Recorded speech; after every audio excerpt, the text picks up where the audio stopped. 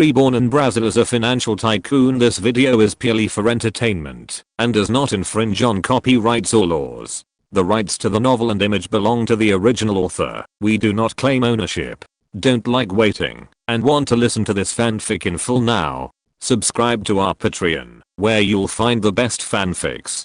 Chapter 201 Doubt. Fang Lang smiled when he heard Qiqingshan's words. In fact, he had thought of this plan a long time ago, but after repeated consideration, he rejected it in the end. First of all, he didn't have many people, only one guard platoon of about 30 people. He didn't dare to act rashly when he didn't know how many things were inside. If he was discovered, he couldn't take them out at all. Secondly, if the things were in his hands, there was only one way for him to transport them out, that is, air transport. But judging from the situation Fang Lang encountered when he first entered France, the French were also looking for treasures in the country, and it was impossible for him to transport them away easily. Maybe it would be a waste of time. Thirdly, if he took action to rob this batch of treasures in advance, these Germans might break the jar and directly reveal the news to the French occupation forces, so Fang Lang would have no chance to transport this batch of wealth.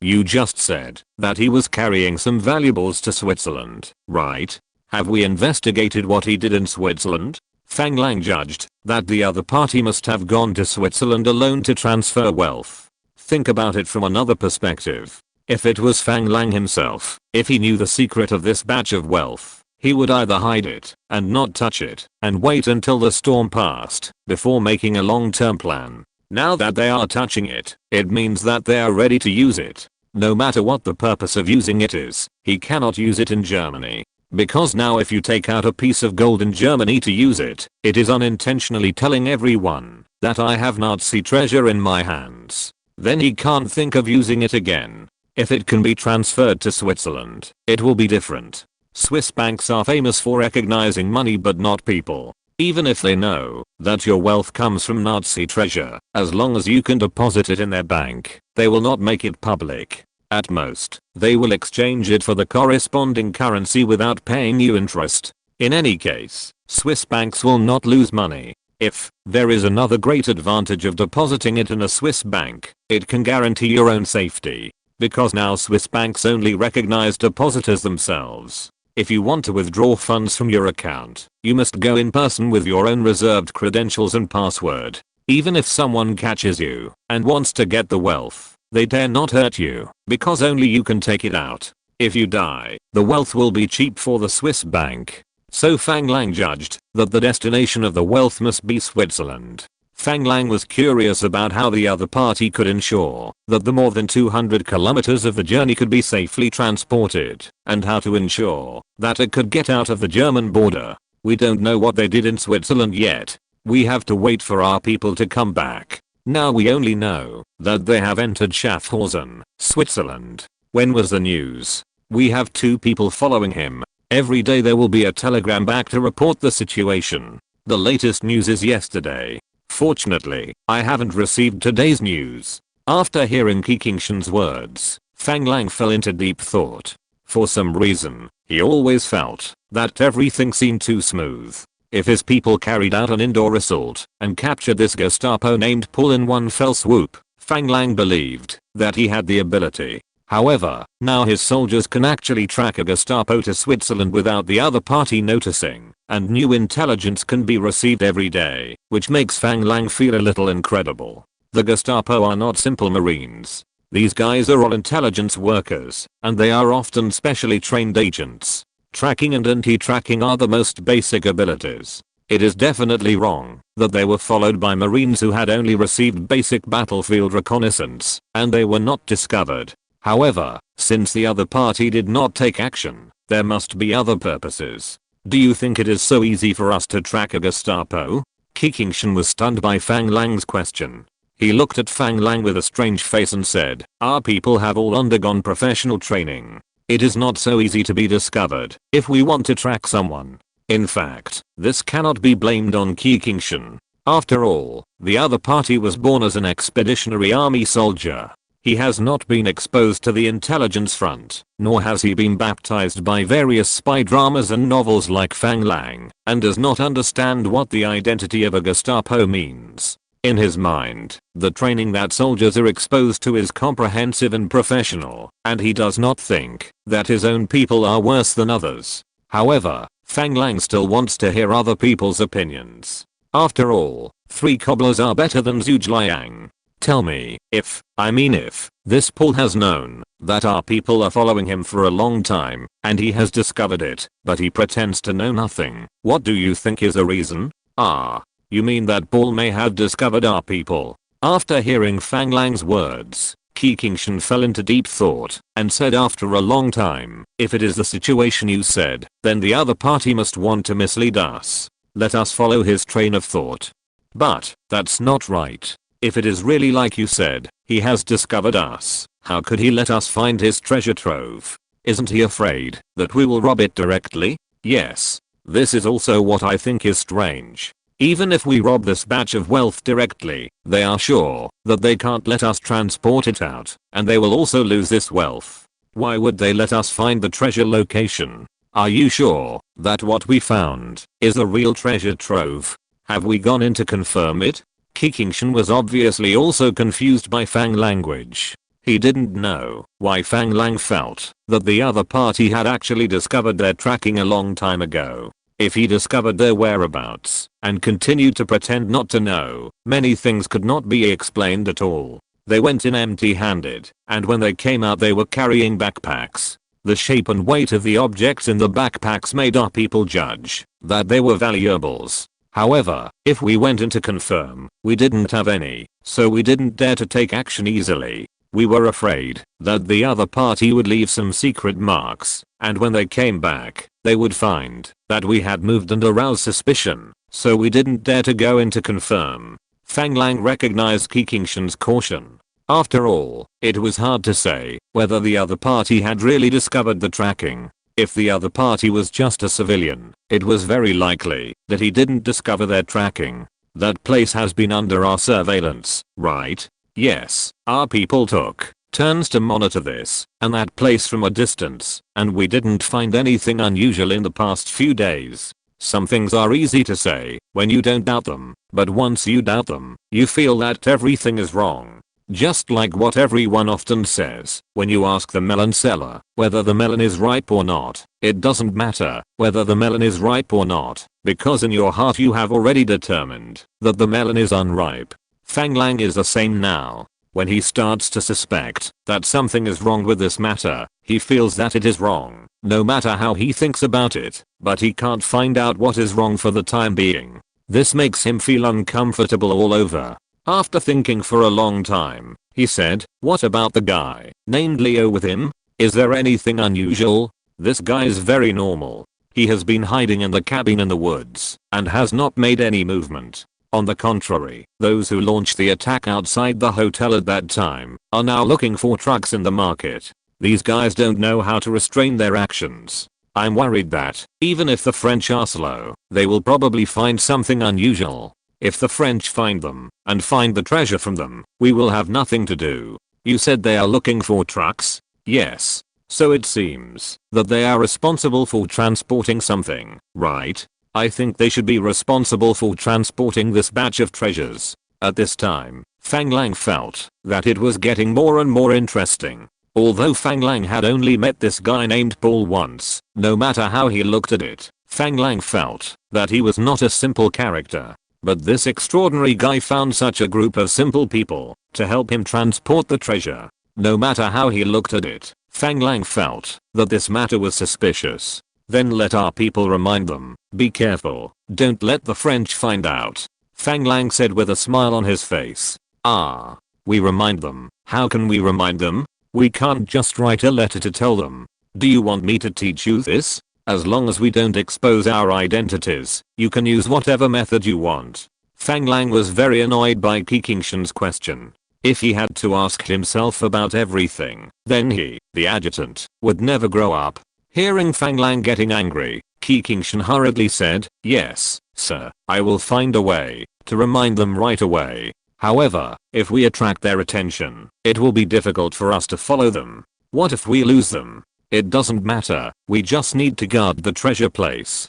Qingshan saw that Fang Lang had already made up his mind, so he didn't say anything more, but nodded silently. If we can't figure it out, let's not think about it. The most important person is still the guy named Paul. We just need to keep an eye on him. Since they are not in a hurry, we don't have to be in a hurry either. Please help me make an appointment with Mayor Jonas. I want to visit the machine tool factory in Stuttgart tomorrow morning. Fang Lang knew that, as long as the guy named Paul didn't come back, these people would definitely not take any action. Instead of waiting here, it would be better to follow the plan and settle the machine tool industry first. Okay, boss. I'll contact Mayor Jonas right away. Fang Lang felt a little tired after a long flight, so he didn't say anything more to Qingshan and went to rest in the hotel room early. The next morning, Mayor Jonas came to the hotel early. Fang, it's nice to see you again. This time, Mayor Jonas was very enthusiastic to Fang Lang and wanted to hug him like the Brazilians.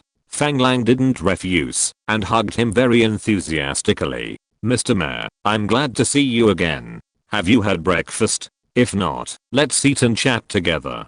The two of them went to the hotel restaurant to have breakfast very naturally, just like old friends. Fang, your people told me that you are going to inspect our machine tool industry, right? Yes, machine tools are the mother of industry, so I want to introduce 2 machine tool companies from Germany back to Brazil, so that Brazil can also have the ability to independently manufacture industrial machine tools. Hearing Fang Lang's words, Jonas's expression was a little hesitant and said, Fang, first of all, I want to thank you for your recognition of our German industrial machine tool companies, but now our machine tool industry is restricted by the Potsdam Declaration. Most of the equipment has been dismantled, and the remaining equipment is now used under the supervision of the French. Our machine tool factory is now using the remaining equipment to produce the machine tools they need for the French every day in exchange for funds to maintain the lives of the workers. Chapter 202.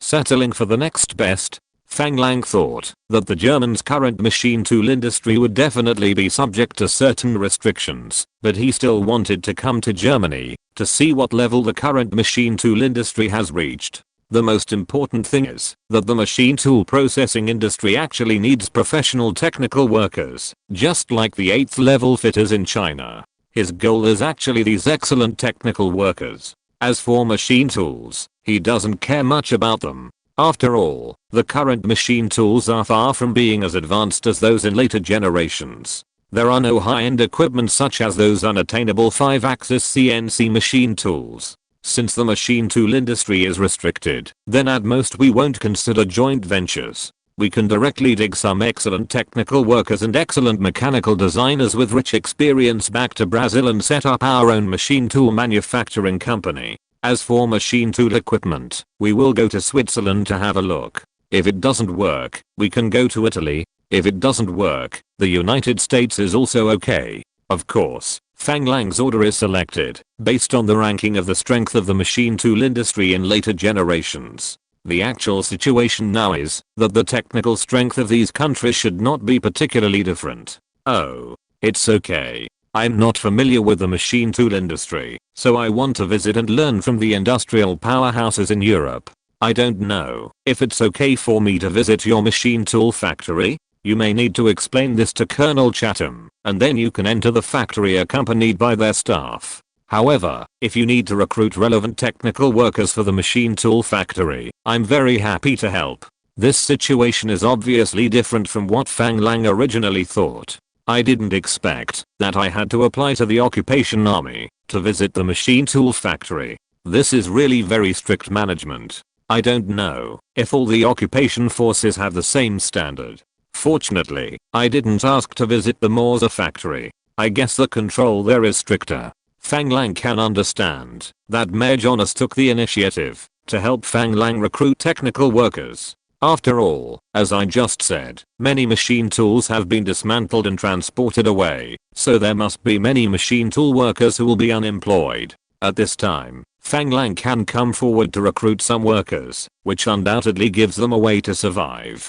Thank you, Mayor Jonas. However, I still need to explain to you that I only want the best technical workers and the best mechanical engineering designers. If they are willing to go with me, I can promise to bring their families to live in Brazil. As for the number of people, each type of work will be recruited according to the standard of 50 people. Experienced and excellent mechanical designers will also recruit about 50 people. How long will it take to complete the recruitment? Although this will lead to a large number of industrial talents leaving, which makes Mayor Jonas very distressed. However, he also understands that, if they are not sent out, these people and their families may be at risk of starving to death in Germany. No problem, give me a week, and I will definitely recruit the best personnel for you. You just said that the machine tools in the factory have been dismantled and installed, right? I don't know if there are any that have been dismantled and transported away yet. Fang Lang remembered his operation of acquiring the artillery factory in Japan. He wondered if he could repeat it in Germany. I'm not very clear about the specific situation. You may need to go to the factory to check and ask the factory staff to find out.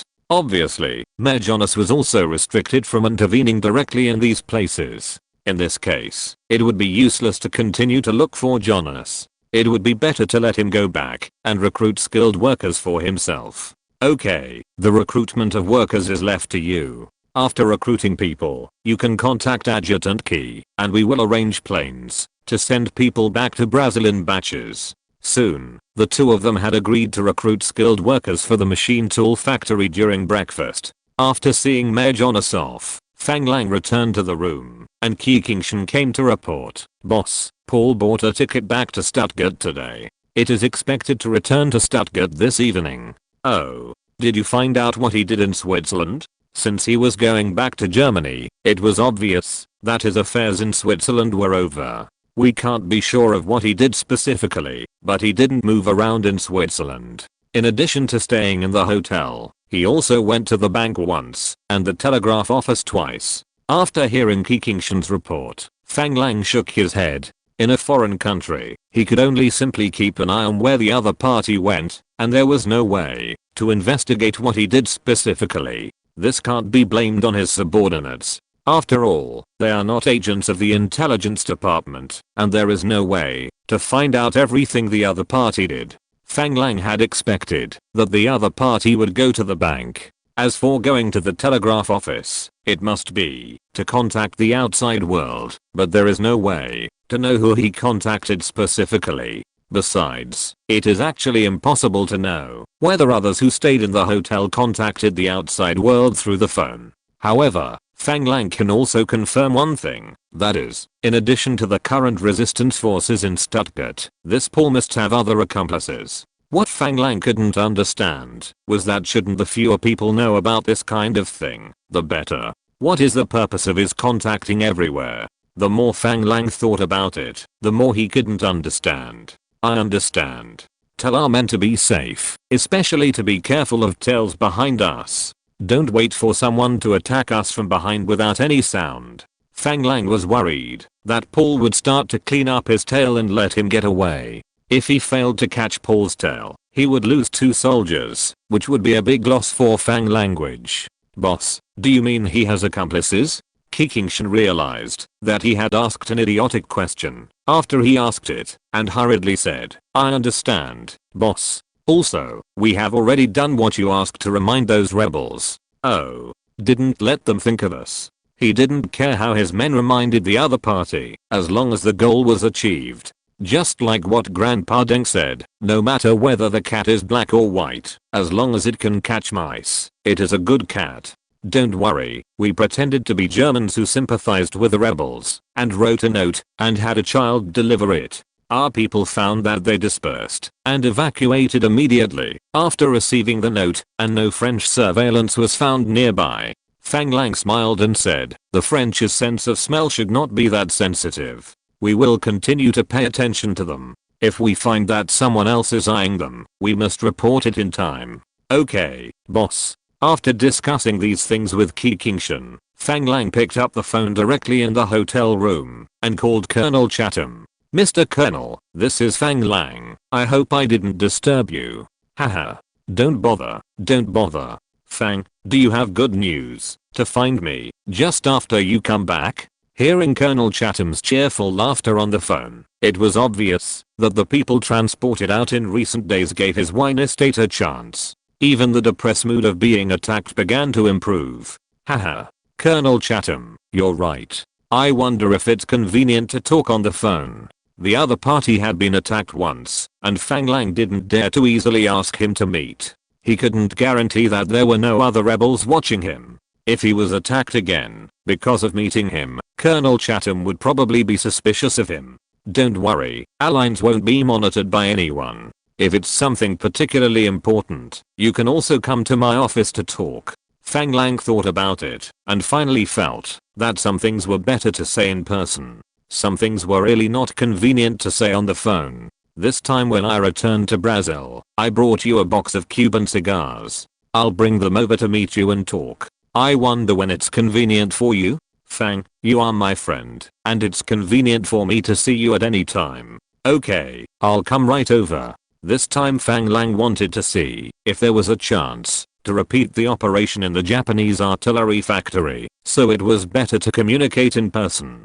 Kingshan, pack up and arrange a car to go to the occupation headquarters with me. After instructing Kingshan, who had been standing beside him, Fang Lang picked up a box of cigars he usually smoked and went out to the French occupation headquarters in Stuttgart. The current French occupation headquarters obviously has more guards than the original one, and the inspection is much stricter. Obviously, the attack on the commander at the doorstep last time still left a deep impression on these arrogant French. As soon as they entered the building, Colonel Chatham's adjutant was already waiting in the lobby. Led by the adjutant, Fang Lang and Kingshan walked into Colonel Chatham's office. As soon as they opened the door of the office, Colonel Chatham came over and gave Fang Lang a big hug.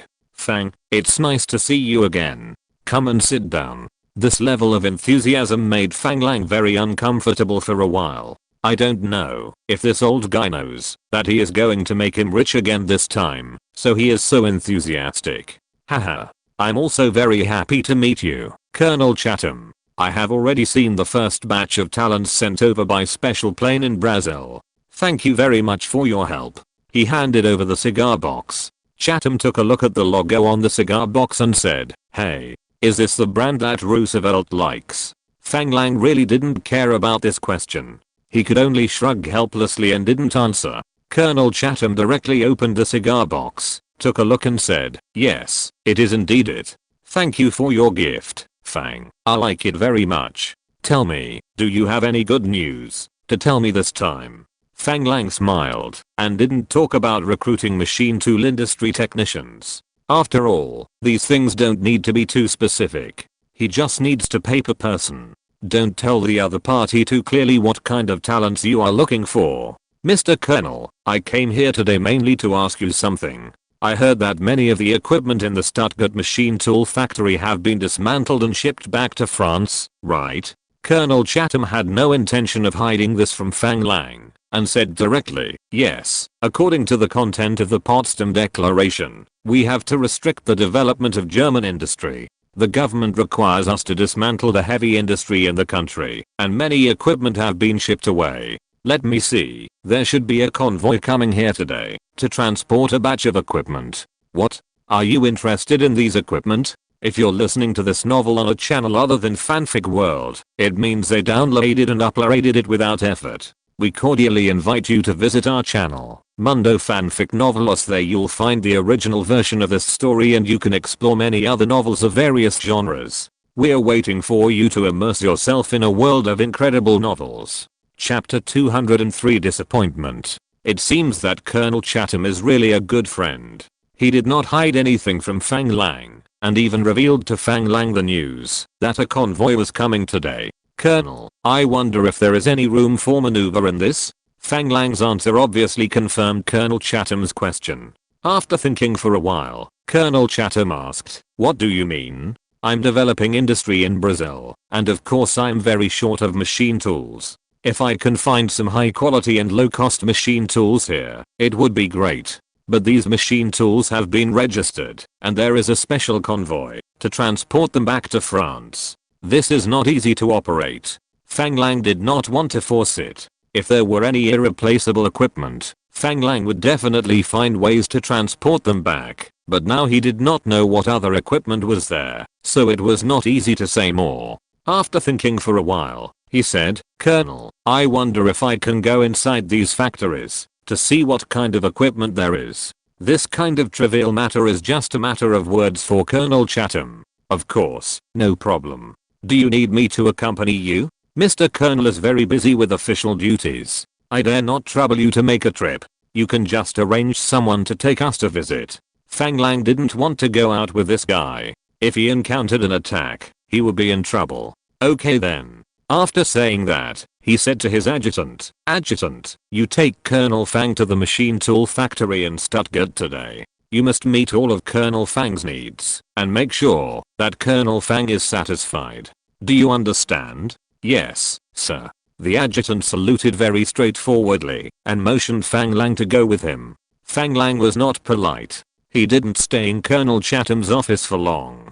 He directly expressed his gratitude and followed the adjutant out of Colonel Chatham's office. As soon as he walked to the parking lot outside the headquarters, he noticed that a very handsome young captain was sitting in a Willys Jeep and parked downstairs of the headquarters. When the other party saw the adjutant, he took the initiative to greet him. Because they both communicated in French, Fang Lang knew that the other party was a captain of the transport company named Jared. Although Fang Lang himself was also a young man, he was also curious about the fact that there was such a young captain in the French army. On the way to the machine tool factory, he did not forget to sigh, "The officer just now is really young." After hearing Fang Lang's sigh, the adjutant looked at Fang Lang and said with a look of "You don't even look at how old you are." Yes. During the war, capable young people are promoted very quickly. This made Fang Lang gossipy and asked, "Oh, is this Captain Jared very powerful?" After hearing this, the adjutant introduced him proudly. "Yes, although Captain Jared is young, he is an old soldier. He joined the guerrillas when he was 16. During the war, they were often besieged by the Germans behind enemy lines. Gradually, his comrades fell, and at a young age, he finally took up the banner of the guerrillas. However, he had only been the captain of the guerrillas for 2 months before France was liberated. He also joined the army and was originally a company commander in a combat unit. 2 months ago, he took the initiative to apply to be transferred to the transport company to serve as the transport company commander. Now he is mainly responsible for transporting the mechanical equipment dismantled from Germany to the designated factory in France according to the government's plan. Fang Lang didn't think much about it after hearing the adjutant's introduction. After all, no matter which country it is, there will be such people emerging when facing invasion. There is also a youth league in his hometown. That's really amazing. Introduce such a hero to me when you have the chance. The adjutant heard Fang Lang praising his comrade as a hero and felt proud of it. He smiled and said, "No problem. They will rest in Stuttgart for a few days.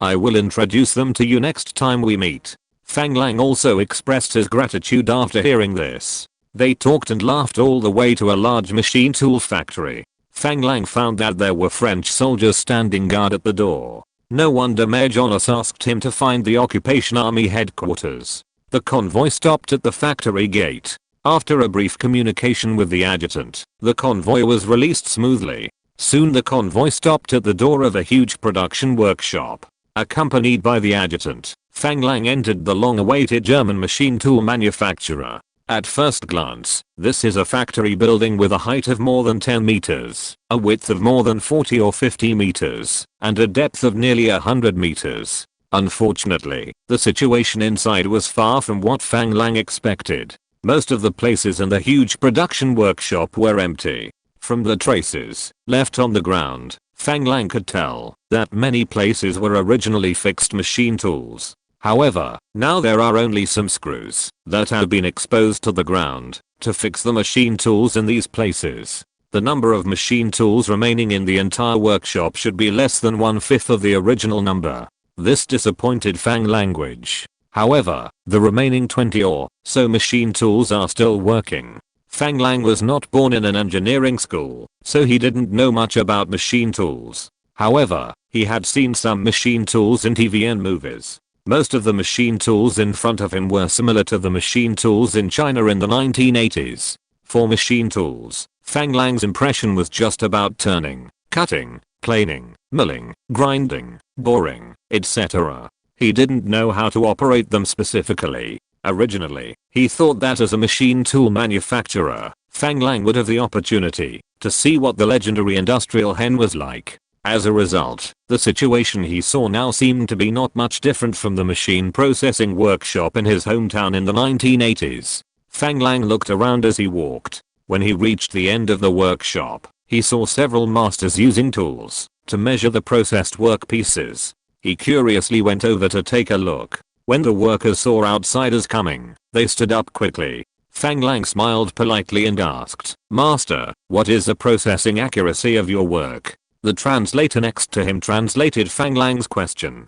The master smiled shyly and said, 0.01 millimeters. This really shocked Fang language. Was such accuracy achieved during World War II? No. Fang Lang seemed to have heard somewhere that the processing accuracy of the 88mm anti-aircraft guns produced by the Germans during World War II was 0.1 millimeters. How come the processing accuracy here is 0.01 millimeters? If you don't understand, you have to ask. Fang Lang directly expressed his doubts. Master, I heard that the processing accuracy of the 88mm artillery produced by Krupp can only reach 0.1 millimeters at most. Soon the master smiled and said, that is the processing accuracy of the drilling machine. It is already very remarkable that such a long artillery barrel can be drilled to achieve a processing accuracy of 0.1 millimeters. But we are a machine tool processing factory here, and the precision requirements must be higher to produce other machine tools with higher precision. At this moment, Fang Lang was really envious. I didn't expect that the Germans' machine tool processing accuracy had reached such a terrifying level so early. Involuntarily, he gave the master a thumbs up. After leaving this workshop, Fang Lang came to an assembly workshop and saw the workers assembling various parts together to form some basic machine tools. Fang Lang understood that this should be the machine tools that Germany can still produce now, and more advanced machine tools should be restricted in production. It is estimated that there is nothing to see in these factories, which makes Fang Lang feel a little discouraged. Looking at the empty workshop and the huge factory, Fang Lang sighed secretly. He came too late. All the good things had been taken away by the occupying forces. I just don't know if we can recruit some designers of advanced machine tools this time.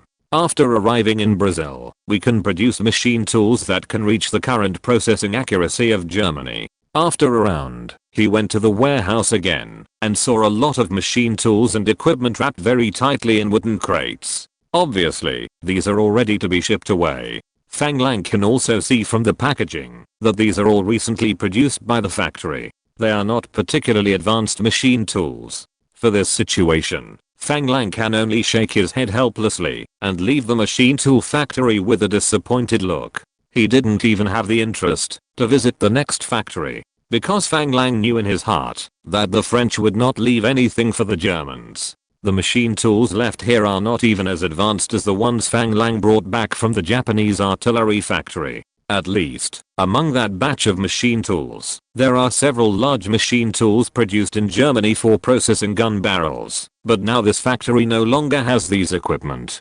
Thinking that German machine tools can rise rapidly from this situation later, I can't help but admire them. From this point of view, it is talent that ultimately drives the development of technology. It should be right to recruit excellent machine tool designers and technical workers. I believe that with excellent talents, excellent machine tools can be produced. After all, talent is the most valuable wealth. In terms of processing technology, Fang Lang has heard that the same machine tool can easily process a screw rod for a lathe, but some masters can scrap 100 materials on the same machine tool without a single success. The precision of the processing is even more different, so Fang Lang feels more and more that, as long as there are excellent talents, the technical level will definitely reach the excellent standard. As for the machine tools needed by the factory in the early stage, it seems that they can only be purchased from Switzerland, Italy and the United States. After leaving the factory, Fang Lang went directly back to the hotel and no longer hoped to obtain high quality and low cost ready-made machine tools from Germany. After all, he is about to build an automobile industry system in Brazil, which also requires a large number of machine tools. Procurement from abroad is a considerable expense. If we can directly use this opportunity to promote the localization of the machine tool industry, it would be great. I couldn't help but feel a little regretful. After all, I was not born in an engineering field. Why didn't I think of getting the machine tool factory first and then introducing the automobile factory? Thinking of this, Fang Lang didn't hesitate and drove directly to the city government to meet Mayor Jonas. What? Do you mean that your Aachen University of Technology established a machine tool laboratory as early as 1907? When Fang Lang arrived at the city government, Mayor Jonas was meeting with several outstanding mechanical engineers for the machine tool industry technical talent recruitment plan that Fang Lang needed. Two of the intellectuals who looked to be almost 50 years old were particularly eye-catching because it seemed that the people around them were mainly centered around these two people. Seeing Fang Lang coming over, Jonas naturally took the initiative to introduce them to each other. Through the introduction, Fang Lang learned that several machine tool designers here actually graduated from the same university, and the two old gentlemen were outstanding talents from the machine tool laboratory of Aachen University. Chapter 204 Doubts. Fang Lang had never thought that universities have already started to conduct experiments and research on machine tools. This opened the door to a new world for Fang language. Two old gentlemen. Since Germany is now severely restricted, I wonder if I can have the honor to hire you to go to Brazil to build a new machine tool research laboratory. The two old gentlemen were obviously moved by Fang Lang's olive branch. After looking at each other, one of the old gentlemen said, "Mr. Fang, the mayor has told us about your help to us. We are also very willing to go to Brazil to continue machine tool research experiments, but I think my personal ability is not enough to serve as the leader of the laboratory. Some of our best designers have been recruited by the United States and the Soviet Union, and we can only serve as auxiliary talents. If you want to set up a laboratory, I have a candidate to recommend to you. If you can convince this person to return to China with you, I think this machine tool laboratory will be able to achieve excellent results soon." Fang Lang didn't expect that there would be such a good thing. Isn't this taking the initiative to send talents to himself? Oh. Please be sure to tell me where this person is. I will set off now and visit him in person. Seeing Fang Lang's eagerness to recruit talents, the two were also very pleased and said with a smile, "His name is Awakens. He is a professor at the School of Mechanical Engineering of Aachen University. Although he is not a member of the Machine Tool Research Laboratory, he has published many papers on machine tool research. He has a high level of attainment in machine tool automation research, and many of our research has been guided by him." When Fang Lang heard about machine tool automation research, his eyes began to shine. This is the future. But at the same time, he felt strange and said, since he is so powerful, why hasn't he been recruited by the United States and the Soviet Union? Hearing Fang Lang's question, the two were also a little confused. One of them said, "The United States and the Soviet Union did invite him, but I don't know why they chose to give up later."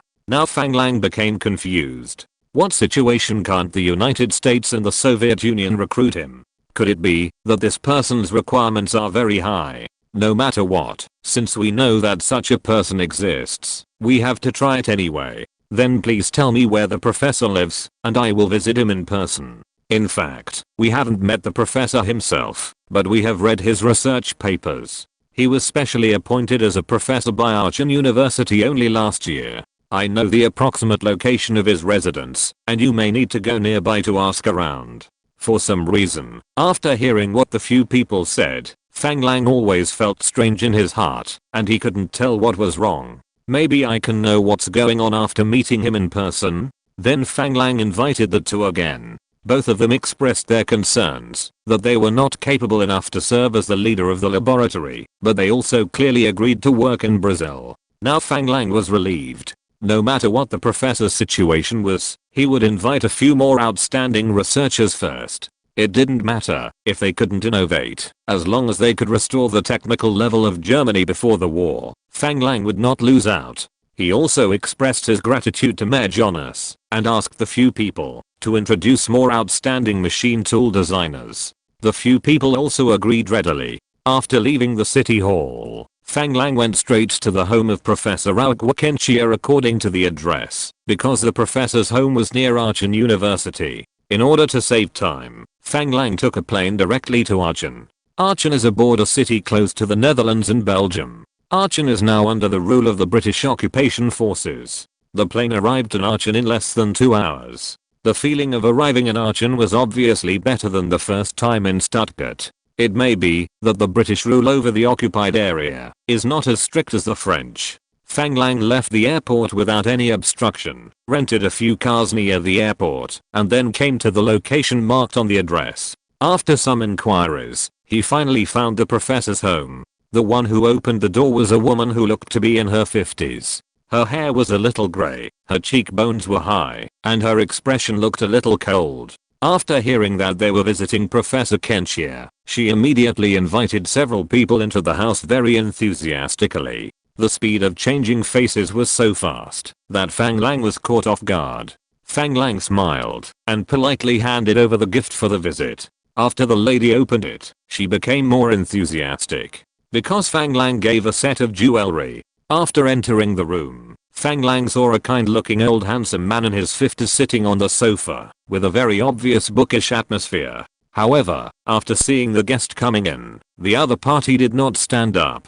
Fang Lang did not mind, and took the initiative to step forward and greeted, "Hello, Professor Kent. My name is Fang Lang. It is a great honor to meet you." The professor seemed more reserved. After seeing Fang Lang's appearance, he slowly stood up, shook hands with Fang Lang gently, and said, "Hello, Mr. Fang. I'm also very happy to meet you. I wonder if there is anything I can do to help you." Feeling that the other party only shook hands lightly and there was no smile on his face, Fang Lang did not feel very good. But since he came to invite someone to come out, it is normal for him to be rejected by his warm face. Therefore, he pushed the gift box in his hand over with a smile on his face. This is a watch purchased in Stuttgart. It can also be regarded as a very valuable gift. After taking a look, the professor finally smiled. This made Fang Lang feel very strange. Generally, educated intellectuals would appear a little aloof. They would not be greedy for money, but they would not show it so obviously. This was somewhat incompatible with the bookish air displayed by the other party. However, the other party soon restrained his smile again and returned to his somewhat arrogant look just now. Fang Lang did not want to beat around the bush and said directly, "Professor, I heard that you have a high level of attainment in the field of automated machine tool research. I wonder if I can invite you to establish a machine tool laboratory in Brazil." Before Fang Lang finished speaking, the professor interrupted, "Brazil? The Brazil in South America? Can you use such advanced machine tools? Your mother?" Fang Lang was a little unhappy when he said this. What does it mean? Look down on people. Kikingshan and others behind him also changed color. Perhaps realizing that he had made a slip of the tongue, the professor said, "What I mean is that the investment in machine tool research is very large. Have you prepared the corresponding funds?" Fang Lang took a breath and then slowly said, "Please rest assured that we have prepared sufficient funds to meet the research expenses of the machine tool research laboratory." "Oh. What is the monthly budget of the laboratory?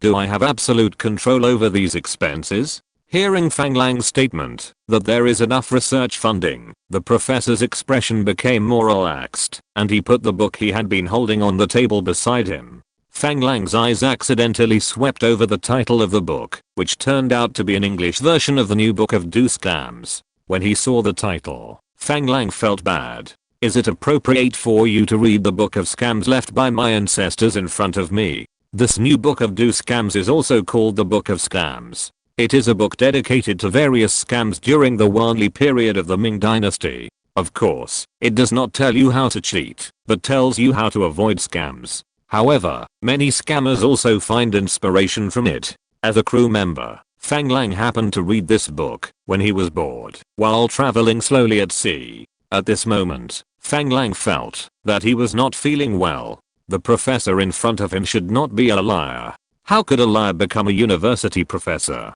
However, when he heard that the other party was concerned about the research funds and the right to control the funds of the laboratory, and then looked at the books on the table, Fang Lang wanted to blurt out a word of fuck you. After a long while, Fang Lang still comforted himself. You are a cultured person. It is normal to read a lot of books. I must have thought too much. He still asked tentatively, I wonder how much money does the professor think it will take to build a machine tool research laboratory? After hearing Fang Lang's question, the professor's eyes flashed and asked, your laboratory has not started construction yet, right? If you want to meet my experimental requirements, this laboratory will need to invest at least $1 million, and the estimated research and development funds will definitely exceed $10,000 per month.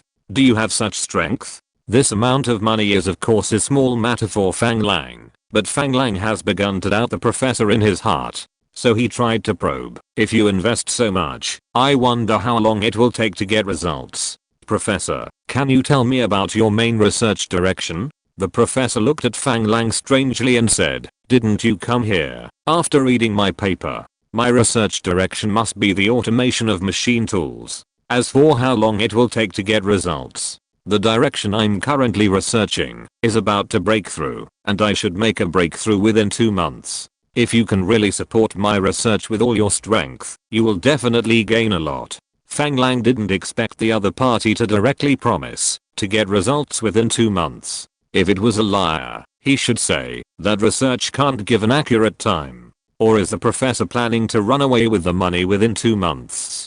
For a moment, Fang Lang was a little hesitant. Just as Fang Lang was thinking about how to answer the professor's question, he suddenly heard a subtle sound of metal dragging across the ground. The professor and his wife were both in the living room. It means that there must be someone else at home, but this sound did not come from upstairs, but from underground. Fang Lang's heart moved and he said, that's great. I feel relieved with your words. It's almost dinner time now. I wonder if I have the honor to invite you and your family to a restaurant in the city to have dinner together to celebrate the birth of our common laboratory. After the professor and his wife looked at each other, their faces showed a burst of joy.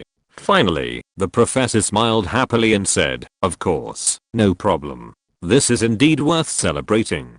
Okay, I will arrange for someone to go to the restaurant in the city to reserve a seat. I don't know if the professor's family is here and how many seats we need to reserve. Fang Lang also said with a smile on his face. When the professor's wife heard the number of family members, she took the initiative to answer and said, there are only 2 of us in our family. Our children have gone to the United States and there are no family members around. So, only the 2 of us will be enough. Hearing what the professor's wife said, Fang Lang turned his head to the professor's wife and swept his eyes across the house, but did not find anything unusual. However, he had some guesses in his heart. Then I will go to arrange the restaurant now. I will arrange a driver to pick up the professor and his wife for the dinner. I will take my leave now. After saying that, Fang Lang took the initiative to stand up and bid farewell to the 2 hosts. The professor and his wife also very enthusiastically sent Fang Lang to the door.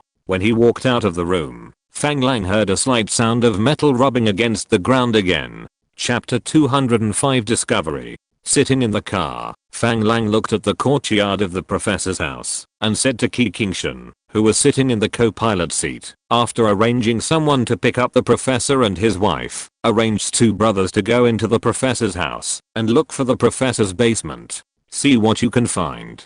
Remember not to take any action, no matter what you see. Come back and report to me immediately. I will decide what to do next. Kikingshan was stunned when he heard Fang Lang's order. He couldn't understand why Fang Lang, who was just talking and laughing with others, suddenly arranged for someone to sneak into someone else's house to search. However, the duty of a soldier still made him say reflexively, yes, sir.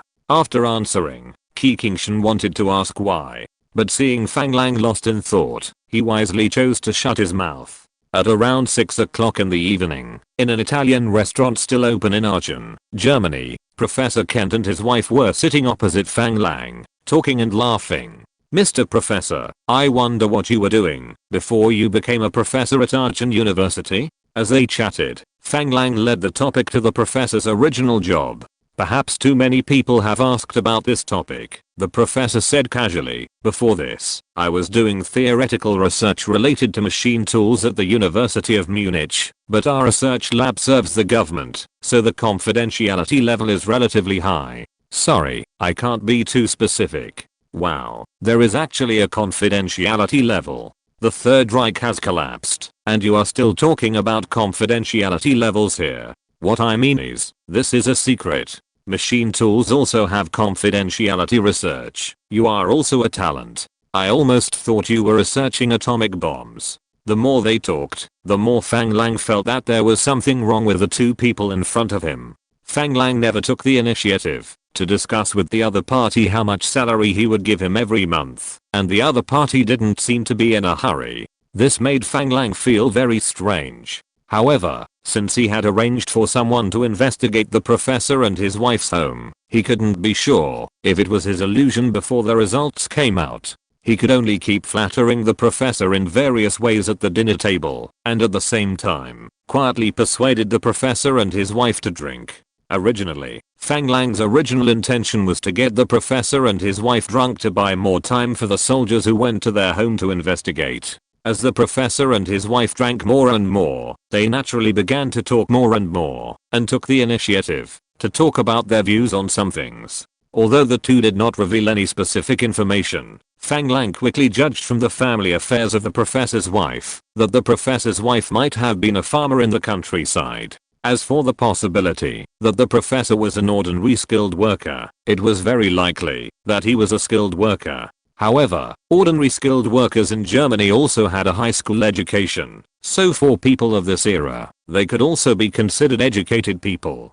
This made Fang Lang more certain that his guess was correct. At the same time, at Professor Cotter's house, a big man had entered the house through the window in the backyard. Under the light of the flashlight, he began to look around, because the order was very clear, to find the basement of the house and sneak in, to see what was going on inside. Therefore, the big man was very efficient. He scanned the layout of the room with a flashlight, and then groped directly in the direction of the stairwell.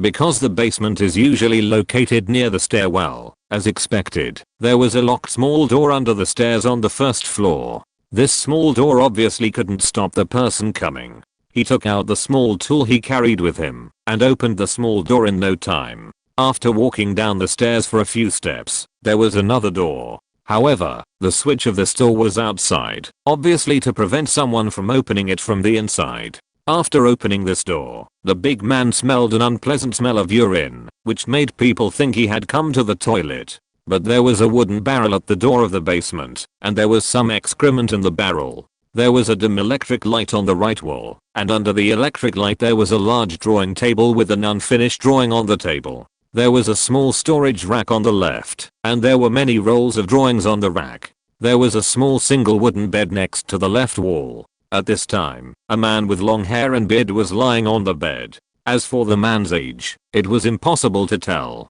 The man's left leg was tied with a pair of shackles. The iron chain of the shackles hung on the ground and connected to an iron hook on the ground in the middle of the basement. This was obviously a small prison cell. Judging from the man's hair and beard, it could be seen that the man had been imprisoned here for at least 4 years. The big man was obviously shocked when he saw the scene in front of him, but he did not act rashly. Hearing the man snoring slightly, he judged that the other party should be asleep. He was about to turn around and leave. After thinking about it, he went into the room and went to the basement shelf. After taking out a roll of drawings, he gently closed the door and left. What he didn't notice was that when he closed the door, the man lying on the bed slowly opened his eyes with a nervous face, looking at the closed door with evasive eyes. The big man quickly exited Professor Kent's house along the original route and came to a car parked on the side of the road. When the people in the car saw him come out, they didn't say anything and silently hailed the car and left the scene. Soon Fang Lang, who was eating in the restaurant, saw Kikingshan nodding to him from a distance. Fang Lang found an excuse to go to the toilet and came to Kikingshan. Boss, our people went into the basement and found a cell with a man in it. The man was sleeping. According to your request, we did not disturb him. However, in addition to a bed, there was a large drawing table in the cell. There were unfinished drawings on the table. Our people took out a roll of completed drawings next to it. Would you like to take a look? Looking at the professor and his wife from Kent County who were still eating happily at the table, Fang Lang smiled with a chill. Keep an eye on them. I'll take a look at the drawings. After saying that, he walked out. Kikingshan nodded, winked at someone beside him, and followed Fang Lang to an empty private room in the restaurant. There were 2 soldiers waiting in the room. When they saw Fang Lang coming in, they quickly stood up. Fang Lang nodded to the 2 of them, and one of them opened the drawings on the table. Although Fang Lang did not understand German, from the graphics, Fang Lang could still determine that this was a mechanical drawing, but Fang Lang did not know what part was drawn on the specific drawing. However, this was enough to confirm his guess. Fang Lang showed a satisfied smile and said to Kikingshan beside him, let's send the professor and his wife home later. I want to visit the prisoners held by them. Yes, boss. Kikingshan took the 2 soldiers, put away the drawings and left. After Fang Lang washed his hands, he returned to the table with a smile on his face and continued to talk with the 2 as if nothing had happened. But he stopped drinking. Soon, the meal was over, and Fang Lang took the initiative to say that he would personally send the Kent County couple home. The professor and his wife felt very valued and readily agreed. But in the car, Fang Lang seemed a little silent. The Kent County professor and his wife drank a little too much today. The 2 were still talking and laughing in the back seat, and they didn't feel anything unusual at all. After returning home, Fang Lang did not wait for the 2, but got out of the car first and walked towards the door of the professor's house. When the Kent couple walked to the door of the house, they saw Fang Lang standing at the door waiting for them. The professor smiled and said, Mr. Fang, I'm very satisfied with today's dinner. You are so enthusiastic. Just send it here. Fang Lang smiled and said, Mr. Professor, don't you want to invite me in for a glass of water? Upon hearing this, the professor's wife laughed and said, so Mr. Fang is thirsty. Please come in quickly. I will go to get you some water. After that, she walked forward and opened the door. Fang Lang followed the 2 into the room and walked directly to the main seat of the sofa in the living room. It felt like returning to his own home. This made the professor frown and curse in his heart, a country bumpkin who doesn't know etiquette. But he still had a gentle smile on his face and sat down on the sofa. Looking at the professor's gentle smile, Fang Lang also smiled and said, I wonder if Mr. Professor can introduce me to which gentleman in your basement. There was a sound of a water cup falling to the ground with a bang. The water cup that the professor's wife was carrying fell directly to the ground, and the faces of the professor and his wife changed drastically. After a while, the professor was the first to recover and said, Mr. Fang, I don't quite understand what you mean. Perhaps the professor's calm words gave the professor's wife confidence, and she immediately said in a stern voice, what are you talking about? What gentleman in the basement? Seeing the 2 people's stubborn expressions, Fang Lang smiled and said, do you need my people to invite the gentleman in the basement up? The professor's wife immediately said in a timid manner, what do you want to do?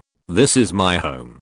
Who allows you to mess around in my home? As the lady spoke, she walked towards Fang Lang, pointing her finger at him like a shrew scolding on the street. Soon, a pistol beside her was pressed against her head. The cold touch, like a talisman, instantly nailed him to the spot, and he dared not speak again. The professor saw his wife being pointed at by a gun, and then looked at the several big men in black behind him, and said with a little panic, who are you, and what are you going to do? Hearing the professor's words, Fang Lang did not answer, but slowly took out a cigar from his pocket, cut off the cigar head, and slowly lit it with a match. After the entire cross-section of the cigar was completely burned, he took a deep breath, letting the fragrance circle in his mouth, and then slowly exhaled.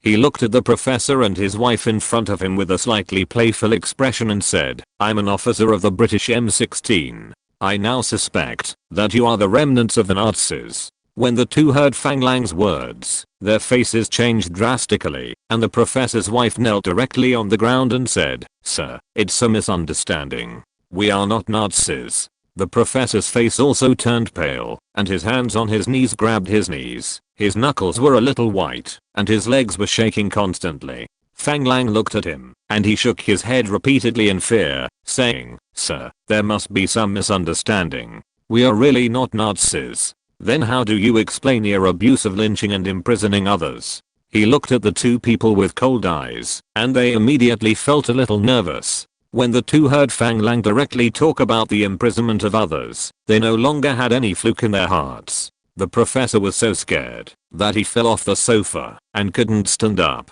Chapter 206 The Truth. Fang Lang looked at the two people's miserable appearance, but he was not angry. Instead, he continued to look at the professor in a calm tone and said, "What's your name?" The professor swallowed hard, and cold sweat began to appear on his forehead. He said calmly, "Awakens." This answer was beyond Fang Lang's expectation. He thought that this name would be the imprisoned guy. What is the real occupation? A worker in a printing factory. The professor did not dare to hide anything. What is the name of the gentleman in the cell? Wilbur Cyrano. Tell me why you imprisoned him. Then the professor and his wife spoke one after another, and the truth of the matter was revealed. It turned out that this young man named Wilbur Cyrano was a mechanical engineering assistant from Belgium at Aachen University. He originally rented a house in the Kenchia couple's house. Because of the Third Reich's cleansing of Jews, the young man, who was Jewish, hid at home and dared not show up. At first, the professor and his wife were kind-hearted and helped the young man hide from the Nazis' search and hid the young man in the basement. The young man was very grateful to the professor and his wife. With Germany's successive victories, the couple's mentality gradually began to change, and they began to agree with the Nazis' ideas. At that time, there was another Jew hiding in their home, which made the two very embarrassed. They were afraid that others would find out that they helped the Jews, and they were also afraid that, if they handed the young man over, they would be exposed. Therefore, for their own safety, the two thought of a way, which was to lock the young man in the basement and tell him that Jews are being hunted everywhere outside. If you go out, or if others find out that we are hiding you, we will all be finished. Therefore, we can only lock the young man in the basement, fearing that he can't help running out and exposing the professor and his wife. The young man also knew the situation outside and agreed to the professor and his wife's opinion without hesitation. As time passed, the professor's wife found that the money the young man gave them had been used up, and now it was equivalent to the professor and his wife supporting the young man. This made the wife very dissatisfied. "Taking such a big risk to protect you, we have to spend money to support you," and the professor's wife was not happy. Take the initiative to find the young man and tell him that life outside is very stressful now, and the couple's life is very tight. See if the young man still has money. How can the young man who is locked in the basement every day make money? After thinking about it for 2 days, he discussed with the couple that he could use his professional knowledge to take on some mechanical design work to make money. Because he could not take the work in his own name, he could only use Mr. Kent's name. I have to say that this young man is really a genius. In the small basement, he did not forget to study and learn. As Mr. Kent began to take jobs outside, he was able to make a lot of money. As Mr. Kent continued to take jobs, he gradually gained a certain reputation.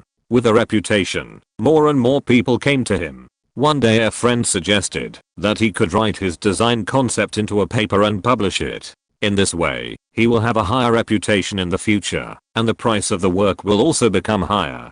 Mr. Kent heard that it made sense, so he asked the young man to write a paper while drawing. As the paper was published in a professional magazine, Mr. Kent's reputation really grew. Both husband and wife quit their jobs and began to live a rich life at home. The young man in the basement became a tool for them to make money. As Mr. Kenchia's reputation in the industry became more and more famous, Aachen University actually sent him a letter of employment, wanting him to come to the school to teach. This made the Kenchia couple both happy and worried.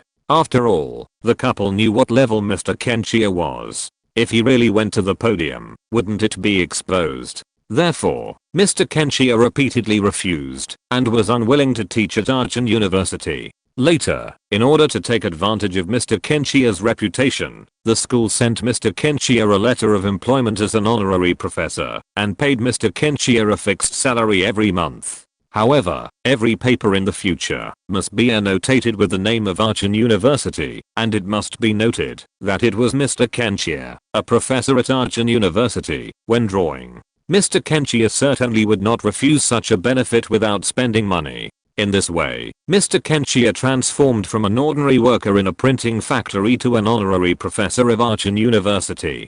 Because his thesis ideas were novel and innovative, he became famous in the circle for a while, and many people came to ask for advice. This worried Mr. Kenchia. He had no choice but to talk about other things, and began to learn some tricks of cheating. Gradually, everyone thought that he was unwilling to share his knowledge, so no one came to ask him for advice. Not everyone doubted his level. However, he could produce a paper every month to prove his strength, which forced those who doubted him to slowly dispel their doubts. With the end of the war, the United States and the Soviet Union also heard of his reputation and came to invite him.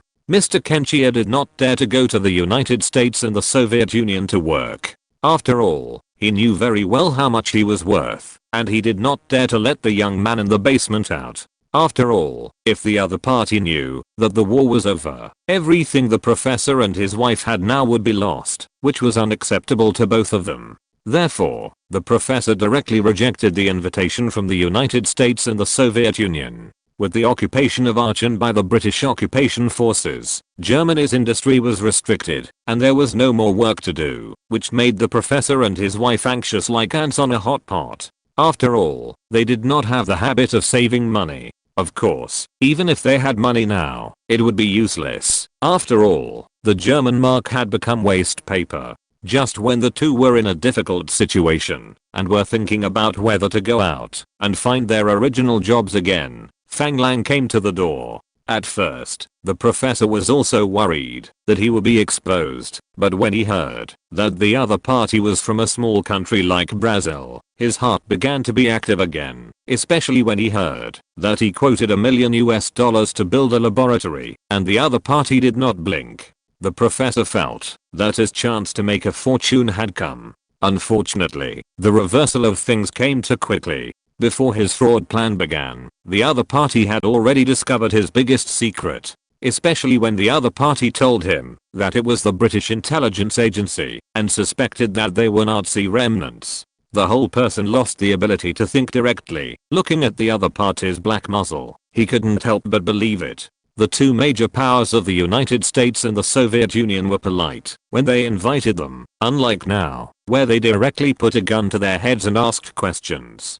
He could only explain everything clearly and prove that he was definitely not a Nazi remnant, but a good person who protected the Jews. I hope to be forgiven. Fang Lang thought that the man in the basement was the real genius mechanical designer, but he didn't expect that the course of events would be so complicated. After understanding what happened, Fang Lang couldn't help but sigh at the fate of people. After ordering people to lock the couple in the room, Fang Lang personally took the key and opened the door to the basement. Looking at the man who was panicking and trembling in the corner because a large group of people broke into the basement, Fang Lang was also filled with sympathy for a moment. "Mr. Wilbur Serrano, are you free?" The man didn't react for a long time after hearing Fang Lang's words. Fang Lang said again, "Mr. Wilbur Serrano, Nazi Germany has perished, and the persecution of the Jews has ended.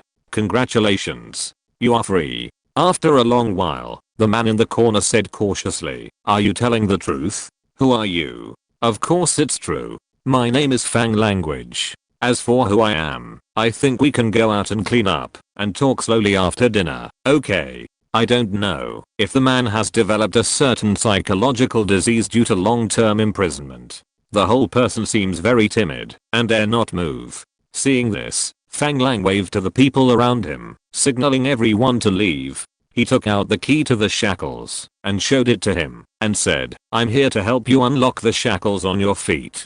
Don't be afraid, okay?" Maybe because there were only two people left in the room, Serrano was a little bolder. Fang Lang stepped forward lightly and opened the shackles on the other's feet. He saw that the skin, where the other person was shackled, was purple, but fortunately the whole left foot was not purple. It seems that the foot can still be used normally. Fang Lang looked at the closed environment in the basement. It was not much different from a solitary confinement room. Think about it. A normal person can't stand being locked up in a solitary confinement room for 3 days. The young man in front of him has been locked up for nearly 5 years. It should be a miracle that he hasn't gone crazy. Even though this is a completely stranger, Fang Lang couldn't help but feel pity for him. Looking at the drawings on the drawing table in front of him, Fang Lang asked, "Do you rely on drawing to pass the time every day?" The young man was a bit like a shy little girl, dodging and evading. "Sometimes I write some papers. I don't know what to ask." Fang Lang actually felt a little sorry for the young man in front of him. In fact, he can't be called a young man, because in fact, he is older than Fang language. Looking at Cyrano's skinny body, Fang Lang supported his arm and said, "Let's go. Let's get out of this cage first, and then talk slowly outside." After that, Cyrano walked out of the basement with a strange smell all over his body. Cyrano came to the living room and looked around like a little mouse coming out of a cave. He didn't see the Kents, but he asked Fang Lang in a low voice, "Where are Mr. and Mrs. Kent?" "They are in the room. It's not too late to see them after you get yourself ready." After that, Fang Lang ordered Kikingshan, "Let someone boil some water, let Mr. Cyrano take a good bath, and let Mr. Kent prepare a suitable set of clothes for him. Please don't hurt the Kents, okay? They protected me." Cyrano was obviously a smart man. He saw that the Kents must have been controlled. He didn't expect Cyrano to say that. Kikingshan couldn't help but say, "Don't you hate them? The war has ended long ago. For their own selfish interests, they continue to imprison you in the basement without seeing the Sunday." Cyrano shook his head and said, "They are also to protect me." This made Fang Lang a little worried. Wouldn't this kid suffer from Stockholm Syndrome? If so, it would be a bit troublesome. After thinking for a while, he asked tentatively, "After you are free, do you want to continue living with them?" Unexpectedly, Cyrano asked with a little panic, "Aren't you going to take me with you?" Chapter 207 Cruel. Fang Lang did not expect that Cyrano would directly express his willingness to follow him.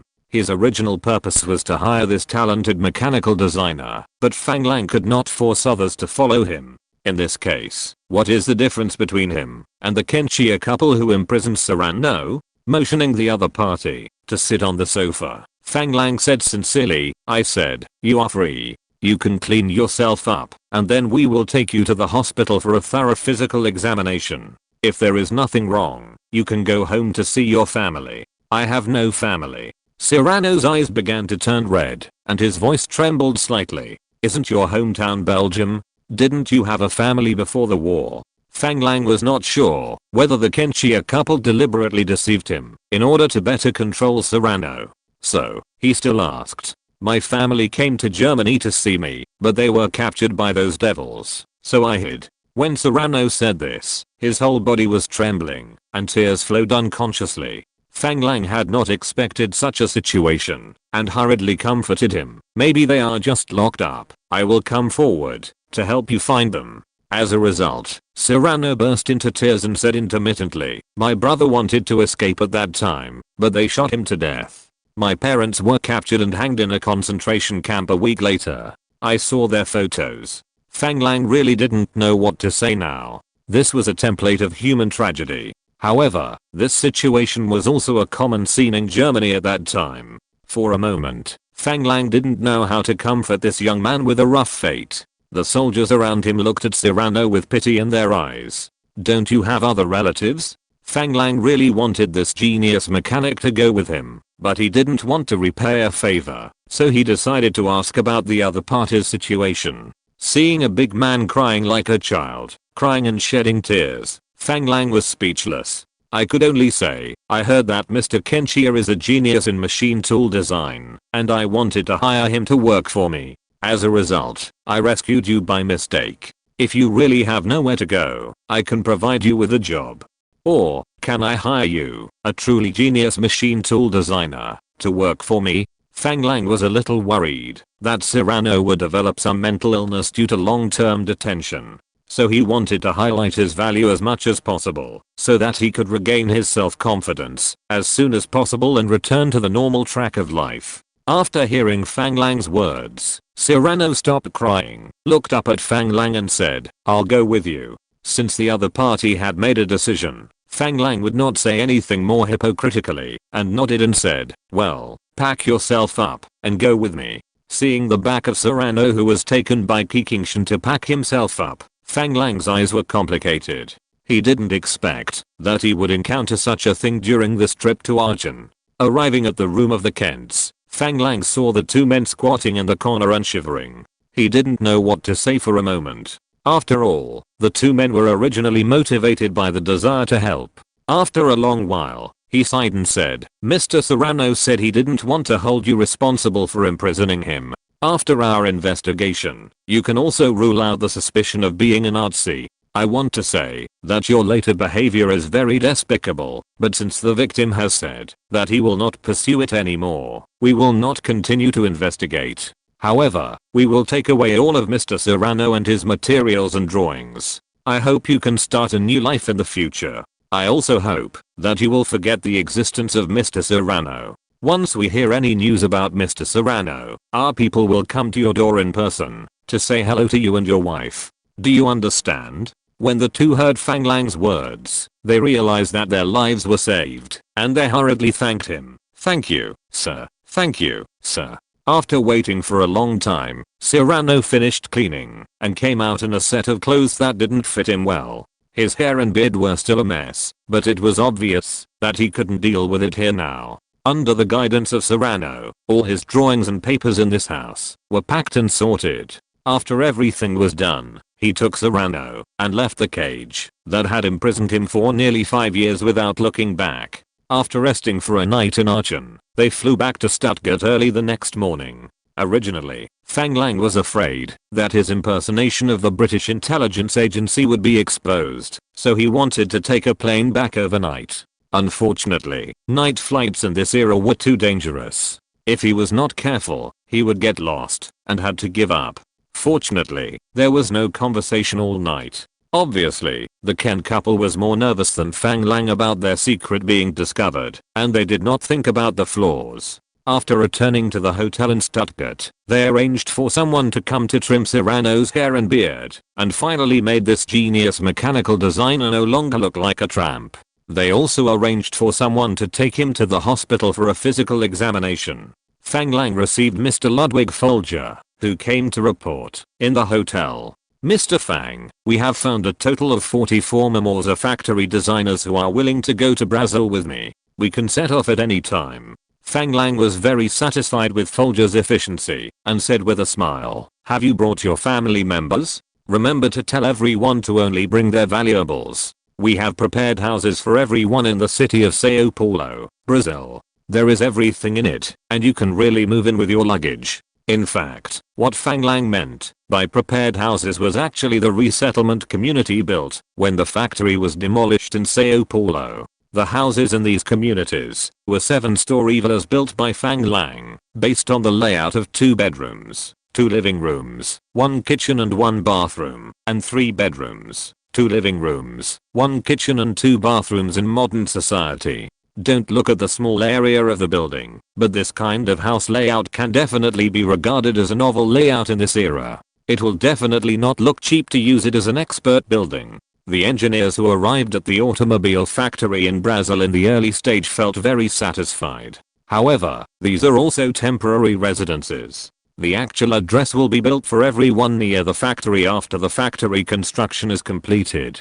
Of course, these expert buildings are not free gifts. It is necessary to deduct a portion of the Provident Fund from everyone's salary every month as the house payment. If you have worked for the company for 20 years, the property rights of this house will belong to you. If it is less than 20 years, the company can use the original price to buy it back, or the tenant can make up the difference according to the market price. This is obviously a policy made by Fang Lang to bind the experts. Fang Lang was originally worried that this policy would cause dissatisfaction among these experts. As a result, on the contrary, the experts were very satisfied with this policy, which was also because Fang Lang's own thinking had not changed from the modern hometown. There is no such good thing in capitalist society. Even if it is an expert building, you can live in it while working in the company, and if you leave, it will be taken back. It is not like Fang Lang's current good thing that he automatically obtains the property rights after working for 20 years. We can set off after arranging the plane, but how should we arrange our workplace? Unexpectedly, Mr. Folger was an impatient person, thinking about starting work as soon as possible. Fang Lang smiled and said, well, I'll let Kikingshan arrange a flight for you to Brazil. You have to remind everyone that it's very cold in Germany now, but it's summer in Brazil. Take care of your health and don't get sick as soon as you get off the plane. Don't worry about work. We have left an empty factory in Brazil for everyone to do some theoretical research first. I need to wait for you to return to Brazil to help me sort out a list of what kind of equipment the factory will need. After we purchase it, we can officially start work. Folger thought about it, and it was right. Now it was starting from scratch. It might be difficult in the early stage, but it was like painting on a blank sheet of paper, and they could let them play freely, which made Mr. Folger very happy. As for the weather, Folger didn't care. He didn't like the cold winter in Germany. Many family members were looking forward to the sunshine and beaches in Brazil. The two were talking when Kikingshan knocked on the door and came in. Seeing Mr. Folger was there, he nodded and came directly to Fang Lang. Fang Lang frowned as he watched Kikingshan in a hurry. He had been Fang Lang's adjutant for so long, but he had never seen someone knock on the door and come in without waiting for his response. Knowing that something urgent might have happened, Fang Lang said calmly, what's the rush? You need to be calm when doing big things. Kikingshan glanced at Mr. Folger, and regardless of politeness, he bent down and put his mouth close to Fang Lang's ear and said, Paul, who just returned to Stuttgart, had a car accident and was sent to the hospital. This was really an unexpected situation. After hearing Kikingshan's report, Fang Lang thought for a while and asked, is he dead? Our people saw him flying out of the car. The specific situation still needs to wait for the results of the hospital's examination. Kikingshan seemed a little impatient. After all, Paul was related to an artsy treasure, although they had already set their sights on the burial site. However, no one could be sure of the authenticity of the treasure without seeing the real treasure for a day. After hearing what Kikingshan said, Fang Lang seemed to be calmer. He said calmly, I see. You should help Mr. Folger and other experts to arrange the plane. Mr. Folger and his affairs are much more important than your little matter. As for Paul's matter, since it has already happened, there is no point in us being anxious now. When you go out, please call Zhuang Xinshan over for me, and I will ask him to deal with Paul's matter. Perhaps Fang Lang's calm and confident look infected Kikingshan, and he quickly calmed down. At this time, he smiled embarrassedly to Mr. Folger and said, I'm sorry, Mr. Folger, I'm rude.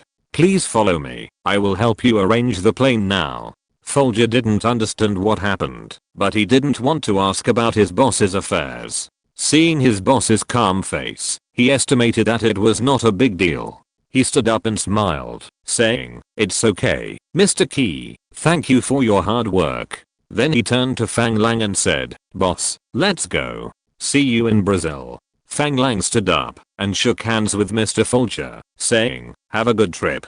See you in Brazil. Chapter 208 Accident. After seeing Mr. Folger off, Fang Lang sat on the sofa in the hotel, lit a cigar, and fell into deep thought. After a long while, Zhuang Xinshan's report woke Fang Lang up from his thoughts. Fang Lang was not polite and said to Zhuang Xinshan, have you heard about the car accident that Paul had? Yes, boss. What do you think about this matter? Zhuang Xinshan was stunned by this question, and he couldn't react for a while to what Fang Lang meant. What can I think about this unexpected situation? But since Fang Lang asked him, he could only express his feelings. This accident happened at the wrong time. Hearing Zhuang Xinshan's words, Fang Lang smiled and said, yes, the timing is too coincidental. You should immediately investigate whether this incident is an accident or not, who is the culprit, and investigate his identity and background. At the same time, arrange for someone to sneak into the hospital and investigate the actual injuries of Paul.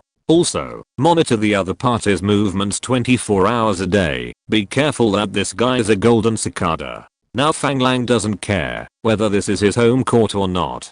This sudden accident has really disrupted everyone's arrangements. If Paul died in this accident, Fang Lang would have to control Leo and see what is in the buried place. In this way, Fang Lang can also obtain this batch of wealth. But Fang Lang thinks that things are definitely not that simple. If this batch of wealth can really be found so easily by them, they have to consider whether the Gestapo is too watery. In addition, Paul's behavior of recruiting people also makes Fang Lang full of doubts. This kind of secret should not be known to everyone, but the other party did it. Fang Lang doesn't believe that the other party is a person who doesn't know how to keep secrets. Even among his own subordinates, only a few who were responsible for the specific tracking knew that Nazi treasures might have been discovered. Zhuang Xinshan was stunned when he heard Fang Lang's words, but he immediately reacted and said, "Boss, do you mean to suspect that this car accident was not an accident at all? But it was the other party's escape plan?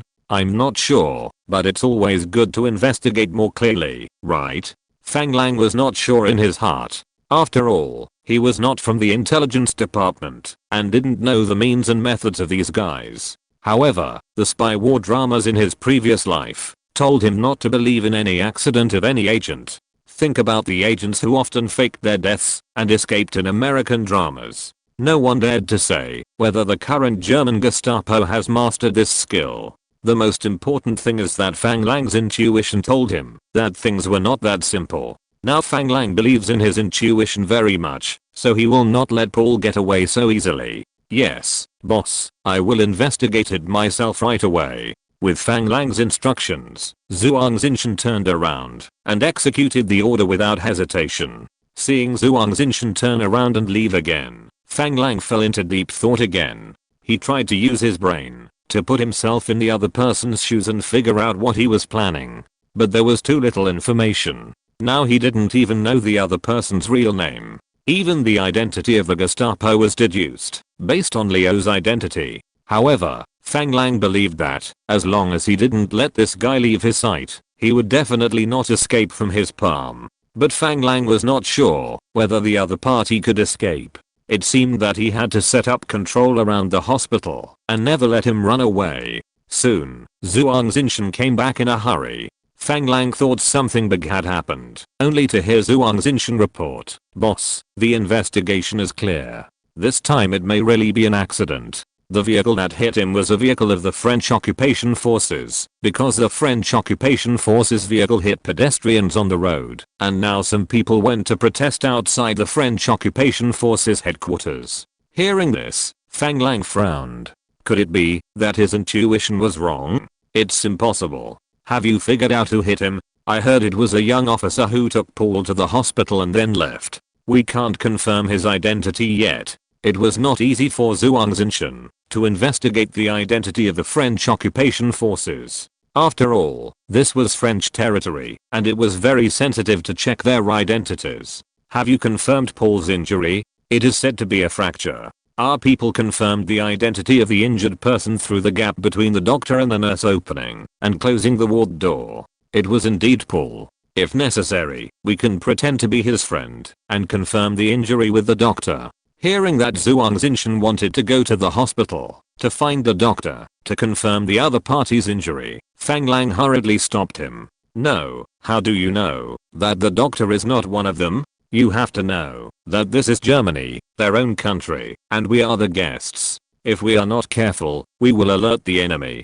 So you go find a camera and see if you can take a photo of the person who hit him. I want to find a way to confirm the other party's identity. From now on, you will mobilize people and start to set up surveillance around the hospital. We must not let this guy get away from us." "Yes, boss." Things really went beyond Fang Lang's expectations. The current situation is getting more and more confusing. However, the more this happened, the more interesting Fang Lang found it. This feeling of fighting spirit and courage was something he had never experienced in his previous life. If he had the mind of his previous life, he might not have thought so much. I don't know if it was because of rebirth that made his brain much smarter than before. His thinking was very clear and his mind became calm. He was no longer easily affected by the environment, emotions, or other people's words like in his previous life. This was not the personality trait of the original body. Fang Lang was very sure that this was a chemical reaction produced when the spirits of two people came together. Of course, this must be related to his current identity and his life experience in this life. In his previous life, he would have a headache if he thought too much. But now, the more he thought, the clearer his mind became. This feeling made him very excited and vaguely made him feel like a detective. However, he had met the other party before, so it was not easy for him to go out in person to check on the other party's situation, which was quite a pity. Time passed unknowingly, and everything seemed very normal. The next day, Fang Lang, who had just listened to Borman's report on the recruitment of aircraft designers, received new information again. Boss, that Leo just went to the hospital. The news brought by Kikingshan once again aroused Fang Lang's interest. Hasn't he been hiding in the cabin on the mountain? How did he know that Paul was injured? Early this morning, he took the initiative to go down the mountain and go home.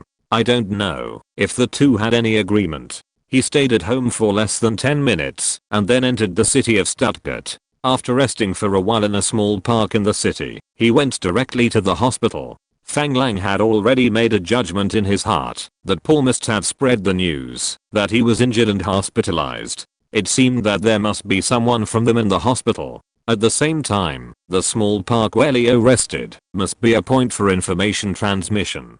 Perhaps the two parties agreed on a time to meet, but Paul did not show up on time, so Leo began to go down the mountain to look for him. Leo did not find any clues from his home, so he went directly to the park in the city. In the park, Leo received the news that Paul was accidentally injured and hospitalized, and went directly to the hospital to confirm the situation. Only in this way can it be explained clearly why Leo took the initiative to leave the cabin and go down the mountain. Of course, if this injury was planned, it is possible. But Fang Lang felt that this should not be planned, at least not within Leo's plan.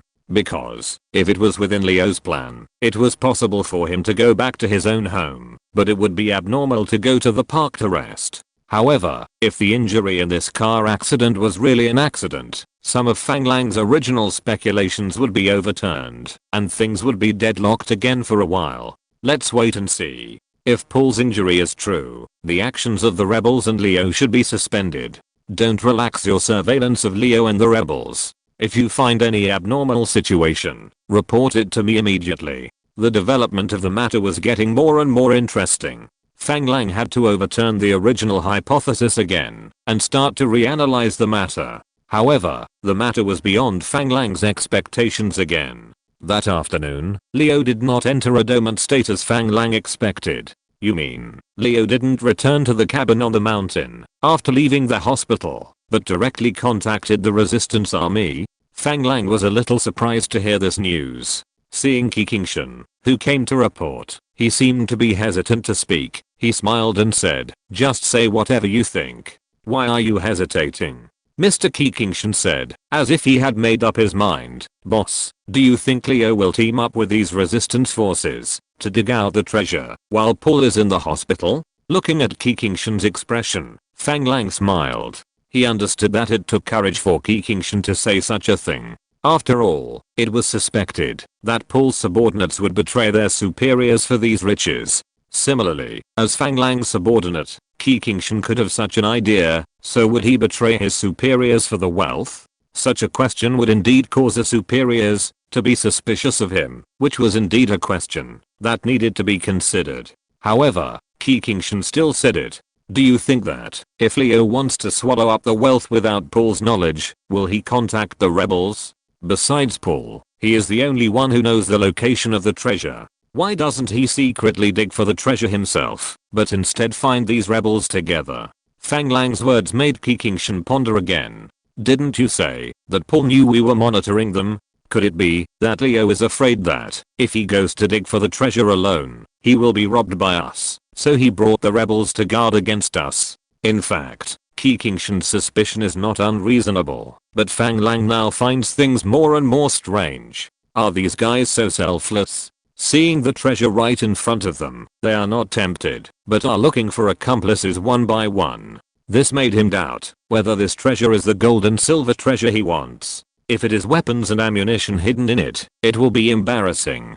But after thinking about it, Fang Lang rejected this guess. After all, if it was munitions and weapons, Paul and his men shouldn't be so cautious. Instead, they should just let everyone see the munitions. Or they could just live in this hidden arsenal, so they wouldn't have to be afraid, even if the enemy came.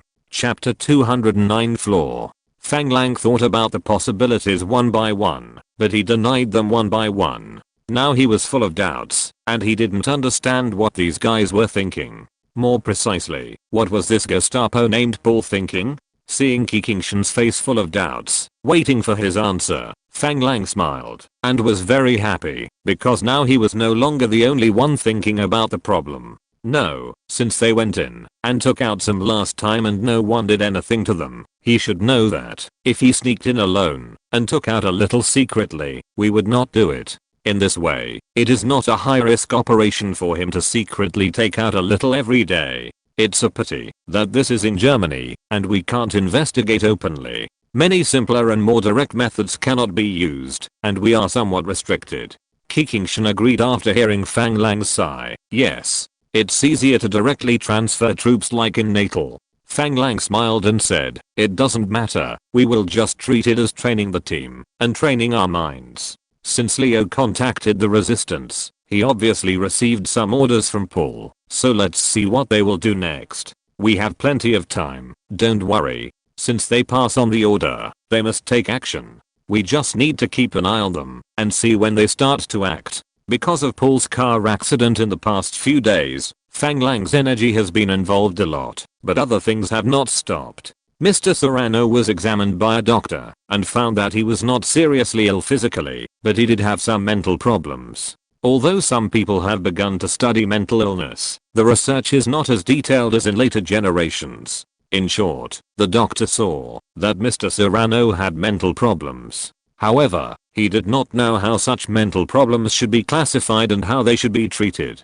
What puzzled Fang Lang the most was that Mr. Serrano now trusted Fang Lang very much, not knowing whether it was because Fang Lang had saved him. It could not even be simply described as trust, but rather as dependence. This made Fang Lang very uncomfortable. If it was a beautiful woman, Fang Lang would be very happy. However, the old man wanted to stay with Fang Lang all the time, which made Fang Lang very speechless. Fortunately, as long as he was assigned a task, he would carry it out very seriously. For example, he was now interviewing a mechanical engineering designer for Fang language. The professional ability he showed shocked the two old gentlemen who had recommended Professor Kent to Fang language.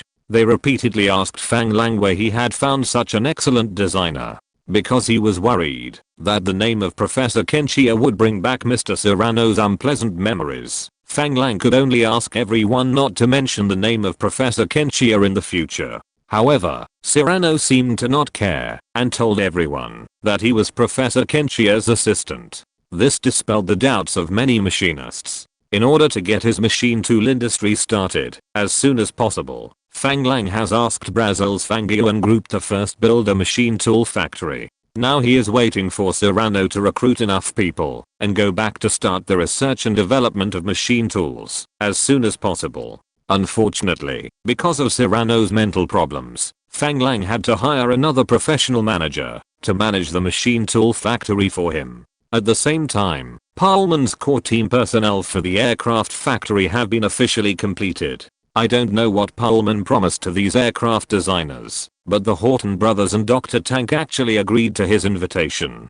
What shocked Fang Lang the most was that Dr. Tank directly led most of the research team of Focke-Wulf to Stuttgart. For this reason, Fang Lang spent a huge amount of money to hold a grand welcome dinner in the hotel that night. In order not to attract the attention of the German and French governments, Colonel Chatham and Mayor Jonas were not invited to the dinner. All the participants were the leaders of the German aircraft industry. They were also the talent base of Fang Lang's future aviation empire. The next morning, Fang Lang asked Qingshan to arrange for these outstanding aircraft designers to board the plane to Brazil in the name of ordinary automotive industry technical workers. Fang Lang no longer cared whether the German and French authorities, or even the United States, Britain, and the Soviet Union, had discovered such a big commotion. However, since they can now board their own planes and fly to Brazil, I believe that this has at least been tacitly approved by these countries. As for whether they will arrange people to shoot down these planes in mid-air, Fang Lang doesn't know now, and he can't care so much. If he doesn't send everyone back to Brazil quickly, Fang Lang is very worried that there will be more trouble. Hiding not far outside the airport, quietly watching the plane take off safely and leave his sight, Fang Lang was slightly relieved. "Boss, the plane has already left. Should we go back to the hotel or somewhere else?"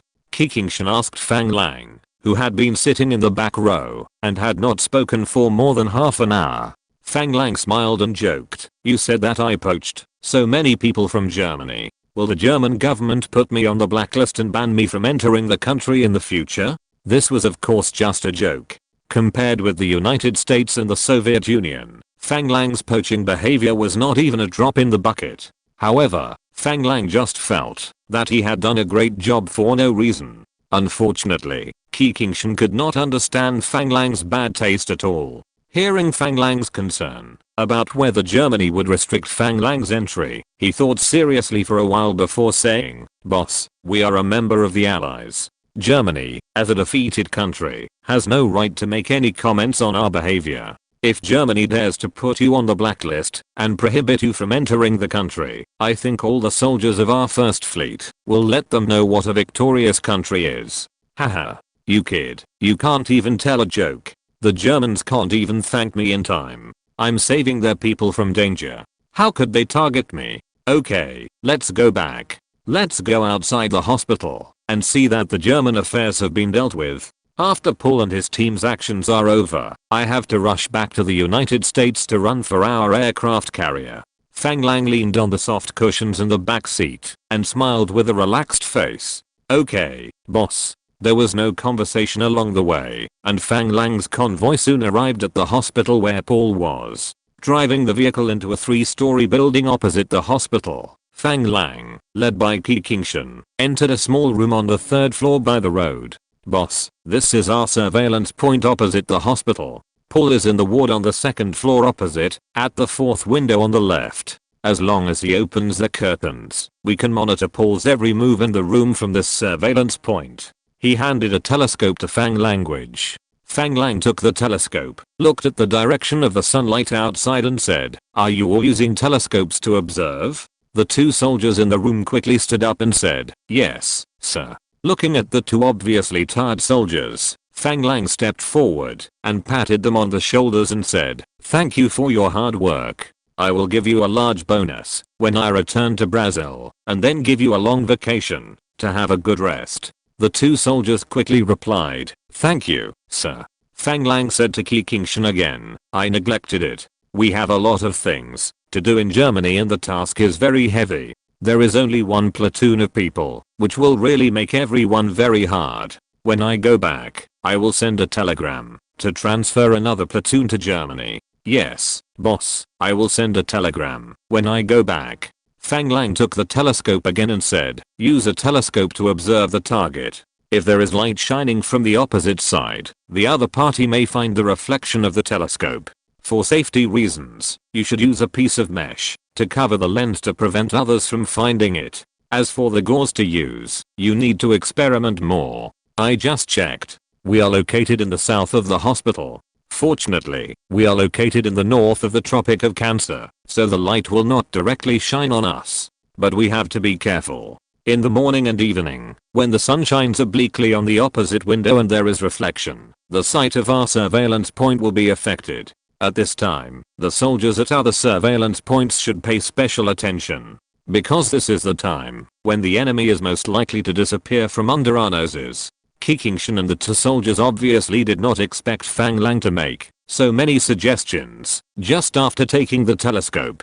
Thinking about it, they are all good advice, which makes several people sigh that the commander is really knowledgeable. Fang Lang hid behind the window, using a telescope, and looked at the ward pointed by Kikingshan through the gap in the curtains. Just a glance, Fang Lang felt something was wrong. While observing, Fang Lang asked, "Kingshan, what you found out is that the other party has a fracture, right?" "Yes, boss." "Have you figured out where the fracture is?" "It is said to be the left leg and left hand." Fang Lang heard Kingshan's answer and said nothing more, but observed carefully. The person in the room was indeed Paul. Paul was not lying on the bed at this time. Instead, he was limping along the edge of the bed with one arm hanging. Anyone who saw him would see that he was seriously injured. But Fang Lang frowned when he saw him limping. He even imitated the way he walked and took 2 steps. However, Fang Lang laughed when he did so. He put down the telescope and said, "This guy's not injured. At least his legs are not injured." Kingshan and the 2 soldiers in the room looked at Fang Lang in surprise after hearing what Fang Lang said. Then, they picked up the telescope and looked at Paul. They saw that he was limping along the edge of the bed. Kingshan looked for more than 2 minutes, but couldn't see anything wrong. He put down the telescope and asked Fang Lang, "Boss, I don't see anything wrong. His leg is lame. How do you judge that his leg is not injured?" Fang Lang glared at Kingshan and said, "Look more carefully. Is this how a person with an injured left leg walks? Try to imitate his steps and see which leg is bearing the force." Kingshan heard this and picked up the telescope again to look over. After imitating his steps and walking twice, he immediately said, "Hey, this old guy, I almost got fooled by him. It seems that he knows we are monitoring him. He was still pretending in the ward. This left leg is injured, and he is still using the left leg to bear the force. The pretending is exposed." Hearing Kingshan's words, Fang Lang also laughed. Most people can tell at a glance that someone has an injured leg when they see him walking with a limp. But they will not go into the details of which leg is injured. Of course, if it is particularly serious, you can also see that the leg is dragged, so it doesn't count. It can only be said that this Gestapo named Paul was careless and let Fang Lang discover his flaw. If you're listening to this novel on a channel other than Fanfic World, it means they downloaded and uploaded it without effort. We cordially invite you to visit our channel, Mundo Fanfic Novelos. There you'll find the original version of this story and you can explore many other novels of various genres. We're waiting for you to immerse yourself in a world of incredible novels. Chapter 210 Thrilling.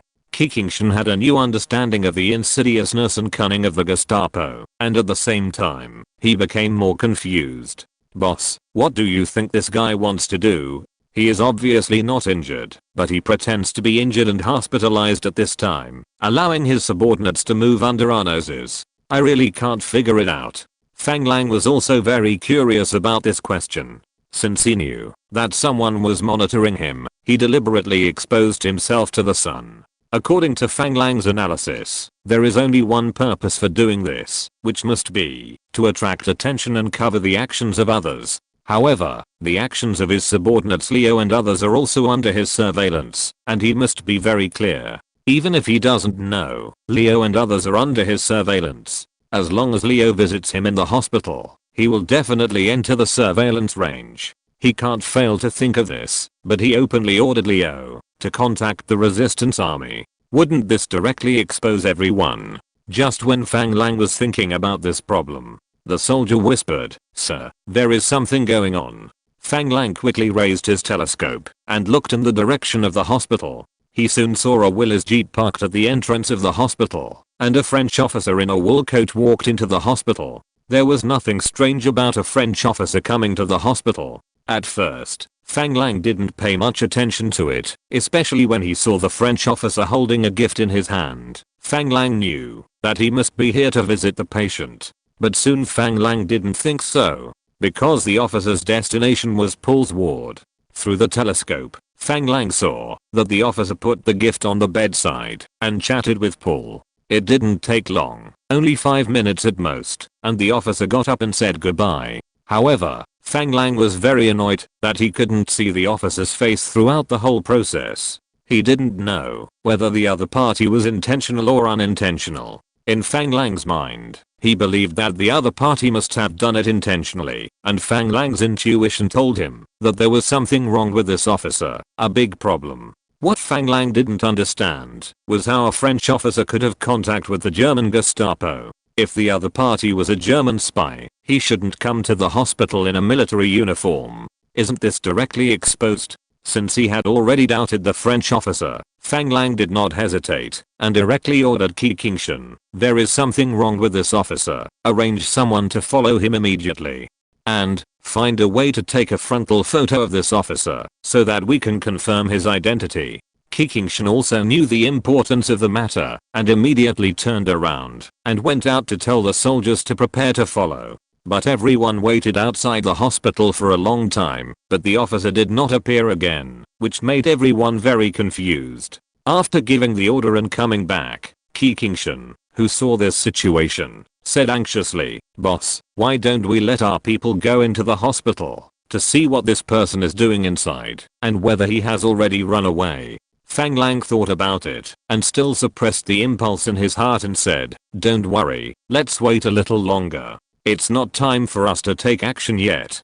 Don't take the initiative to expose your existence. Let's continue to wait. The other party must know that someone is holding them nearby, but it is hard to say whether they know that it is his group. After all, on the surface, his identity is just a Brazilian businessman, and he should not be able to track and monitor these Gestapo." But Fang Lang did not dare to underestimate the ability of the Gestapo. If his people reveal their identities, it will be easy for others to find out where they came from.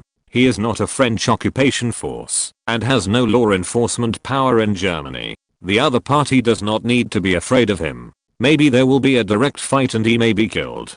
Thinking of the other party's identity as the French occupation force, Fang Lang suddenly thought of another question and asked hurriedly, "Has the French officer who hit Paul been found? Did you take a photo?"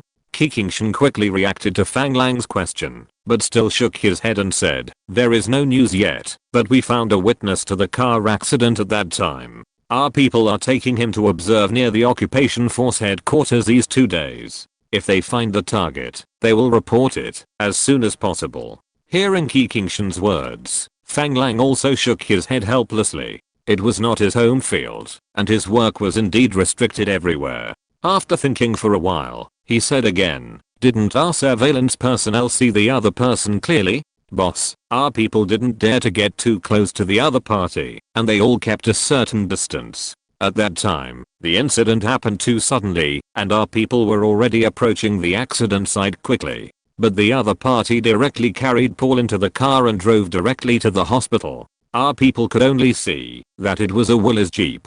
Hearing Qi Qingshan's answer, Fang Lang looked at the Willys Jeep at the door of the hospital downstairs and fell into deep thought. Thinking in his heart, the person who came might be the one who hit Paul at that time. If this was an accident, it would be reasonable for the perpetrator to come to visit the injured. Unfortunately, Fang Lang didn't believe that this was an accident, so the identity of this person began to become very suspicious. "Sir, that Leo is here," the soldier in charge of surveillance suddenly whispered. At this time, several people were observing the direction of the hospital with binoculars, so they all saw the passers-by outside the hospital. "Yeah, it's Leo." Leo casually walked through the gate of the hospital. After walking about 50 meters, he suddenly turned around and walked back, as if he had just realized something, and went into the hospital. Seeing this anti-tracking action, Fang Lang smiled. This guy looks like a novice. This anti-tracking action is not very clever. Fang Lang looked behind Leo and found that the soldier who was responsible for tracking Leo was still leaning against the wall of a house more than 50 meters away from the hospital and smoking. He should have seen Leo arrive at this place and knew that the destination must be the hospital, so he stopped tracking. So Leo's anti-tracking action was a performance for the blind. Soon Leo appeared in Paul's ward. No one knew what the two talked about in it, but it took more than 10 minutes. Leo left the hospital. After leaving the hospital, Leo observed the surrounding environment and returned directly along the same route. Suddenly Fang Lang discovered that after Leo walked out of the hospital, a figure wearing a black woolen coat, a top hat, and a scarf around his neck, with only 2 eyes exposed, followed Leo. After taking a closer look at the man, Fang Lang confirmed that this man was the French officer who had just driven over in a jeep. Because although he changed his coat, hat and scarf, he did not change his pants and shoes, which made Fang Lang find the flaw at a glance. Aren't these people in the same group? Why are they still following their companions? Wait, are they helping Leo to clear the tail? Fang Lang was startled, but saw that Leo had passed by his own people who were leaning against the wall smoking. With the distance between him and the other side, there was no time to notify the person responsible for following Leo. This made Fang Lang's heart tighten, and he prayed secretly that his own people must not follow directly. If they walked in front of this tail, they would be finished. Quick, arrange someone to follow the guy who just came out of the hospital and followed Leo. He is the officer we are looking for. If he follows our people and wants to attack us, we must save our people. Kikingshan was startled when he heard Fang Lang's words and quickly looked at the telescope at the person Fang Lang was talking about. After taking a look, he immediately said, "Yes, boss, I'll arrange it now." He hurried out of the room. Fang Lang did not put down the telescope, still paying attention to the soldier who was responsible for tracking Leo. His palms began to sweat. If he was discovered by the French officer behind him, he might kill him. Fang Lang couldn't bear to let his soldiers die here. If he found out the identities of himself and others from the soldiers, he would have to kill him.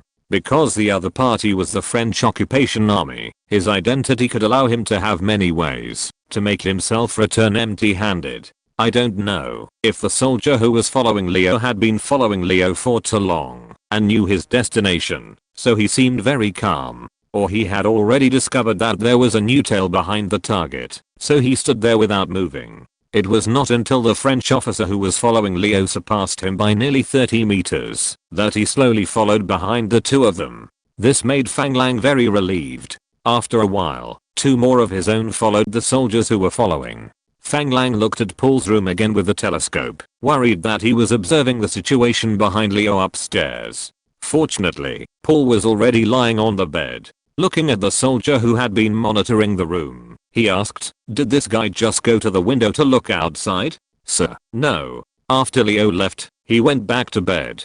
The soldier's answer made Fang Lang feel relieved.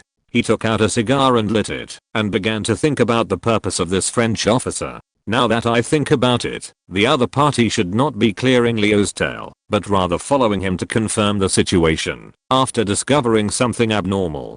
Because, if it is someone who clears Leo's tail, he should not follow so closely, but should hide aside and observe quietly to see who is following Leo's tail, and then follow him, instead of following him directly like now." For a moment, Fang Lang was a little confused about what was going on. Could it be that this French officer had no problem, but just came to the hospital to visit the injured as a perpetrator? Then why did he follow Leo? Or, he just discovered the abnormality of Paul in the hospital and did not come out immediately just to see if there were any other discoveries? As a result, Leo's appearance attracted his attention, so he disguised himself and followed Leo to confirm Leo's identity? This is really getting more and more confusing. For a while, Fang Lang really couldn't figure out what was going on. Kikingshan came back soon.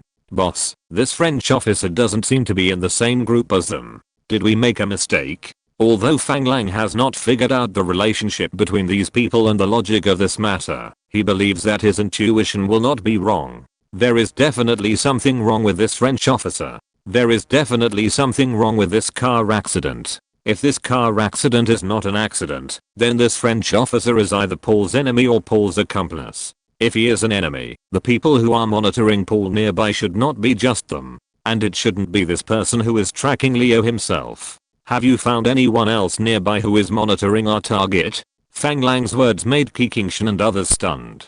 Chapter 211 French Officer. Seeing the expressions of Kikingshan and the two surveillance soldiers, Fang Lang understood the answer. No one must have paid attention to such things.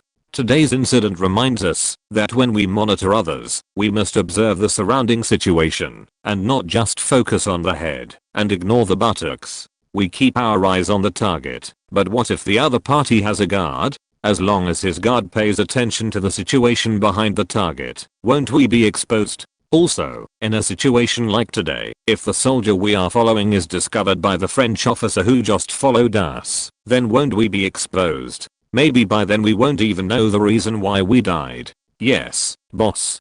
Kikingshan bowed his head to admit his mistake, obviously still frightened by the thrill just now. It's too early to draw conclusions about the relationship between this Frenchman and them. Now we have to find a way to confirm the identity of this Frenchman first, and then see if we can analyze his purpose. Let the brothers who are responsible for tracking this Frenchman be careful. This is now the French territory. It is risky for us to track an officer of the French occupation army. At the same time, think of a way to find out which company this jeep at the entrance of the hospital belongs to. This new clue made Kikingshun's eyes light up.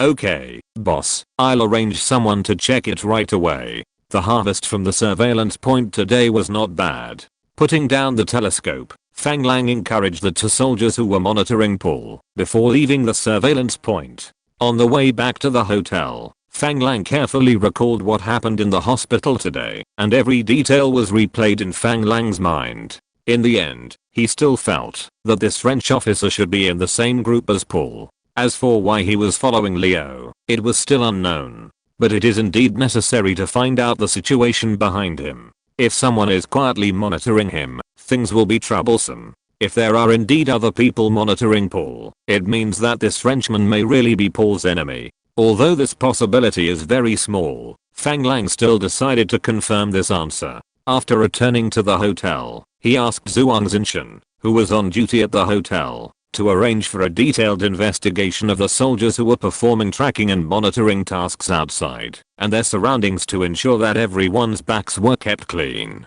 And each monitoring team was equipped with a safety to ensure everyone's safety. Soon Fang Lang felt the trouble of insufficient manpower. Fortunately, the work of recruiting personnel is now in the charge of the assistant team of Fang Yuan Group, and he is not ready to continue to open up new industries for the time being. Shortly after returning to the hotel, Cyrano found Fang Lang and said, "Mr. Fang, I think the machine tool laboratory has enough personnel. Now we need some precision machine tools to turn our design drawings into machines. However, through my communication with everyone, I learned that all the equipment in Germany that meets our requirements has been dismantled and taken away, so I suggest that we go to Switzerland." Fang Lang had already thought of what Cyrano said. He was going to go to Switzerland directly to purchase some high-precision machine tools after dealing with Paul's affairs and ship them to Brazil as industrial mother machines. You are right. I have also considered this issue. However, I cannot go to Switzerland right now. Can you arrange a few experienced engineers among the recruited personnel to go to Switzerland to purchase equipment accompanied by the company assistants? You can make a list of the specific equipment you need, and we will purchase it directly. After the purchase is completed, it will be shipped directly to Brazil via Italy. As far as I know, the quality of machine tools and equipment in Italy is also very good. If Switzerland is not enough, we can also go to Italy to have a look. Feeling Fang Lang's trust in him, Cyrano was very happy and nodded repeatedly. No problem, I will go and tell everyone now. When can our other people go to Brazil? Have you completed the recruitment so quickly? Don't just recruit laboratory personnel. We also need to recruit skilled workers with superb manufacturing skills. Don't worry, boss, we have recruited more than 300 excellent technical workers, which is enough for our early production. Some auxiliary positions can be recruited directly in Brazil. Seeing that Cyrano was very thin and looked very unhealthy, his spirits had obviously improved because of the work in the past 2 days, which made Fang Lang feel at ease. As long as this guy doesn't have to follow him every day, Fang Lang will be relieved. Okay, let everyone pack up their valuables and give my adjutant a specific list of personnel. He will be responsible for arranging your itinerary. Do you need to go back to Belgium before returning to Brazil? Hearing Fang Lang's question, Cyrano did not show any abnormality, but said very calmly, "Forget it, there is no one at home anymore. What's the point of going back? Now I'm discussing knowledge about machine tool manufacturing with everyone, which makes me very happy and fulfilled. Don't worry, boss, I'm fine." Fang Lang looked at Cyrano carefully, hoping that this guy was really fine. After getting to know other mechanical engineers in the past few days, he was more certain that this guy was indeed a genius. The machine tool he designed for automatic gear grinding amazed these machine tool designers. Because this machine tool is already a real automatic machine tool. As a modern person, Fang Lang knew very well that the future of machine tools is automatic machine tools, and Cyrano turned out to be a genius in this area. He was reluctant to let him lose his due value because of mental illness. That's good. If you need my help, just come to me directly.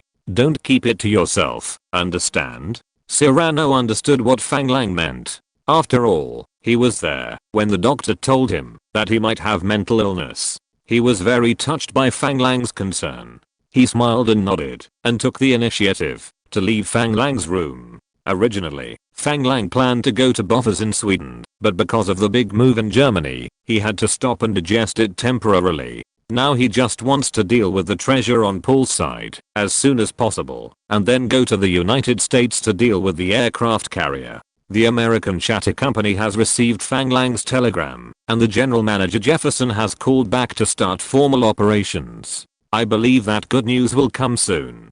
The other shareholders of Shatter Company are also very concerned about this business. At the same time, they are very supportive of Fang Lang's business of purchasing various types of transport aircraft from Shatter Company for long-term purchases, refitting, and selling them to airlines as civil airliners. Jefferson even said that the shareholders can provide Fang Lang with several sets of aircraft overhaul lines and various supporting parts. Fang Lang thought that someone was interested in his aircraft modification factory because of the enthusiasm of the shareholders of Shatter Company. As a result, after asking, he realized that others did not look down on such a small business as modification. Compared with the aircraft modification business that can only earn a certain amount of labor costs, the arms business that can make high profits and price differences by selling the retired equipment of the country is what they want. In order to allow Fang Lang to buy more military aircraft from them, these guys have begun to actively promote these modified aircraft to American civil aviation companies for Fang language.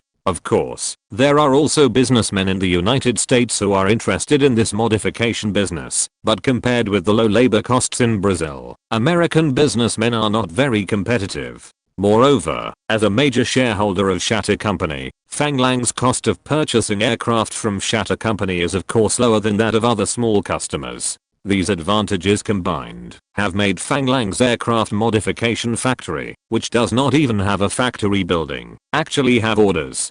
This is also the reason why Fang Lang asked Pullman and others to send it back to Brazil as soon as possible. As for the location of the factory, Fang Lang did not decide by himself, because aircraft manufacturing is the jewel in the crown of industry after all, and he does not understand it very well, so he should not intervene too much. He did consider placing the modification plant in Natal. After all, the Natal Naval Base already has 2 aircraft overhaul lines. And this place is very close to the United States and Europe, but aircraft manufacturing must not be placed here. After all, the supporting industries are too poor. The fact that the basic industry is almost zero will directly defeat this idea. In the future, the aircraft production line of Embraer was also in Sao Paulo. Fang Lang estimated that after Pullman and his team had completed their inspection, the possibility of finally placing the factory in Sao Paulo was the greatest. In this way, Fang Lang Group's influence in Sao Paulo in the future will also be unparalleled. Now many domestic immigrants have landed at the port of Sanchez in Sao Paulo. They directly entered Fang Lang Group's company in Sao Paulo. The real estate company has the most employees. After all, the basic construction work in the construction industry requires a low level of cultural literacy for workers. Because Fang Lang is now going to build many factories and houses in Brazil. Although he recruits workers locally in Brazil, Fang Lang is of course more inclined to his compatriots than Brazilian workers. However, in order to avoid causing dissatisfaction among local Brazilians with the influx of Chinese, Fang Lang had to allocate construction workers in proportion. According to the report from the assistant team, the number of compatriots working in the construction industry in Sao Paulo alone has reached tens of thousands. Because of the hard-working character of the compatriots, the construction of factories and houses has been progressing rapidly. Working with local Brazilians also allows everyone to integrate into the local area very quickly. According to what Fang Lang has learned, there are now compatriots who can use gestures and language to communicate with local Brazilians in a simple way. In order to enable everyone to integrate as quickly as possible and improve their cultural level, Fang Lang opened a night school in the area where workers are concentrated and both Chinese and Brazilians can go to school to study. In addition to Portuguese courses, Chinese courses are also offered in the classroom. Let everyone learn Chinese culture in a foreign country. Of course, most of the Chinese teachers are compatriots who have studied among immigrants. In order to cultivate the Chinese middle class and everyone's enthusiasm for learning, Fang Lang asked Chinese people with strong learning ability to serve as foremen and other management positions in the company, and prepared to train everyone in the direction of contractors. As for whether they will eventually become a construction company, it depends on their own luck. Moreover, many of our compatriots who had learned mathematical knowledge such as abacus were assigned to the company's financial department to learn financial knowledge. Before the advent of computers, the abacus was the fastest calculation tool. The emergence of this tool stunned Brazilians. It was the first time they knew that there was such a calculation tool. At one time, many Brazilians began to learn abacus. Chapter 212 Confirming Identity. The next morning, before Fang Lang received the results of the investigation on the French officer, he received an even more unexpected news. The French occupation forces appeared near the rebels and began to monitor the rebels' actions. According to the report of the personnel who followed the French officer did not hesitate to return to the occupation headquarters after tracking Leo to find the rebels hiding behind the enemy. About an hour later, he led a plainclothes team of about 10 people to start monitoring near the rebels. This sudden change almost exposed the soldiers who were monitoring the rebels. So, early in the morning, Qingshan came to ask Fang Lang what to do now. Is that Leo also with the rebels? No, Leo has returned to the forest cabin, and our people are following him. No new tracking personnel have been found around. That is to say, this Frenchman only informed the occupation forces of the intelligence of the rebels, but did not inform the existence of Leo, right? Fang Lang felt that things were really getting more and more interesting, and he felt that he had already grasped something vaguely, but he couldn't be sure for the time being. It should be, but why did he do that?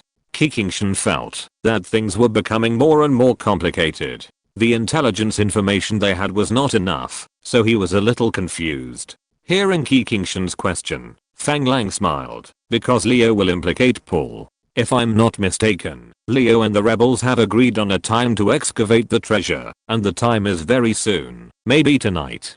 Seeing Fang Lang's expression, Qingshan understood that Fang Lang should have found the logic of this matter and the relationship between these people. As a subordinate, although he was curious, he did not ask, just waiting for Fang Lang to give orders, and he would execute them. Then what should we do next? Let the people who are monitoring the rebels and Leo, as well as the people who are monitoring the treasure place, withdraw. Fang Lang's words surprised Qingshan and he said, don't we want the treasure anymore? Fang Lang nodded and said, now this treasure has been donated to the occupying forces by Paul through this French officer. This is the territory of the French occupying forces. How can we compete with others? What a trick to drive the tiger to swallow the wolf. It seems that this guy named Paul knows that we are monitoring him. It's not simple. It's really not simple. I admire him more and more now. His plan to escape should also begin. What I'm most curious about is what made him make such a big decision to abandon this treasure directly and would rather give it to the French occupying forces than take it for himself. Do you mean that Paul is going to run away? Since we already know the location of the treasure, why don't we take the treasure out now, before they do anything? Qingshan would not question Fang Lang's judgment, but he really couldn't bear to watch a treasure pass by him. Watching him slip away from him.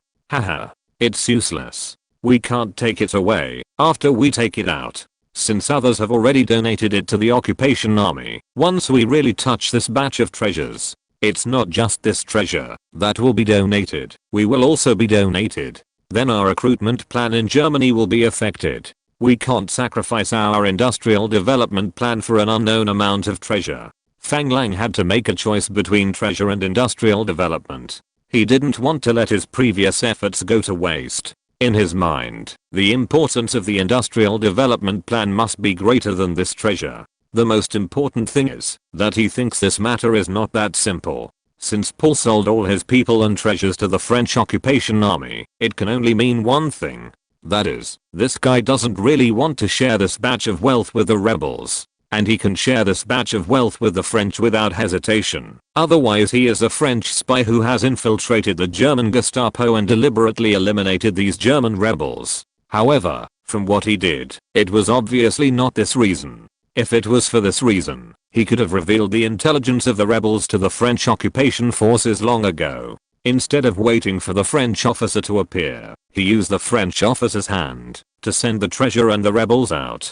Since he was not a French spy, then the French officer might be a German spy. These two German spies gave the Germans wealth and their comrades to the French. Such an operation is really confusing.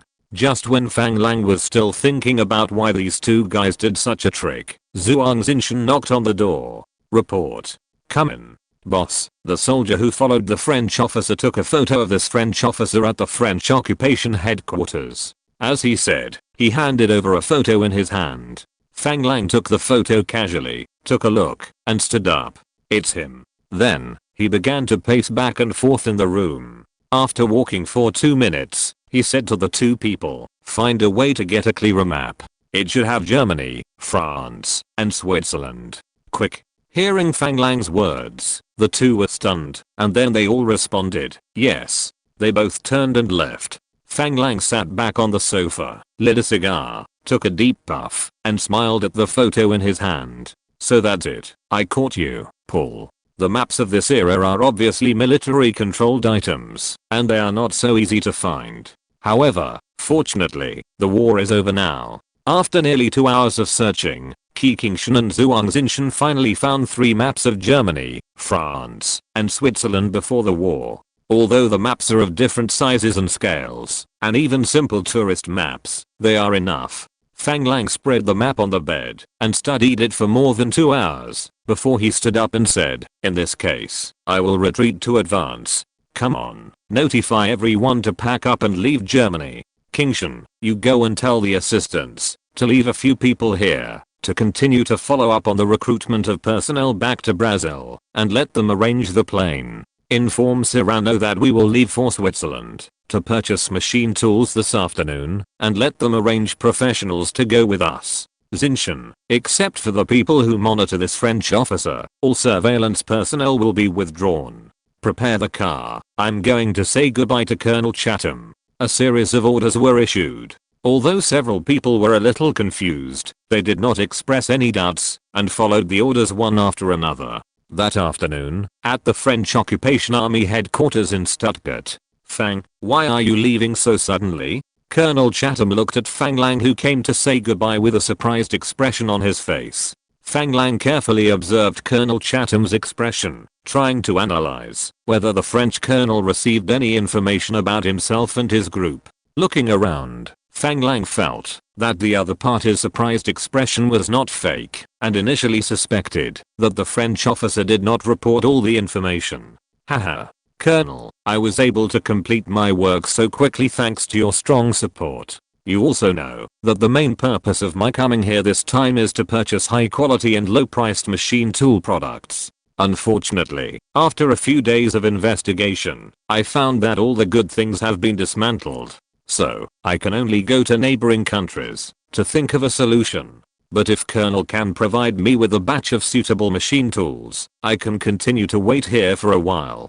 To be honest, Fang Lang really wanted Colonel Chatham to take the risk to provide him with a batch of machine tools they dismantled from Germany, so this sentence was both a test of the other party's attitude towards him. At the same time, he sincerely hoped that Colonel could provide him with what he wanted. Unfortunately, this French colonel did not expect to be as bold as the American colonel. Of course, it is also possible that he is indeed patriotic and knows that these equipment are what their country needs now. This does not mean that the American colonel is not patriotic, but that Americans are arrogant and look down on the Japanese devil's broken, copper and rotten iron. Fang, to be honest, I really want to help you. However, these things are accounted for, and I cannot handle them privately. But rest assured, I will spare no effort to support your recruitment. If you have money to recruit, I must support it. If you don't support me, I will find someone who is one level higher than you. If that doesn't work, I will try my luck in the British or American territories. Okay then. I will go to Switzerland to think of a solution. If we have the chance to meet in the future, I will definitely treat you to a big meal. Today, time is too tight, so I won't stay any longer.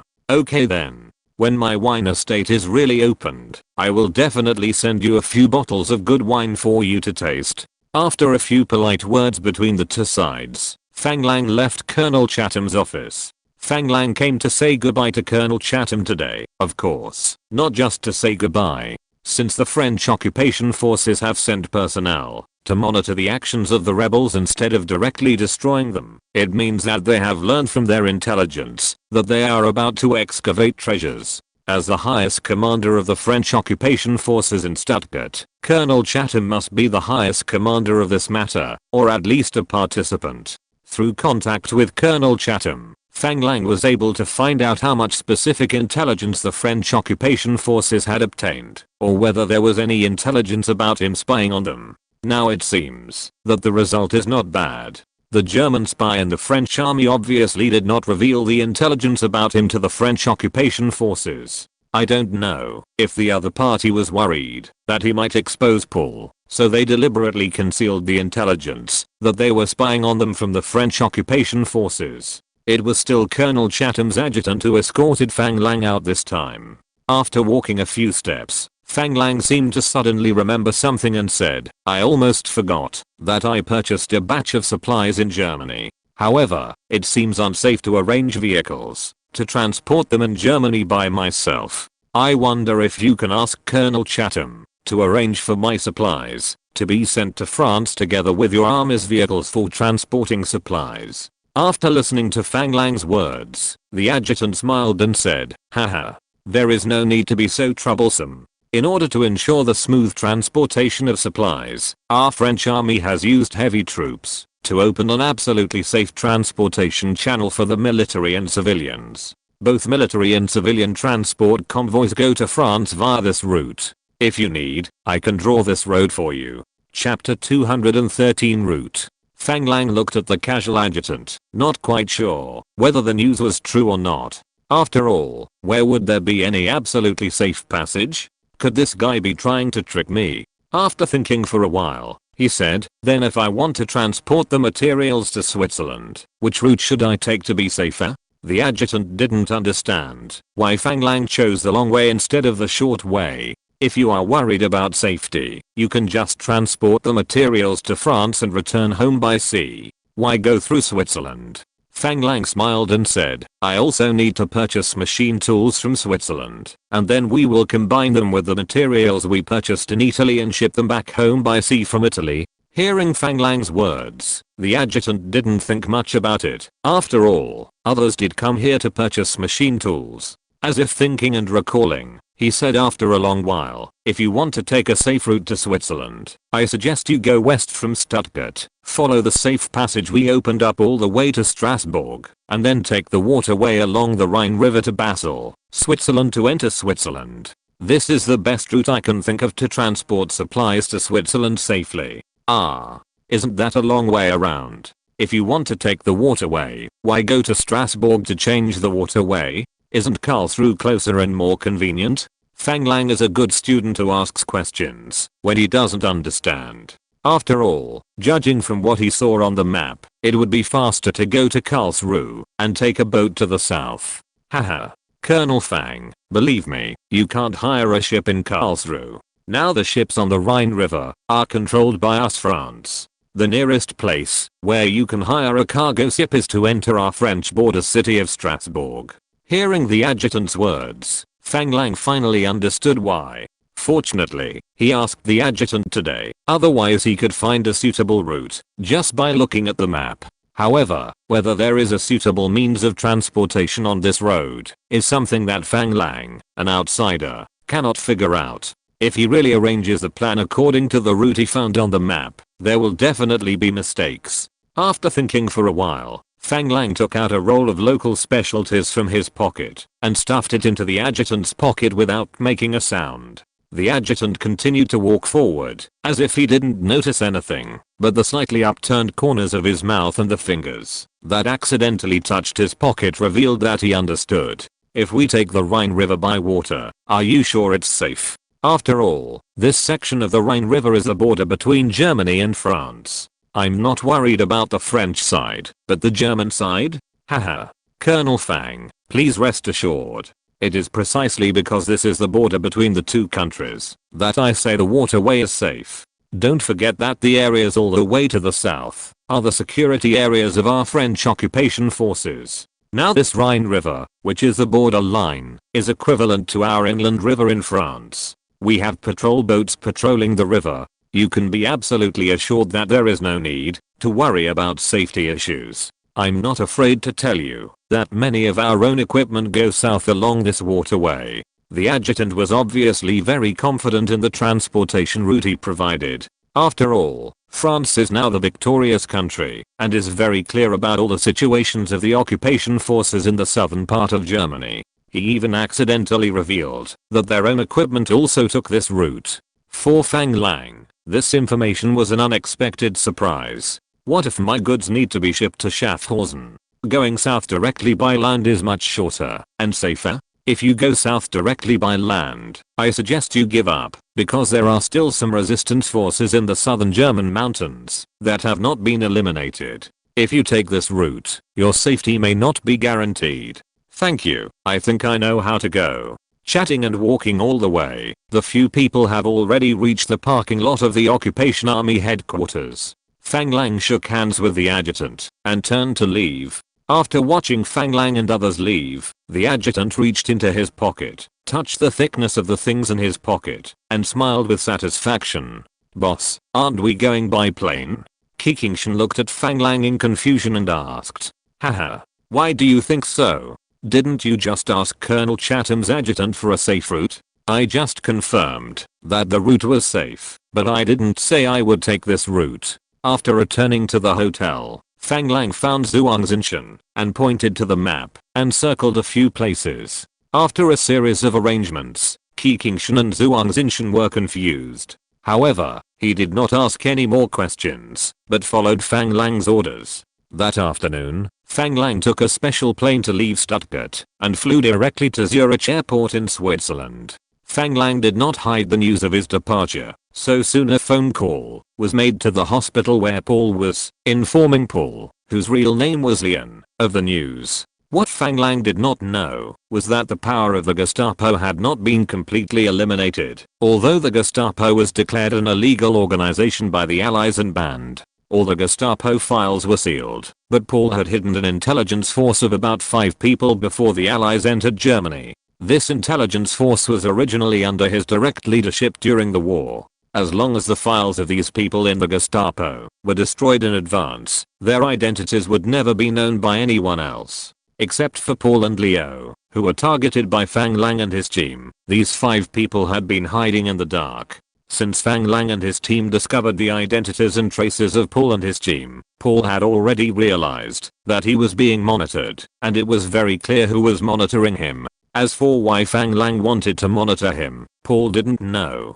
At first, it should be for safety or curiosity. But Paul obviously couldn't give up his actions just because he was being monitored. All his actions with Leo were under surveillance, and he knew it very well. Why did he open the treasure when he knew someone was monitoring him? Because this was originally part of his plan. He would do this regardless of whether he was being monitored or not, and this was originally the military funds he left for the resistance. What surprised Paul was that, even if he knew the location of his treasure, the other party was unmoved and didn't even confirm the amount of treasure, which made him think for a while that he had an illusion. The lack of sufficient understanding between the two sides caused a lot of misjudgments on both sides and wasted a lot of time for Paul. What annoyed Paul was that the attack launched by the resistance army without listening to orders finally made him see his situation clearly. He knew in his heart that the Third Reich was completely hopeless. Therefore, he went to Switzerland by confusing the surveillance personnel and made a new plan. A plan that was completely for his own personal interests. So, when Paul returned to Germany from Switzerland, everything began to become completely different from before. Fang Lang and the others were confused for a while. But when he was halfway through his action, the tail that had been following him took the initiative to withdraw, which made him a little unbelievable. A simple move of driving away the tiger to swallow the wolf scared away the tail that had been hanging behind him and staring at him. Isn't this too much of a joke? However, since the other party has left Switzerland and the surveillance points around him have been removed, it is also good news for him. In this way, he can completely let go of his hands and feet without having to worry about anything. That night, Paul quietly slipped out of the hospital, circled in the city of Stuttgart for more than an hour, performed a series of anti-tracking actions, and confirmed through 2 insurances that he deliberately set up that there was really no tail behind him. This made Paul very happy, and he had a rare good sleep. The next morning, Paul changed into a French military uniform and appeared in the French military camp. In the evening, a whole car transport company with more than 50 trucks was ordered to set off. As for the destination of the departure, only the new commissioner and the transport company commander knew. Soon, the convoy drove into a very remote and hidden air raid shelter. Because it was dark, everyone did not know the specific location of the air raid shelter and could only follow the car in front. After arriving at the air raid shelter, everyone began to enter the air raid shelter in an orderly manner at a command and moved the tightly packed wooden ammunition boxes and crates of various specifications onto the car. The seals with Nazi symbols on the boxes were clearly visible under the illuminated torches. All the soldiers involved in the transportation had their hearts pounding, and they had a well-known guess about the goods being transported this time. No wonder before departure, both the special commissioner and the company commander repeatedly emphasized confidentiality and asked everyone to completely forget about this operation after the mission was completed. After a whole night of transportation, taking advantage of the darkness before dawn, the exhausted soldiers did not even have time to rest, and the convoy left Stuttgart non-stop all the way to the west. Because this was a transport company of the French army, it was unimpeded all the way without any inspection. The convoy arrived at a remote dock in Strasbourg at dusk the next day and loaded all the supplies onto a 1,000-ton cargo ship. The soldiers of the transport company looked at the inconspicuous small cargo ship reluctantly and disappeared on the Rhine River in the dark night. What they didn't know was that at the same time as their transport company was heading to the air raid shelter, a German resistance army drove into an abandoned mine in a forest in the opposite direction. Leo, are you sure that Command Leon will not act with us? Major Robin, didn't I tell you? Commander, just after returning from exploring Switzerland, he had a car accident and is still lying in the hospital. How can you let the commander come here? Leo looked at the major of the resistance army who was missing a finger in front of him and said helplessly. He didn't expect that his commander would be so unlucky. Because of a car accident, he had to give up the operation of personally presiding over the treasure excavation. Maybe the commander should be even more helpless at this time. Major Robin kept looking around, but he couldn't see anything in the dark night. He only knew that the vehicle drove south for more than an hour before reaching the destination. What Leo didn't know was that Colonel Robin didn't really want Chief Leon to preside over the treasure excavation. He was worried that, if he wanted to swallow up the wealth, he would not be able to silence Paul, which would eventually lead to huge hidden dangers. Chapter 214 Bait. Major Robin watched as the soldiers opened the abandoned mine and began to carry out wooden boxes. Looking at the Nazi seals on the seals of the wooden boxes, his apprehensive mood could not help but become eager. He rushed into the mine and observed for a while. After he and a soldier lifted a sealed ammunition box onto the truck, he found Leo again and said, "There are not many things here. There is no need to prepare 5 trucks. 3 trucks are enough." Robin's rank was higher than Leo's, so now Leo could only obey Robin's command and answer all his questions. "Captain Leon means that we have to transport these supplies to Switzerland for cash. The road conditions are poor all the way south into the mountains, so the vehicles should not be overloaded." "Switzerland? Do you mean we have to escort this batch of goods to Switzerland now?" "Yes. This is not cash. We can't use it in Germany at all. It can only be transported to Switzerland for cash before it can be used as military expenses." After hearing Leo's words, Robin also felt that it made sense. Fortunately, he did not take action directly. After shaking his head slightly at several trusted subordinates who looked at him, Robin asked, "Then where to transport it specifically? Does Commander Leon have any arrangements?" "Please rest assured, Commander Leon was injured in a car accident because he went to Switzerland in person 2 days ago and has purchased a small farm in Schaffhausen, Switzerland. We just need to make sure that the goods can be transported safely. As for the rest, the commander will use the channels that have been opened to cache the goods after his body recovers." After listening to Leo's words, Robin didn't say much, but rolled his eyes, nodded, and continued to join the ranks of moving. Because there were not many goods, the entire excavation lasted only an hour. The French occupation forces who had been monitoring their actions had to ride bicycles to catch up with them all the way, in order to prevent them from discovering that they were being followed. When they just arrived at the treasure excavation site, they found that these German resistance soldiers had reboarded their vehicles and were ready to leave. This made them anxious. They left 2 people waiting there, and the others continued to ride their bicycles and rushed all the way in the dark.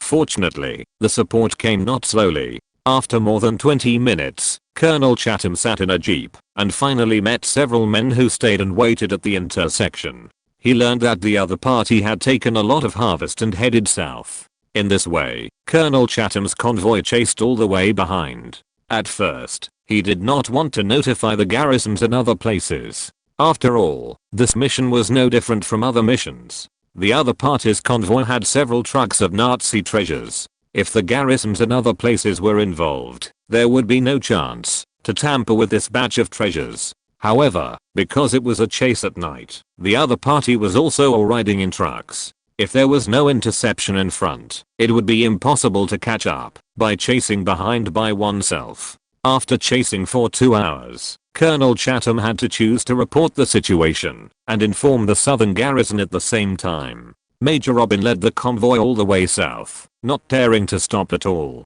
Everyone knew what was being transported in their convoy, so everyone was very nervous. Fortunately, there was no abnormal situation along the way. When they arrived near Dettingen, Major Robin, who was sitting in the head car, looked at the fish belly white in the sky and was thinking about how to take these cars of wealth for himself. He didn't bring many people this time, but everyone was his trusted subordinate, so it was not difficult to take this batch of treasures for himself. He originally planned to kill Leon and Leo at the treasure excavation site. Unfortunately, things deviated from his plan. Leon actually had a car accident at a critical moment and did not appear at the treasure excavation site. This made him a little worried.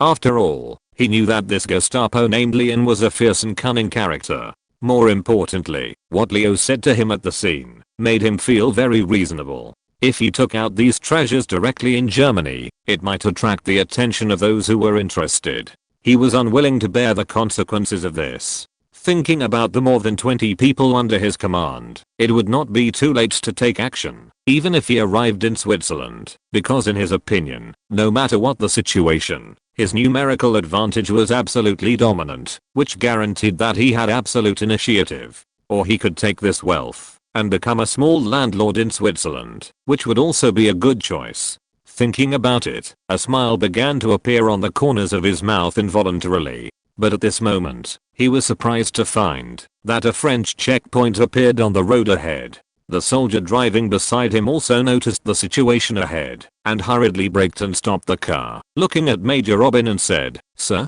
French checkpoint, what should we do?" Major Robin, who was sitting in the co-pilot seat, was almost thrown off the table and chair by the sudden brake.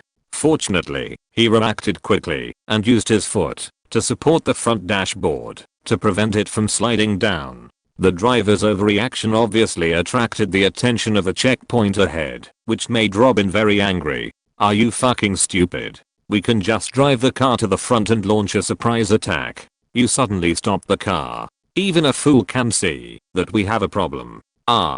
What should we do now?" The driver also reacted.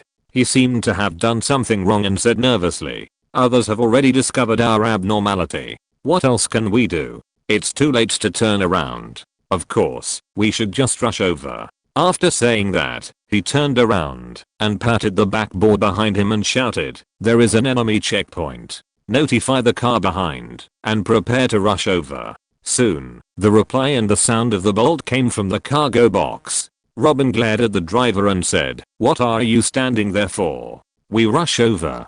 Don't stop, understand?" The driver shrank his neck and gritted his teeth and said, "Yes, sir. Sit tight." After saying that, he stepped on the accelerator and rushed to the checkpoint in front. Robin stared at the idiot beside him in amazement. "Are you afraid that the enemy doesn't know you are going to rush over?" But he didn't have time to curse the driver beside him, because he saw the French soldiers at the checkpoint start to accelerate and rush towards them. When they saw the truck stopped, without the order from the superior, everyone knew that there was something wrong with this convoy, and they all raised their weapons and aimed at their trucks. Robin pulled the bolt of his MP-40 submachine gun and loaded it, ready to fire at any time. However, he would not fire immediately because the distance between the two sides was not close enough, and they had to get closer. Otherwise the heavy machine gun at the checkpoint would definitely teach him a lesson. Now they were all German civilians in plain clothes, and the French dared not fire at them for no reason.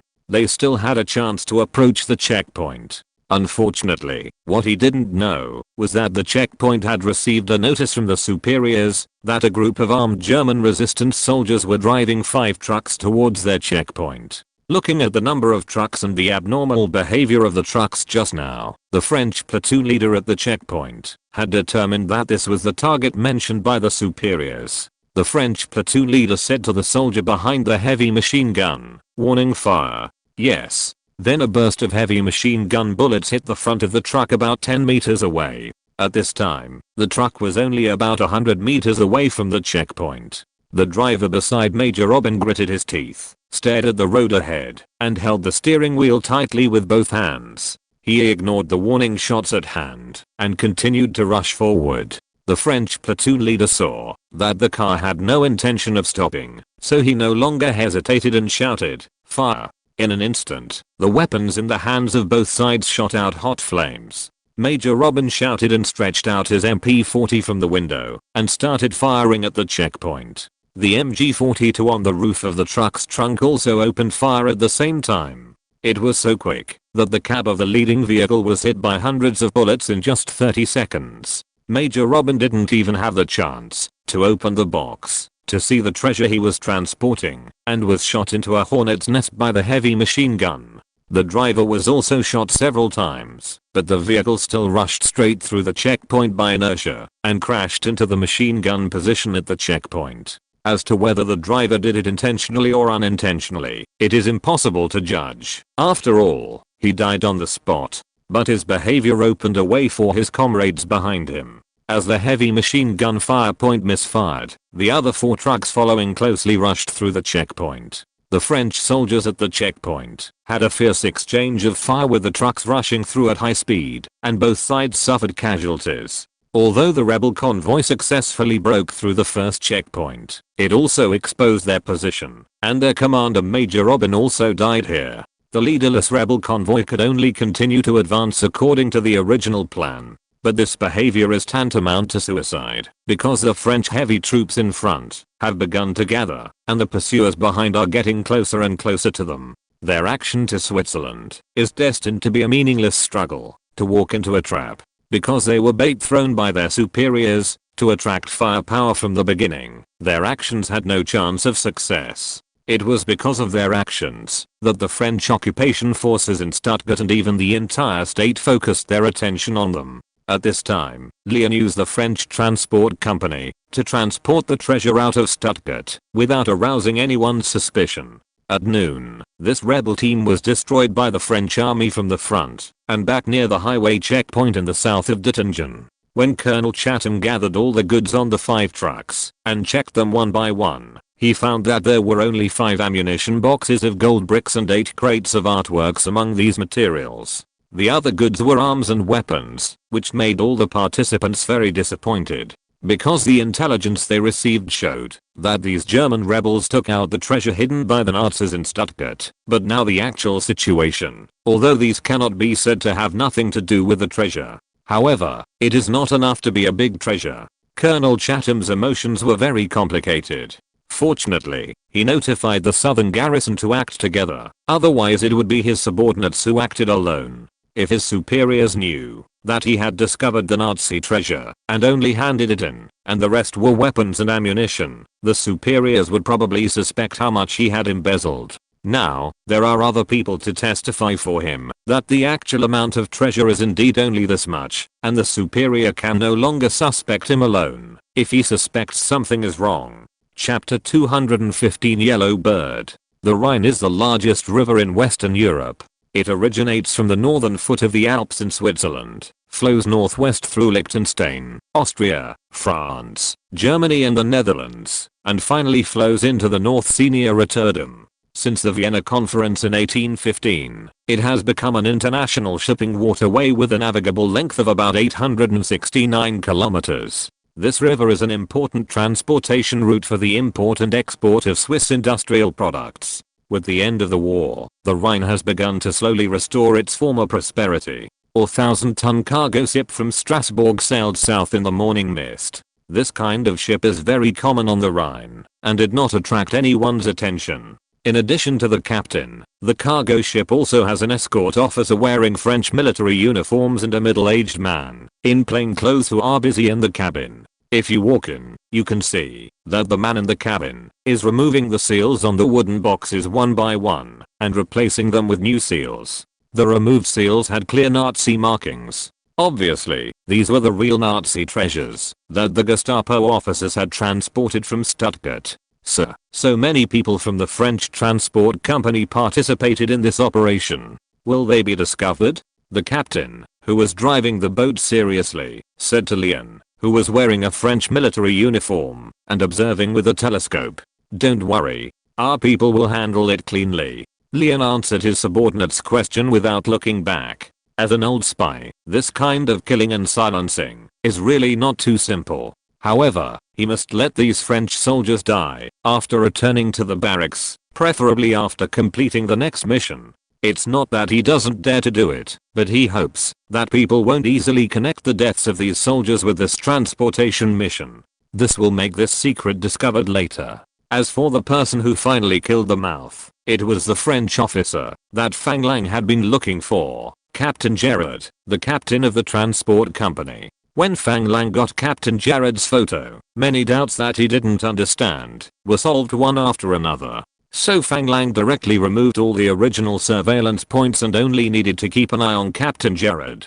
Captain Gerard was Leon's most hidden trump card. Why didn't he stay in the main combat force and take the initiative to transfer to the transport company as a company commander? Why did his guerrilla commander frequently encounter attacks and finally let this young man become the guerrilla captain? He, a French officer, injured Paul, a German, and the French did not know the situation and would not have any doubts at all. When Paul found out that the people who were monitoring him were not the French occupation forces at all, he asked Gerard, the former French guerrilla captain, to track and discover the German resistance, and overheard the news of the treasure. The French army could not find any abnormality at all. Fang Lang could think of countless explanations for some doubts. For example, why did you follow this man named Leo? As a guerrilla captain behind enemy lines, it was normal to recognize the former enemy. After tracking the German resistance that the French occupation forces had been looking for was found, and overheard that the other party was preparing to excavate a Nazi treasure.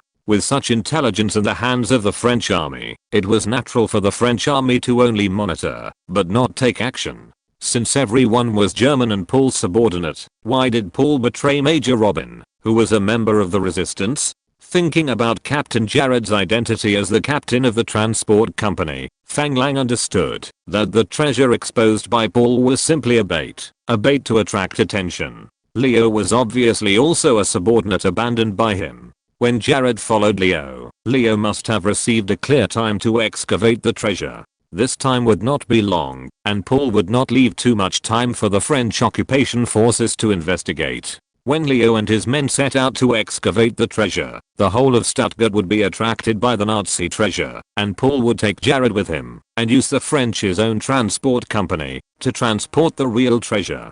This is what Fang Lang thought of after discovering that Captain Jared was a German spy. If Paul wanted to take this batch of treasure for himself or cash it in, he could only transport it to Switzerland. Only Switzerland, as a neutral country, would turn a blind eye to this batch of treasure that was obviously an artsy legacy. Other countries around might confiscate this batch of property. Therefore, Fang Lang concluded that, even if Paul used the vehicles of the French transport company to transport it, he would never transport this batch of materials back to France. When Colonel Chatham's adjutant introduced the safe route to Switzerland to Fang Lang knew that he didn't even need to keep an eye on Captain Jared. Therefore, Fang Lang began to have people only need to keep an eye on the French transport convoy that left Stuttgart, while Leo and his men were excavating the treasure, and placed personnel at several important nodes of this safe route for monitoring.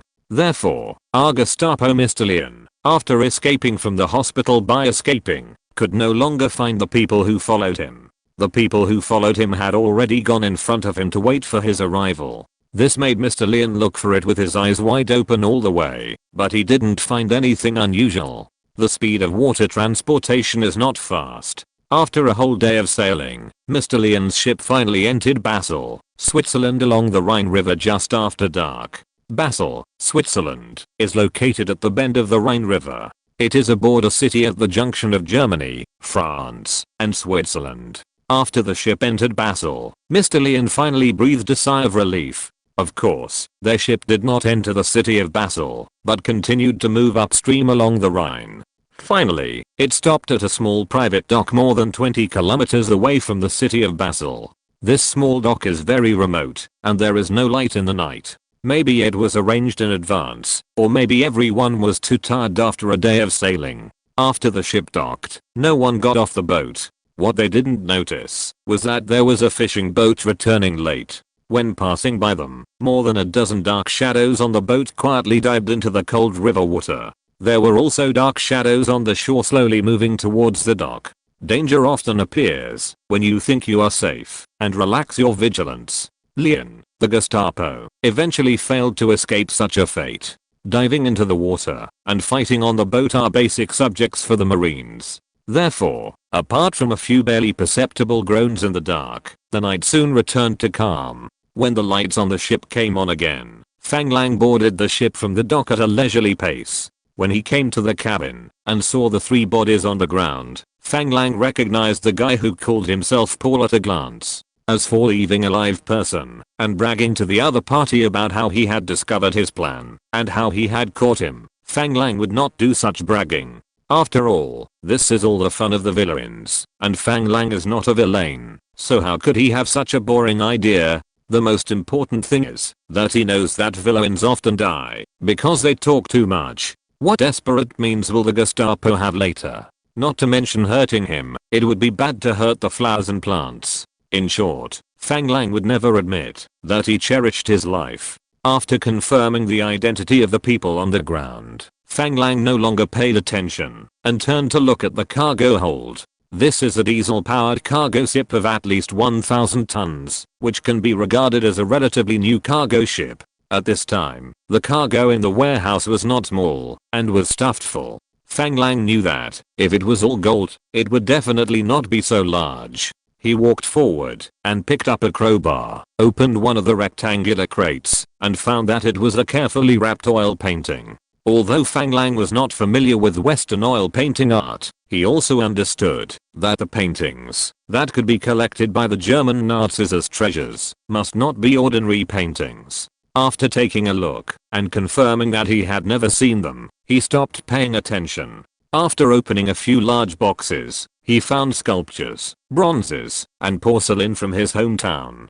Fang Lang knew that the things were right. However, he did not see gold, which was somewhat unexpected to Fang language. After turning around twice, he found that some small ammunition boxes were padded at the bottom of the cabin as ballast. Considering that there were so many soldiers around, it would be bad if they were dazzled by the gold and confused by the money and had some unrealistic ideas. So Fang Lang did not open the ammunition boxes at the bottom to check. He clapped his hands and said to everyone, "Well, our operation has come to a successful conclusion. Congratulations in advance." After returning to Brazil, we will all be rich. Everyone smiled knowingly. Everyone knew that their leader was not a stingy person.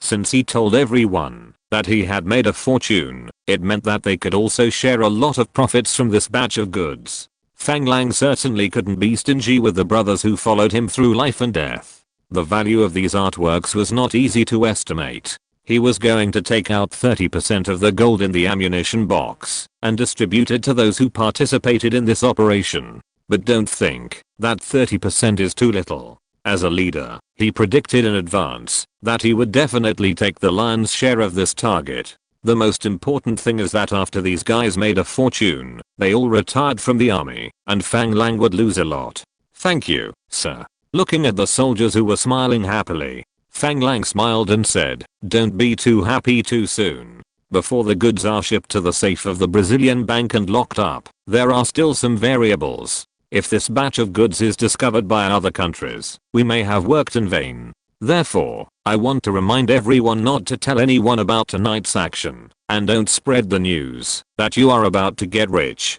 As for how much you can get, we will have to wait until we ship it back to Brazil for a detailed statistics before we can tell you. I plan to take out 30% of the gold and distribute it to everyone. Don't think it's too little. When everyone heard that 30% was actually allocated to them, everyone started to talk about it. Although it is still impossible to confirm how much 30% is, they don't have many people. After the allocation, each person will have to work less for at least 10 years. The most important thing is that they didn't do anything, which made them all ecstatic. You said to Fang Lang one after another, thank you, boss, you are generous. This is different from Japan. In Japan, in order to prevent it from being discovered, the Japanese wrapped the gold with copper material, and no one knew that there was gold inside. I thought I had only gained some bronze objects and copper bars, and I had no idea. However, this time everyone knew that this was an artsy treasure, so if Fang Lang didn't give out some benefits, it would inevitably make his soldiers dissatisfied. Chapter 216 Zurich. Fang Lang carefully observed everyone's expressions, and seeing that everyone was really grateful and had no other thoughts, he also put his mind at ease and continued, after the things are safely returned to China, I will open a bank account for each of you at the Brazilian Development Bank and deposit the money in the bank, and you can freely deposit and withdraw it. I know that many of you don't have the habit of saving money, and the conditions at home are not very good. I hope that everyone will use this money to buy a house. Don't let the girls in our natal entertainment street squeeze it dry. After hearing this, everyone laughed, knowing that Fang Lang was doing it for their own good, and they were more relieved. After seeing that everyone had no problem, Fang Lang ordered Zhuang Xinshan, search the bodies of these three guys to see if there are any other discoveries. If not, find a place to bury them. Yes, boss. Zhuang Xinshan stood at attention and took the order and began to grope on the three bodies. Fang Lang said to Qiqingshan beside him, look for a larger cargo ship to transfer the goods. Then, load the equipment we purchased in Switzerland on it, and then directly ship it back to China by sea. There are too many things and they are too heavy, so it is not suitable to ship them by air. Qiqingshan nodded and said, understood, boss. Zhuang Xinshan quickly stacked the things he found from the bodies of the three people neatly on the floor of the cabin. Fang Lang walked up with interest and picked up a pistol that was different from the other two people's Luger pistols and looked at it. Is this the stuff found on Paul? Zhuang Xinshan took a look and nodded. Yes, boss. Then he continued his looting business. The reason why Fang Lang fell in love with this pistol at first sight was that Fang Lang found that this pistol actually had an ivory handle and was inlaid with complicated patterns in gold. As a soldier, his love for firearms is definitely unquestionable. Originally, Fang Lang didn't know much about guns, but since the Ruger pistol gave him his first startup capital, Fang Lang began to take the initiative to learn all kinds of gun knowledge. In the knowledge he learned, the German army seemed to use standard pistols such as the Ruger P38. This pistol is completely different from the Ruger pistol and looks a bit like the Walter PPK pistol. In other words, the appearance is somewhat similar to the M1911 and Browning, but if you look closely, you will find that this gun does not have a hammer exposed. It just has a safety in the same place as the Walter PPK. This made Fang Lang feel very novel. He took it in his hand and played with it repeatedly. The grip fit his hand very well. He looked at the Gestapo lying on the ground, smiled, and took the holster and put it in his pocket. It's not that Fang Lang likes this pistol very much. In Fang Lang's mind, guns are used to kill people, and being easy to use is more important than anything else. His own gun is an M1911. It must be his reason that this M1911 can become a classic gun model. Anyway, Fang Lang thinks it is very easy to use. Therefore, it was natural for him to use it as his combat sidearm. Whether or not he had the opportunity to use it in actual combat, he had to make sure that he used it most conveniently. He had to take it out to practice his gun sense whenever he had time and remind himself of the importance of having a gun in his hand. Fang Lang put this unfamiliar pistol in his pocket, just out of a good habit of searching for trophies, although he did not kill the man himself. However, this German Gestapo died in his own hands, and it was not too much to seize a pistol as a trophy, right? It was a pity that this guy lay down too quickly and had no chance to answer what specific model of this pistol he had. In fact, it was not Fang Lang's fault that he was short-sighted. This pistol had always been used as a sidearm for senior German generals. Of course, it was also a symbol of honor and was given to outstanding officers and soldiers as a reward. This also led to the fact that few people had seen this Sig Sauer M38H pistol produced by the Belgian FN company. After all, this was also a pistol that had not experienced actual combat, because the general had very few opportunities to use his own gun. When the war needed the general to shoot, it basically meant that the war was about to end. However, because this gun was produced in small quantities, it was very valuable in later generations. The highest transaction price seemed to be $400,000 per gun. Soon Zhuang Xinshan's looting operation was declared over. Fang Lang squatted down and looked through the personal belongings on the ground, but didn't find anything special. However, a red passport aroused Fang Lang's interest. He opened the passport and saw that the person in the photo was a Gestapo who called himself Paul. Because he didn't understand German and this was a military operation without a German-speaking assistant, he could only instruct Kikingshan, find someone tomorrow to confirm the information and address on this passport and find out his background. I didn't expect that this guy already had a Swiss passport a long time ago. See if this address is real. If it is true, there are other people at this address. Investigate the situation clearly. Kikingshan took the red Swiss passport, and after taking a closer look at it, he said, "Yes, sir. If there are family members of this guy at this address, do we need them?" He made a throat-cutting gesture as he spoke. Fang Lang glared at Kikingshan and said, "We don't have any grudge against him, so why would we touch his family? I just want to confirm whether this guy has any other tricks or secrets in Switzerland.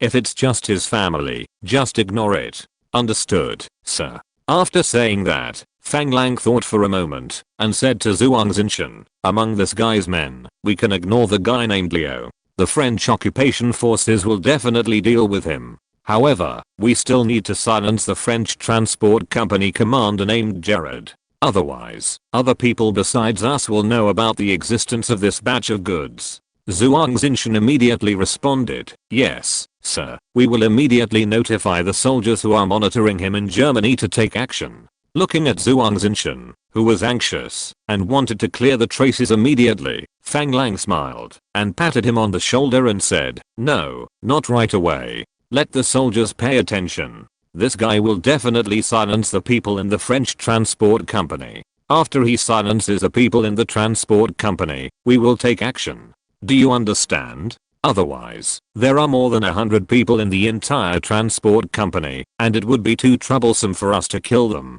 Also, we need to remind our people that this guy is a Gestapo, so don't let him capsize in the gutter.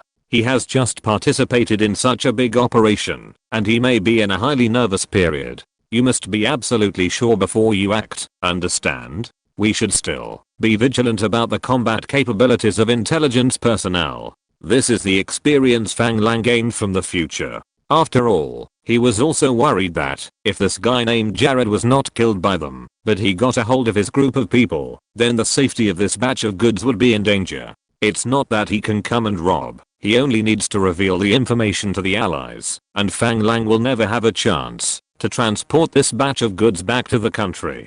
Zhuang Xinshan was obviously a man who knew the importance of things. After listening to Fang Lang's words, he nodded and said, "Boss, I'll take a few more people and go there in person." Fang Lang thought about it. Now they were in Switzerland, not Germany, so they didn't have to worry about safety. He nodded and said, "Okay, then you should be careful." Zurich, as the largest city in Switzerland and the richest city in Europe in the future, is far less famous than Geneva in this era. Because the Geneva Treaty was well known to the world during the war years, some people may not have heard of Switzerland, but they may have heard of Geneva. But this does not mean that Zurich is inferior to Geneva. As the representative city of the Swiss banking industry, it will become one of the largest financial centers in the world in the future. After handling the shipload of goods in Basel last night, Fang Lang did not stay in Basel, but rushed back to the hotel in Zurich overnight. Of course, he did not come here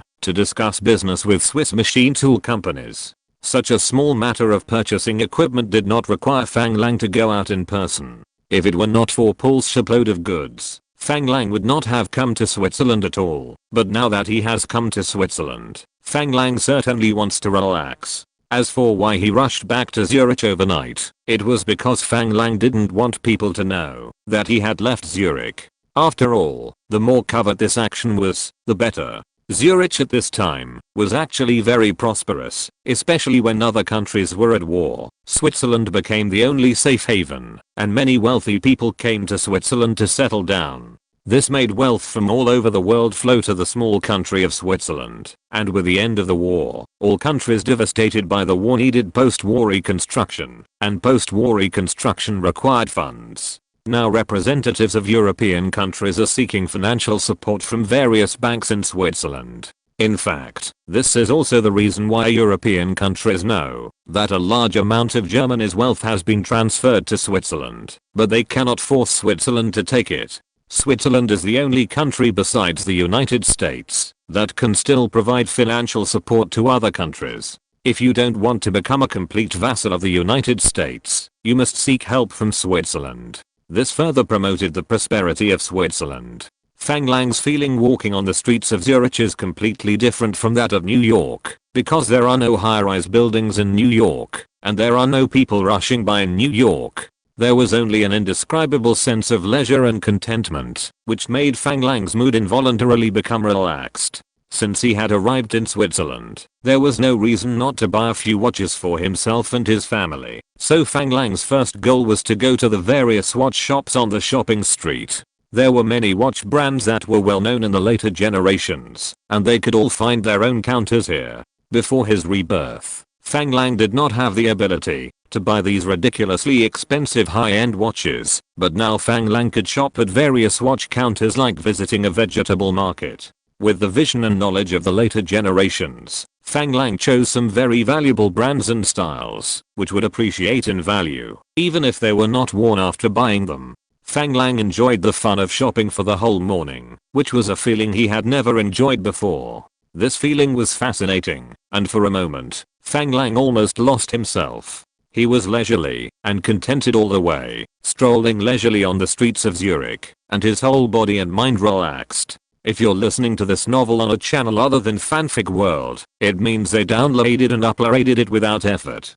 We cordially invite you to visit our channel, Mundo Fanfic Novelos. There you'll find the original version of this story and you can explore many other novels of various genres. We're waiting for you to immerse yourself in a world of incredible novels.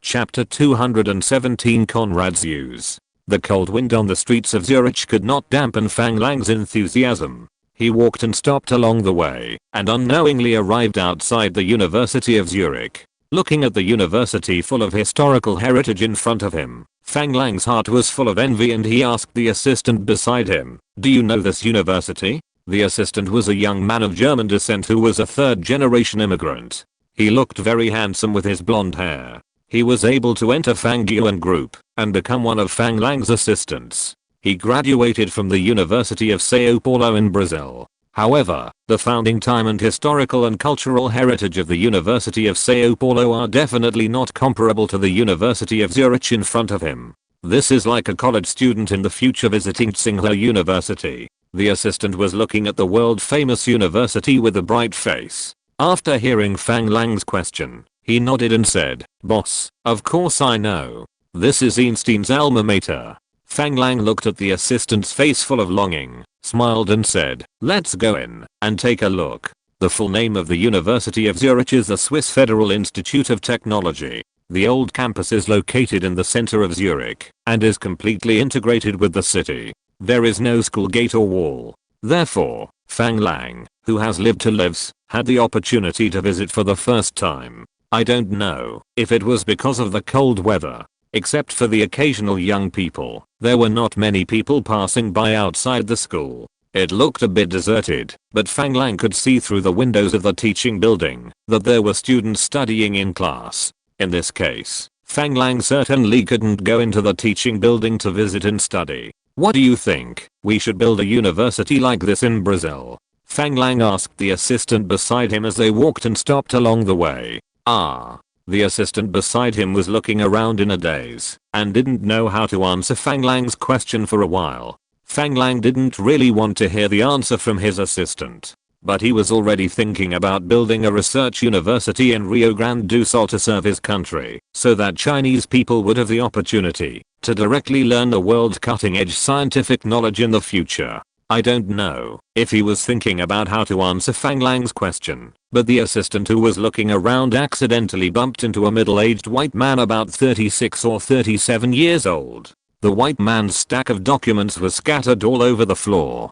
Seeing this, the assistant hurriedly stepped forward and kept apologizing, and bent down to help the other party pick up the documents on the ground. Fang Lang also looked embarrassed and bent down to help pick up the documents on the ground. The documents were all in German, and Fang Lang couldn't understand them, but one of the drawings caught Fang Lang's attention, because the keys drawn on this drawing were actually marked with numbers and symbols of addition, subtraction, multiplication, and division. Fang Lang was shocked, and his heart was pounding. Are there computers in this era? Unfortunately, Fang Lang is not studying computer or electronic engineering. Therefore, Fang Lang does not know when computers appeared.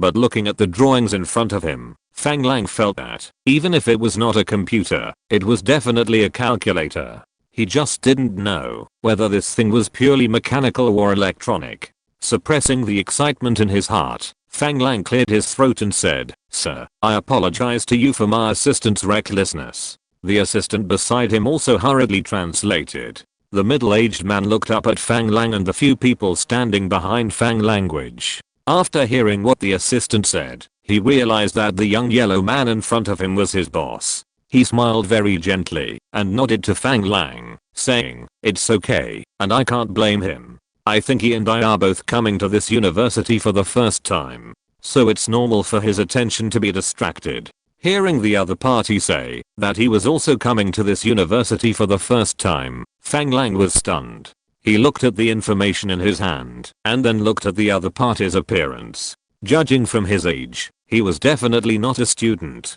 He thought the other party was a teacher in this school. "Oh, sir, aren't you a professor at this school?" The middle-aged white man sorted out the information in his hand and said, "No, I just moved to Switzerland from Germany not long ago. I encountered a small problem in my research and wanted to come to the Zurich Polytechnic Institute to seek some help." Fang Lang's eyes looked at the information in the other party's hand and his heart was a little hot. Did he meet a wild scientist? Wasn't the computer invented by Americans? Did this guy go to the United States to develop later? "Oh, are you studying computers?"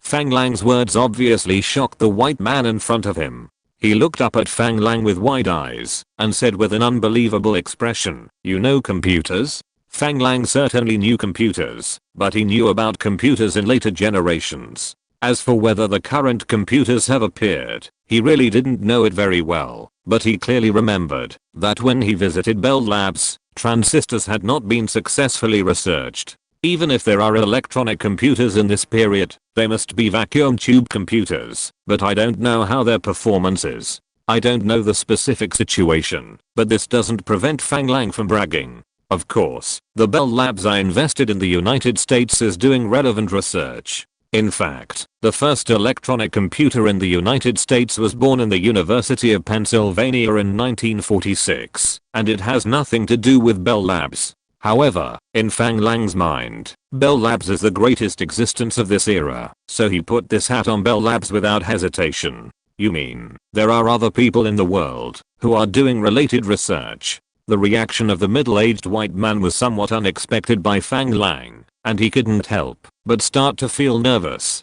Could it be that the United States has not started to study computers yet? It's a bit embarrassing to pretend too much, but the words have been spoken. Fang Lang certainly can't back down, and it's not easy to answer the other party's question directly, so he can only ask back, "Hey, haven't you communicated with your peers?" Fang Lang's question obviously hit the man's sore spot. The man blushed and said embarrassedly, "I used to live in Germany and had little communication with other countries in the world. So, I didn't know that other countries were also conducting related research." He carefully looked at the man in front of him. He had a meticulous slicked back hair, a pair of black framed glasses, and a coat that looked quite neat. But Fang Lang could also see that the other party's financial conditions were not particularly good. After slowly calculating in his mind, Fang Lang extended his hand to the other party and politely introduced himself. "Hello. My name is Fang Lang, a Brazilian of Chinese descent. I wonder if I would be honored to invite you for a cup of coffee." The middle-aged white man obviously wanted to get some of the latest news about computers from Fang Lang, so he said without hesitation, "Of course. My name is Conrad Hughes. I'm very happy to meet you. I hope to ask you some of the latest news about electronic computers." After the two exchanged politeness, they found a roadside cafe directly. The environment of the cafe was very good, and the two found a corner seat against the wall and sat down. Originally, Conrad Hughes wanted to find a seat by the window, but Fang Lang now had a kind of persecution delusion, thinking that there were always unruly people who wanted to harm him. So, he hid directly in the hidden corner of the wall. "Mr. Hughes, I wonder what level your computer research has reached, and whether it has been applied." In order to take the initiative in the conversation, Fang Lang took the lead in asking Conrad Hughes about his research progress. Because Fang Lang was the first person who could communicate with him about electronic computer technology, Conrad Hughes did not hide anything and answered directly. "I started studying computers in 1938. The latest progress is the Z4 electromagnetic electronic computer that was successfully developed in 1945. The memory unit has also been expanded from 64 bits of Z3 to 1024 bits. As for applications, the previous generation of Z3 has been used by us for data analysis of the stability of the aircraft's biplane flutter, which is very useful." Hearing this answer, Fang Lang's heart was filled with turbulent waves. Isn't this a perfect template for the protagonist? You can meet a great god just by strolling around.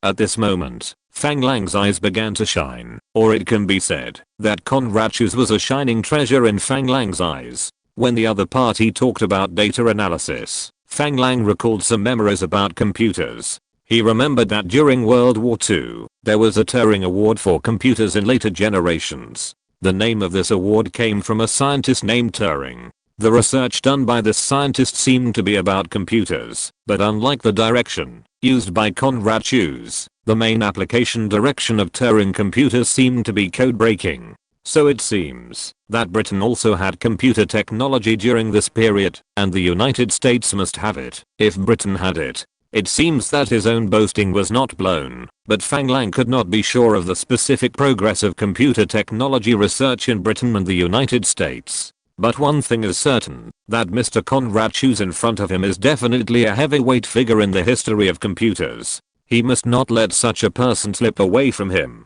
He was just thinking about establishing his own experimental university. It would be better to start with the establishment of a computer research laboratory, to establish a research university. Mr. Hughes, as far as I know, during the war, a British scientist named Turing developed a computer that was engaged in the work of deciphering German codes. As for who is faster and who is slower in your research progress, this is not something I can understand. However, I have to say that you must be a genius scientist, because scientists between Britain and the United States have a certain degree of communication, and you actually started research alone in Germany and succeeded in research. Fang Lang gave a thumbs up to the middle-aged man in front of him. But after hearing Fang Lang's words, the other party said a little decadently, "Unfortunately, my Z4 computer has been moved away by the British. Now I can only conduct some research on computer software theory." After hearing the computer software theory, Fang Lang was more convinced that the middle-aged man opposite was definitely a treasure, a super big treasure.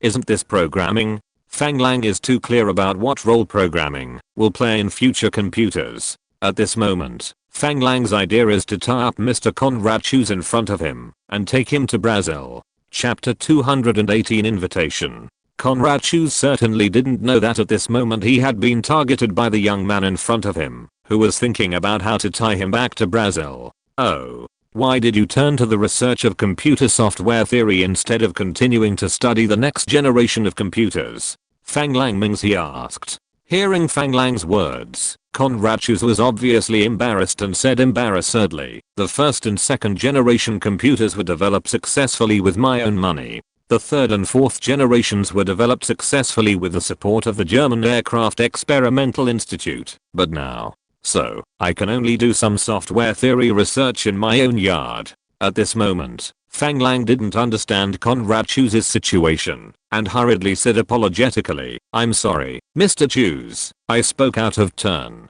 I don't know what kind of help you want to get from the University of Zurich. As far as I know, there are no scientists doing computer-related research in Zurich now. The forefront of these technologies is in Britain and the United States. Why don't you consider going to Britain and the United States to continue your research?" Mr. Fang, thank you for your reminder. After my visit to the professors of the University of Zurich these 2 days, although everyone has some research in this area, however, their research progress is not as fast as mine, so I didn't get much help. Maybe you are right. I should go to Britain and the United States to get in touch with some more advanced concepts. However, I'm German, and my computer was used in the military field during the war, and I'm worried that I will be tried for it. Conrad Shoes' words are not groundless worries. There are indeed many such examples during this period. Many scientists taken away by the United States and the Soviet Union were also taken away in the name of arrest. Therefore, Conrad Shoes' concerns are very reasonable. When Conrad Shoes said this, Fang Lang knew that his chance had come. "Well, what you said makes sense. I also heard that many scientists were captured by Britain, the United States and the Soviet Union. However, hiding in Switzerland is not a long-term solution for you. Let me think about it." After saying that, Fang Lang pretended to think for a while and then said, "How about this? Mr. Chuse, I still have some strength in Brazil. I can invest in you to set up a computer research laboratory in Brazil. Since it is inconvenient for you to go to other countries, I can spend a lot of money to invite some outstanding scientists from other countries to join your research team and set up a computer research laboratory headed by you. At the same time, using my relationship in the United States, I can obtain some cutting-edge research information on computers and provide you with reference. What do you think?" Conrad Shoes obviously did not expect that the young man in front of him, whom he met for the first time, would directly propose to fund him to set up a brand new laboratory. In his mind, of course, he was unwilling to give up his research, and at the same time, he also wanted to understand the research progress of other countries in the world. But the young man opposite, he had just met for the first time today, and they did not know each other. Moreover, the other party's proposal was too sudden. He had no preparation at all, which made him not know how to reply to the other party for a while. Fang Lang saw that the other party was hesitant and could not make up his mind. He also knew that his suggestion was a bit abrupt. Thinking that the other party was worried about being caught by the Allies, he smiled and said, "Mr. Chuse, please rest assured. Since I have invited you, I'm sure to ensure your safety. To tell you the truth, I'm not actually a pure businessman. I also have another identity as a Brazilian naval officer. The reason why I appeared in Europe is to use my identity as an allied officer to find some technical support for my family business in Brazil. Some time ago, I have been looking for outstanding talents in various industries in Germany. You just said that your computer is used in Germany to perform data analysis on the stability of the aircraft's biplane flutter. I wonder if you know Mr. Kurtank and the Horton brothers. Conrad Chu's eyes widened when he heard Fang Lang's words, and he asked in disbelief, "You are not going to tell me that they are working for you now?" Seeing the other party's expression, Fang Lang knew that he must know the other party's identity. Since he knew it, it would be easy to say. But at the same time, Fang Lang couldn't help but wonder why Bormann, who was also a talent in the aircraft research and experimental industry, didn't help Fang Lang find Conrad Chu's in advance. It seems that Bormann is not sensitive enough to new technologies. Fang Lang smiled slightly at Conrad Chu's surprise. "It seems that you know them. Don't be surprised. They have indeed been recruited by me and are now building a new aircraft research laboratory in Brazil. If you want to meet them, I can take you directly to meet them." Fang Lang's attitude made Conrad Chu have to believe it, because such things can't be concealed at all. If he deceived him, he would not be able to meet the other party at that time, and Fang Lang would not be able to explain it clearly. However, Conrad Chu was recruited by a stranger he met on the road today, which made him feel unreal, and he certainly couldn't make a choice for a while. So, after hesitating for a long time, he still said tactfully, "Thank you for your invitation, Mr. Fang. But this is too sudden, and I'm not ready to change to a new working environment immediately. So, can I think about it for 2 days first?" Seeing that Conrad Chu seemed unable to make up his mind for a while, Fang Lang also knew that he couldn't push him too hard. However, he didn't want the other party to slip away from his palm. He rolled his eyes and smiled. "Of course, no problem. It's your freedom. But you can listen to what kind of help I can provide for this laboratory, and then go back and think about it seriously. First, I will build a professional laboratory in a beautiful place and purchase all the cutting-edge technology products you need from all over the world. At the same time, I will recruit scholars engaged in related product research from all over the world to assist you in your experiments. I will also search for the latest relevant technical information and academic papers from all over the world for your reference and study. I even plan to build a research-based college around your laboratory. If it goes well, I hope to build it into a research-based university like Zurich. Most importantly, the funding of this laboratory will be borne entirely by me. In the early stage, I can provide this laboratory with a monthly research fund of $50,000. If practical results can be researched, I will issue bonuses to the institute and additional research funds according to the actual situation. You and your family will be able to live a worry-free life in Brazil." After Fang Lang said this series of conditions, Conrad Chu was in a state of being hit by a pie in the sky. It was impossible for him not to be tempted by such good conditions. But at the same time, he also felt strange why the young rich man in front of him, who he met for the first time, was willing to spend so much money to fund his research. Not to mention the realization of experimental results. Conrad Chu knew that the other party must want to make a profit from his research results, but he didn't understand whether such a large investment was worth it. It made him feel very unreal. The young man opposite him didn't look like a fool with a lot of money, right? In the end, he couldn't help but asked with a puzzled face, "Why? There may be no second person in the world who knows what computers mean better than Fang language." Fang Lang believes that Conrad Chu in front of him doesn't know what kind of changes computers can bring to the world. From the words he asked, it can be seen that he does not have a very clear understanding of the future of computers. At this time, Fang Lang will guide these scientists who are still groping forward in the fog of science as a prophet or life mentor, so that they can take fewer detours and reach the other side. Because I think computers are the future. They will trigger the third industrial revolution after the electrical age, and they will change people's lifestyles in the future.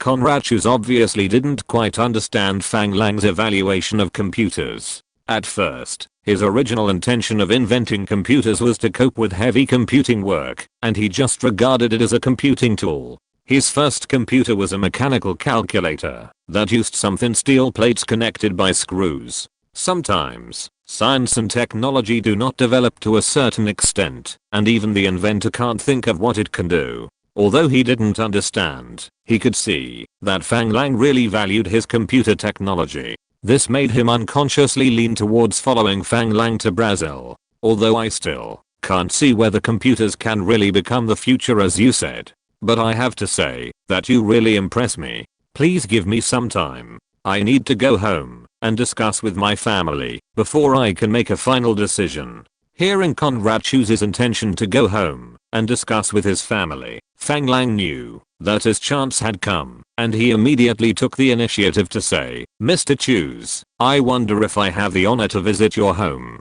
Fang Lang's request for a visit made Conrad Choose unable to refuse for a while. After all, it would be impolite to do so. He could only say awkwardly, my home is not in Zurich. It is in the small town of Hinterstein, which is nearly 2 hours drive from here. Fang Lang didn't even need to speak. The assistant who had been acting as an interpreter beside him had already taken the initiative to say that they had booked the hotel's car in Switzerland and could send Conrad Choose home now.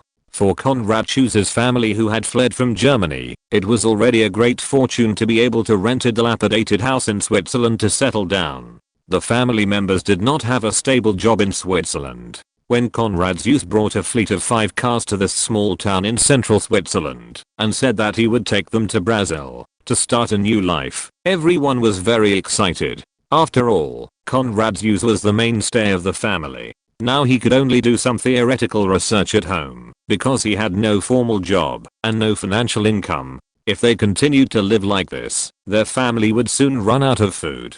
Therefore, they did not need to consider whether they were willing to follow Fang Lang to Brazil to work and live. They could make a choice. Fang Lang, who had come to Switzerland only for the treasure in the hands of the Gestapo, was already satisfied with what he had gained in Switzerland. This was a typical double happiness. Chapter 219 Farewell General Clark. In April 1946, the weather in New York was still not getting warmer. Fang Lang had been in the United States for 3 days. After arranging to send Conrad Choose, whom he met in Switzerland, to Rio Grande do Sul, Brazil, Fang Lang rushed to the United States without stopping. Even the matter of the treasure was handed over to his adjutant.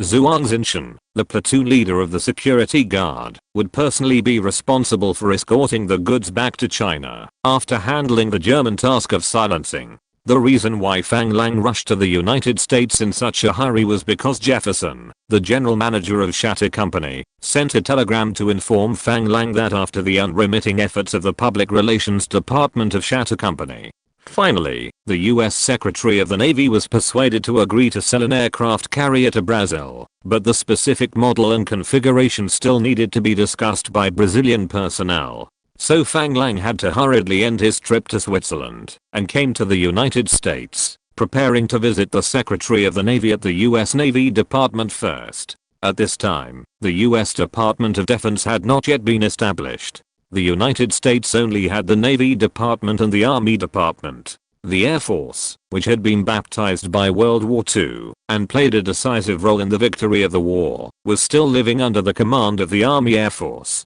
As a Brazilian Navy, who had served under the American Pacific Fleet, he knew very well how much power the US Navy Department had, and how powerful it was. As soon as Fang Lang received the Navy Department's agreement to sell the aircraft carrier, he asked Jefferson who the current US Navy Secretary was, and prepared to launch targeted persuasion work. This question turned out to be an old acquaintance, and it was General Nimitz, his superior during the Pacific War. It's a pity that, although I have served under General Nimitz, I have never had direct contact with him, but it doesn't matter. I also have acquaintances in the US Navy. Although General Clark always guards against me, now that he has retired, the situation must be different from when he was in service. Besides, I didn't think of asking General Clark to persuade General Nimitz for me. It should be no problem to just introduce him. In fact, since Shatter Company has successfully persuaded General Nimitz, the Minister of the Navy, it is actually no problem for Fang Lang to visit General Nimitz directly. However, according to Fang Lang's habitual thinking, he still wants to go the way of introduction by acquaintances, which is easier to bring the two closer. More importantly, Fang Lang could not negotiate this matter alone on behalf of the Brazilian Navy. Instead, the Brazilian Navy would need to arrange for more important figures to participate in the negotiations. It is impossible to let Fang Lang, a colonel, take charge of everything.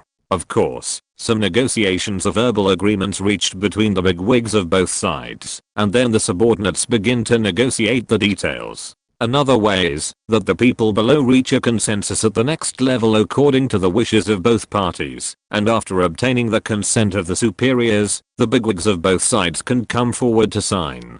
2 days ago, Fang Lang, accompanied by Jefferson, the general manager of Shatter Company, familiarized himself with the models of aircraft carriers currently in service in the United States, the various shipborne equipment equipped, and the models of carrier-based aircraft suitable for carrying. After 2 days of familiarization, Fang Lang already had a clear goal in mind, which was the FX class aircraft carrier with the largest number and the most powerful combat effectiveness of the US military. As for whether the Americans would agree to sell this new aircraft carrier to Brazil, Fang Lang had no idea. However, since he had come, there was no reason to retreat, right? After a year, Fang Lang came to General Clark's house in New York again. After retiring, General Clark lived a very leisurely life. His biggest hobby was fishing. When Fang Lang arrived at General Clark's door, he happened to see General Clark, who was wearing casual work clothes, going out with a fishing rod and other tools. General Clark was stunned when he saw Fang Lang, and took the initiative to say, "Fang, how come you have time to visit me, a retired old man?" "Uncle Clark, as you said, John and I are good brothers. He is busy with work, and has no time to stay with you. As a friend, I'm obligated to come and help him visit his family," Fang Lang said with a smile. Unfortunately, the old man General Clark had long seen through Fang Lang's nature, and knew that this guy was just a little fox, so he would not be so kind. So he teased directly, "You are so kind, why don't I believe it?" Fang Lang didn't mind, and changed the subject. "Uncle Clark is going fishing? That's great, I like fishing too. Come, I'll help you carry your things, let's go fishing together. Is there only one fishing rod? Can you help me find another one? Let's see who catches more fish, and who catches bigger fish." Seeing Fang Lang's posture of pestering him, Clark knew that he couldn't escape today. He shook his head helplessly, pointed at Fang Lang with his finger and said, "You little fox, you must be up to no good, and you accompany me, an old man, to fish. Are you so kind? I've made it clear that I'm retired now. It's useless for me to tell you about the military." Fang Lang smiled, and didn't mind General Clark's behavior of blocking his mouth. He didn't know what the old guy meant. He was his son's savior. He didn't know how to be grateful at all, and he had to force me to get close to him to make a connection. "Look at what you said. You are a retired admiral. What can I do for you?" "I came to the United States to do something, and visit Mrs. Clark and Sister Sophia. Although you don't like me, Mrs. Clark has helped me a lot. I came here to thank Mrs. Clark for her help." Clark looked at Fang Lang with disbelief when he heard Fang Lang's words, and said, "Do you think I believe it?" Before General Clark finished speaking, Mrs. Clark's gentle voice came from behind, saying, "What are you talking about? Fang Ken is John's lifesaver. When did our family become so ungrateful?" In fact, General Clark was not really ungrateful. If that was the case, he would not have asked his old friend General Jackson to take care of Fang language. Fang Lang would not have had the opportunity to stand out from the Brazilian Navy so quickly. However, through his contact with Fang Lang in the Pacific battlefield, General Clark realized that the seemingly harmless guy in front of him was a little fox, and he would fall into his trap if he was not careful. Both of them knew what kind of person the other was, so although the communication seemed to be not harmonious, it was actually more of a reminder to the other party not to go too far. This made others feel like they were enemies. Fang Lang had long discovered that Mrs. Clark was attracted by the communication between the two outside the door, so he deliberately said that he came to thank Mrs. Clark. From what Mrs. Clark said, Fang Lang discovered something very interesting. Perhaps General Clark, who was decisive in killing in the army, did not have a very high status at home. When General Clark heard the voice behind him, He felt his ears tightened and turned around quickly and said, "Madam, you don't know, this guy is a little fox. He came here suddenly today, and his purpose must be not simple." Mrs. Clark did not listen to General Clark's words, but said to Fang Lang, "Fang, don't pay attention to this stubborn old man. I'm glad you can come to see me again." Fang Lang also quickly handed the gift he had prepared to Mrs. Clark and said, "Madam, your style is even better than last year. I'm really glad to see you again. Haha. Is it true? I think so too. Coming quickly. Let's ignore this unreasonable old man." Mrs. Clark was very happy to hear Fang Lang's praise. She completely ignored General Clark, who was a little livid, and directly welcomed Fang Lang into the living room. General Clark, who was standing outside the door, thought about it and was still worried that his wife would be fooled by this little fox. He gritted his teeth and put down the fishing tools in his hand and turned back home. Fang Lang had already sat on the sofa very naturally, enjoying the coffee served by Mrs. Clark. Seeing General Clark coming in, she did not forget to pick up the coffee in her hand to greet him, which made General Clark gnash his teeth in anger. Mrs. Clark was checking the gift Fang Lang brought her. When the gift box was opened, Mrs. Clark said with surprise, "Oh my god. This is a Vacheron Constantin watch. Is it a diamond? Oh my god. It's so beautiful. Thank you. Fang, I like your gift very much. But is it too expensive?" This time Fang Lang bought a lot of very classic watches in Switzerland. Of course there are also many women's watches, which are all gifts Fang Lang is going to give to others. Seeing that Mrs. Clark really wanted this watch, Fang Lang was also very happy. He smiled reservedly and said, "Madam, you are too polite. Compared with your help to me, my small gift can only be said to be a disrespect." "Don't say that. I heard from my brother. Since you purchased that batch of equipment for producing pesticides and fertilizers from him last time, your orders have not stopped in recent months. Now the factory's orders have been scheduled until next year. This is not considered as me helping you. My brother also said that he must thank you in person next time." Haha. You are really too polite. This is all business. They happen to have it, and we just need it. Isn't this a perfect match? General Clark on the side saw the two people flattering each other as if they were going to chat endlessly, and he seemed a little redundant standing aside, which made him very dissatisfied. Clearing her throat, she said, "Ahem, ahem, you two are done. You little brat, tell me the truth. What on earth are you doing here today? If you don't tell me, I'll really go fishing." Hearing General Clark's words, Mrs. Clark said with dissatisfaction, "What are you talking about, old man? I'm grateful for Fang's care for my brother's family business. What's wrong with you? You're being sarcastic here." Fang Lang was not angry after hearing General Clark's words, but smiled and said, "It's okay, aunt. If uncle wants to go fishing first. I haven't been here for a long time. I don't know where Sophia is. I still have a gift for him." General Clark didn't expect Fang Lang to be afraid of his threats, but let him go fishing without any care. For a moment, he hesitated. Did he misunderstand this little fox today? It doesn't make sense. This person is a person who doesn't come to the temple for no reason. Mrs. Clark didn't care about that, and said to Fang Lang with a smile, "Sophia is still at work. She won't be back until after get off work. I want to call her. Can I ask her to come home for dinner tonight?" Fang Lang certainly would not refuse Mrs. Clark's invitation. He accepted it without paying any attention to the ugly expression of General Clark beside him. Chapter 220 Teasing.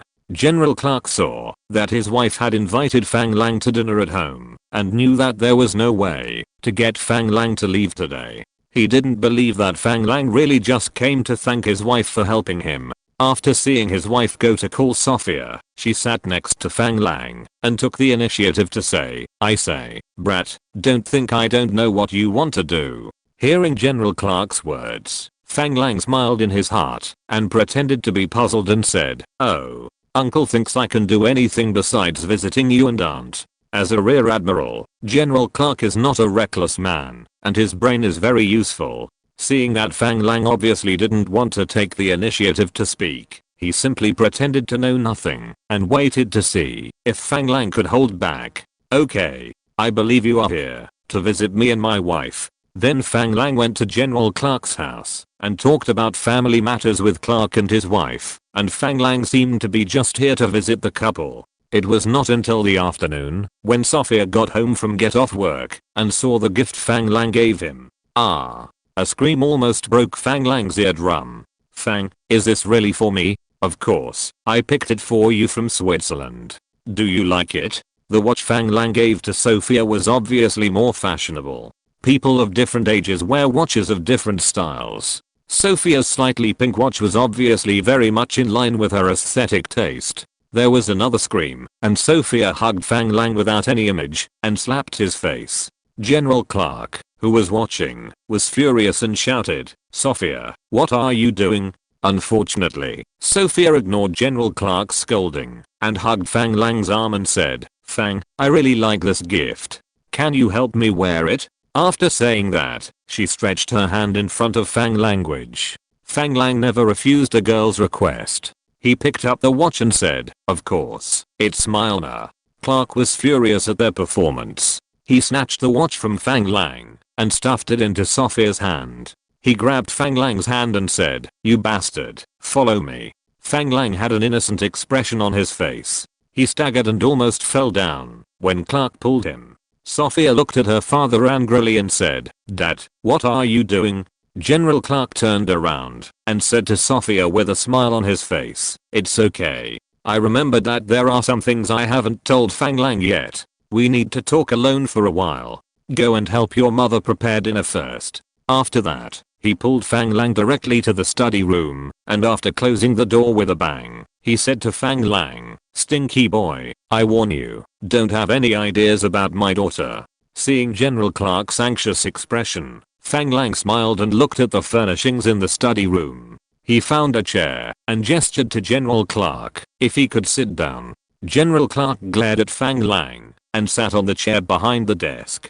Seeing that the other party sat down, Fang Lang sat opposite him without hesitation. Seeing a large copper ashtray on the desk, he knew that smoking was allowed in the old man's study. He took out a cigar he carried with him, handed one to General Clark, and said, "Uncle, I don't quite understand if you have any prejudice against me. John and I are brothers, and Sophia is John's sister. I don't know who is older, Sophia or me, but I also treat her as my sister. So why do you think I'm plotting something bad?" Clark stared at Fang Lang's expression, trying to tell from his face whether what he said was true or false. He was relieved to see that Fang Lang did not have any abnormal expression. But Fang Lang's next words made General Clark angry again. "But you have to understand that I'm a young man. Sophia is a beautiful angel. I can assure you that I will never take the initiative to pursue Sophia. However, if Sophia takes the initiative to attack me, I don't think I can refuse. You bastard, I know you came to the United States this time for your purchase of aircraft carriers, but haven't you already established connections? According to me, General Nimitz has agreed to sell you aircraft carriers. What are you still doing here?" Clark didn't want Fang Lang to stay in his house any longer. He felt that he should get rid of him as soon as possible, so in the end he couldn't help but take the initiative to ask Fang Lang about his purpose. Unfortunately, Fang Lang didn't want to follow his rhythm and smiled and said, "You said that General Nimitz has agreed to it, so why would I come to you, a retired Navy Rear Admiral?" Fang Lang emphasized the word retirement. Clark felt it was particularly harsh in his ears, and he felt a little lost in his heart. "Yes, I'm already retired. What else is there to insist on?" Seeing Fang Lang's indifferent attitude, he couldn't help but think, this guy's not really just coming to visit my house. If that's the case, it would be a bit embarrassing. Clearing his throat, General Clark said calmly, "It's better to be as you said." Originally, Fang Lang was worried that the old guy in front of him would not be able to accept the blow and lose his temper after saying the word retirement. In the end, although he looked a little disappointed, he should be considered to have let it go overall. Originally, Fang Lang was going to contact General Nimitz in advance through General Clark's relationship, but for some reason, the old guy in front of him was always on guard against him, and he seemed a little unyielding. Fang Lang didn't plan to get to know Nimitz through him, so he deliberately acted like he had no desires. Fang Lang didn't want to use money to win over the father of this brother to serve him. but seeing the other party's disappointment when he heard him talking about his retirement, his heart was moved, and he deliberately teased, "What? From the looks of you, it seems that you are still somewhat reluctant to retire." General Clark's retirement was a choice that he had to make. If he had a choice, he would certainly want to continue to command the battles of the aircraft carrier battle group. As a veteran, how many people are really willing to leave their high-ranking positions easily? Seeing that Fang Lang's tone was obviously deliberately teasing, General Clark surprisingly did not refute. He just glared at Fang Lang fiercely and began to trim the cigar in his hand. He looked like he didn't want to argue with you. Fang Lang thought the old man was a little cute at this time and smiled and said, "Well, it seems that he is really reluctant to leave. Otherwise, for John's sake, I will hire you to be a consultant to my aircraft carrier fleet and continue to make use of your remaining energy. How about that?" Upon hearing Fang Lang's words, General Clark, who was still a little indifferent to Fang Lang, looked at Fang Lang and said, "You didn't come here today for this purpose, did you?" Seeing General Clark's expression that he really had no good intentions, Fang Lang also said helplessly, "Alas. Just think that I said the wrong thing. Good intentions are not rewarded. If I hadn't just seen you look a little disappointed because of the mention of retirement, do you think I would say this? This is not my personal business." At that time, the Brazilian Navy will naturally discuss related matters with your US Navy Department. Although I have a say in these matters, it is not up to me alone to decide. Just think that I said nothing. Although Fang Lang looked like he had nothing to do with me, General Clark's heart moved. Although he retired, he still had many connections in the US Navy Department. Otherwise, he would not have known that Brazil was seeking to buy an aircraft carrier from the Navy Department. As early as the Pacific battlefield, General Clark had discovered Fang Lang's interest in aircraft carriers. At that time, although the relationship between the United States and Brazil was good, it was for the sake of the United States' American interests, and the relationship between the Brazilian government and the United States at that time was not as good as it is now. Therefore, General Clark could not have taught Fang Lang relevant knowledge privately at that time. However, things are different now. Today's Brazilian government is truly pro-American, and the US government must show strong support for the pro-American government. At the same time, with the end of the war, the US military needs to be disbanded on a large scale. Military spending will also be greatly reduced, and various equipment in the US military will also need to be retired. Considering these two aspects, the US Congress also agreed to sell aircraft carriers to the Brazilian Navy. Since the aircraft carrier has been agreed to be sold, it must be necessary to train the Brazilian Navy. At this time, if Fang Lang can convince the Brazilian Navy Department to agree to let him enter the Brazilian aircraft carrier fleet as a consultant for guidance, then can't he experience commanding the naval fleet again? As for whether the fleet belongs to the US Navy, what does it matter? Thinking of this, General Clark could no longer control his desire to return to the aircraft carrier fleet. "Fang, are you serious about the idea you just said?" Fang Lang heard General Clark's shy tone. How could he not understand his idea, and said without thinking, "Idea? What idea? I don't have any idea." This made General Clark very angry, and he kept cursing this bastard in his heart, saying that he was not a good person. Now, he was caught by him. Clearing his throat, General Clark said in a calm tone, "Fang, let's not beat around the bush.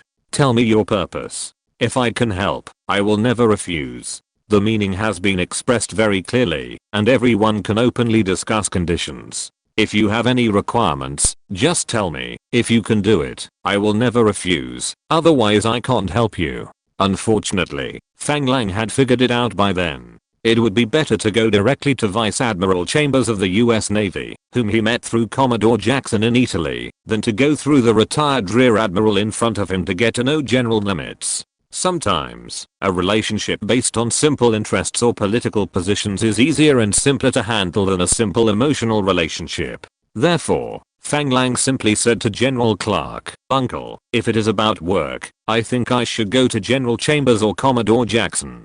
At least they have not retired yet, right? Or simply go through the normal work procedures and let the Ministry of Foreign Affairs or the Ministry of the Navy contact the relevant departments of the US government directly." After all, I'm just a small naval colonel. The Brazilian Navy is not my private army. I have no reason to use my personal relationship to seek benefits for the Brazilian Navy, right?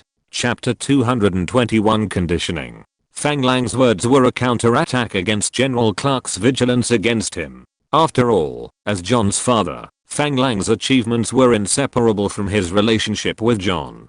But it was not true that General Clark had taken the initiative to provide much direct help to Fang language.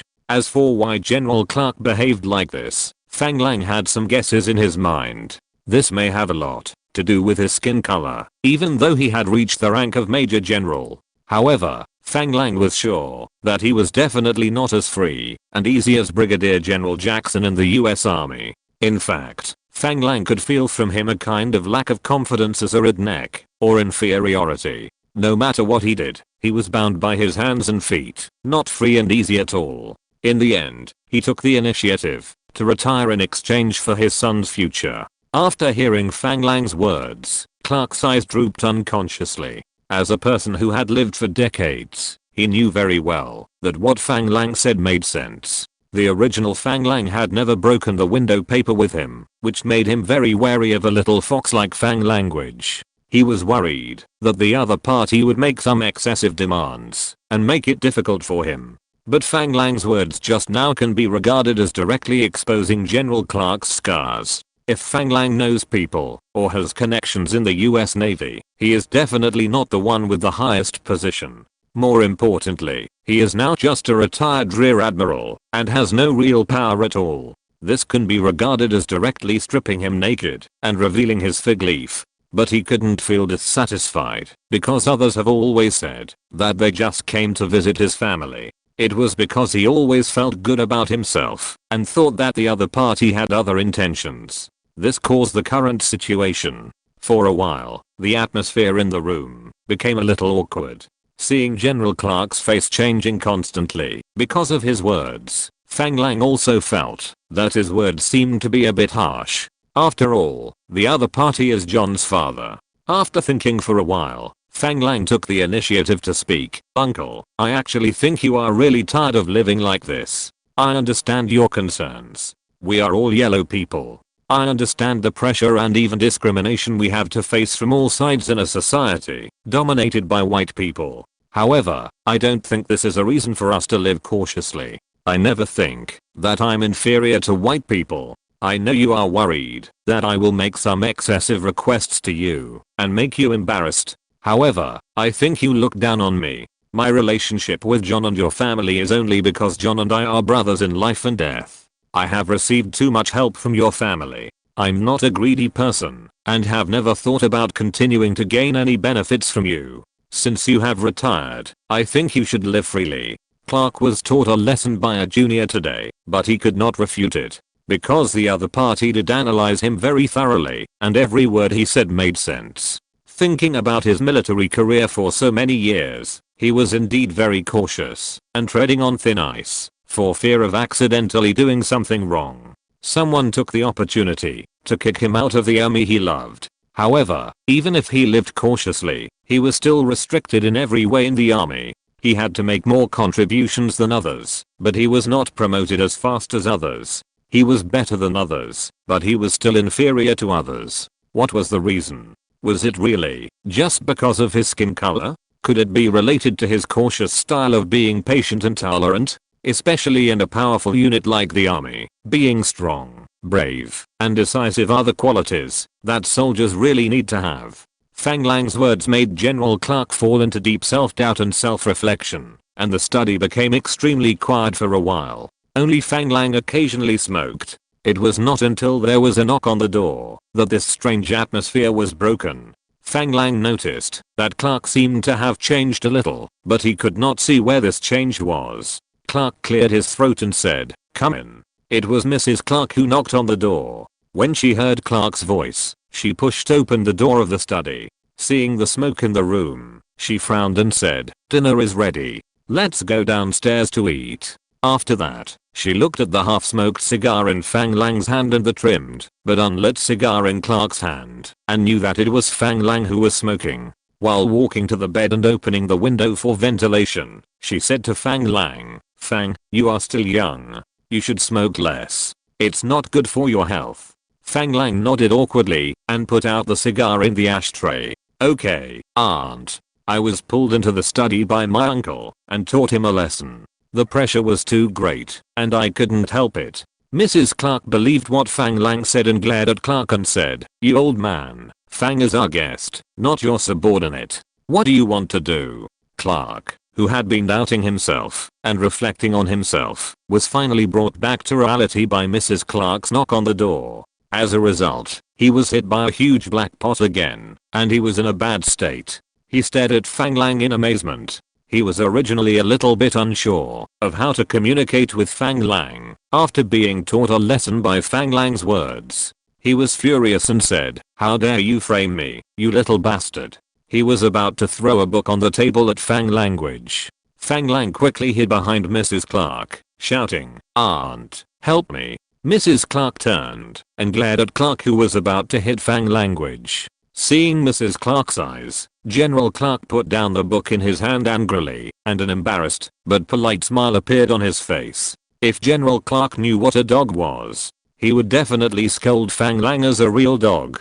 But it's strange that the emotion that was a little embarrassed to face Fang Lang just now disappeared completely after this. Looking at General Clark, who followed his wife out of the door and didn't forget to raise his eyebrows and smile at him, he unconsciously smiled at the corners of his mouth. He knew in his heart that this was also a way for Fang Lang to save himself. General Clark came to the table again and said to Fang Lang, as if he had changed into a different person, "Stinky boy, let me tell you. If you want to hire a professional team from the United States to train you to use aircraft carriers, you must let me be the team leader." Hearing General Clark's blunt words, Fang Lang knew that the other party must have figured out what he said to him. Otherwise, based on his understanding of General Clark, he would not have said such a free and easy word. Fang Lang raised his eyebrows calmly and said, "Why?" General Clark said confidently, "Because I can let you get the best aircraft carrier." As soon as these words came out, not only Fang Lang looked up at Clark, but even Mrs. Clark and Sophia put down their cutlery and looked at General Clark with surprise.